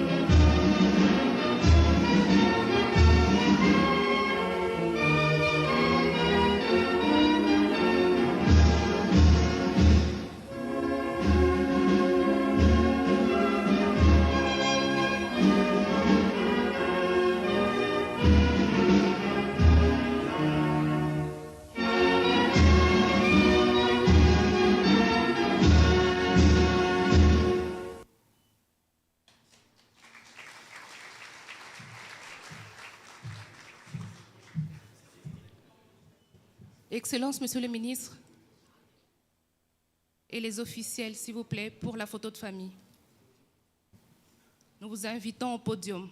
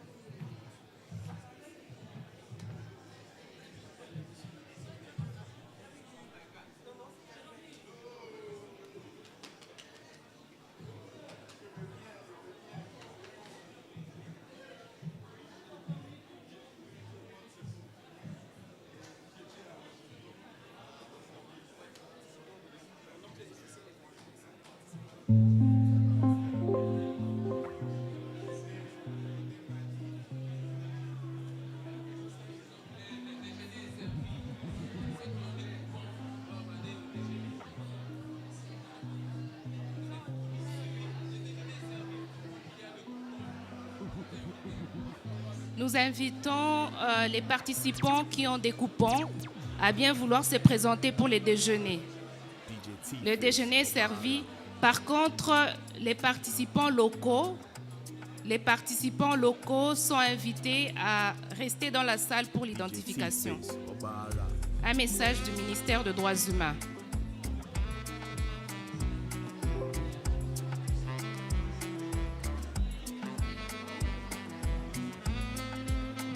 Les participants locaux, s'il vous plaît, un message pour vous.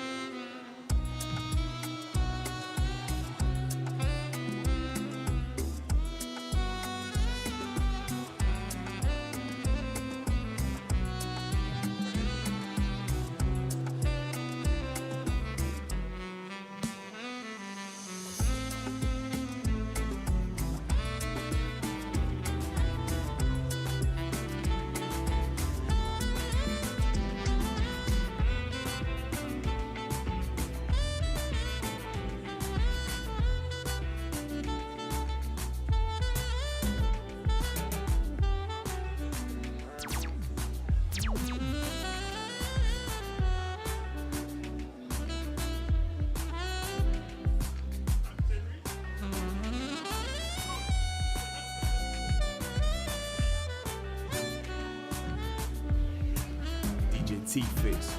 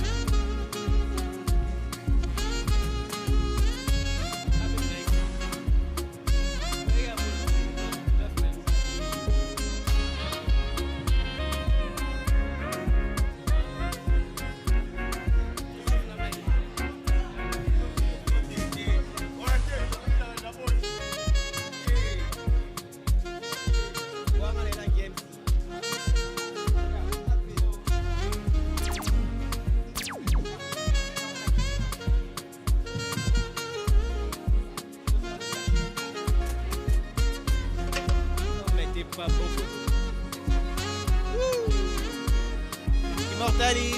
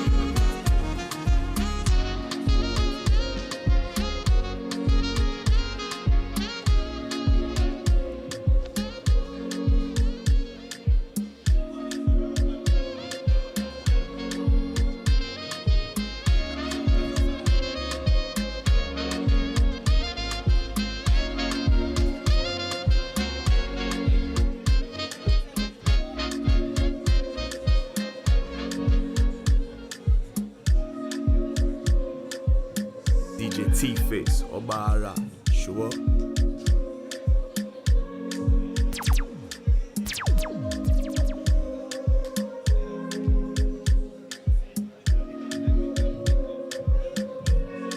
DJ T-Face, Obara, show up.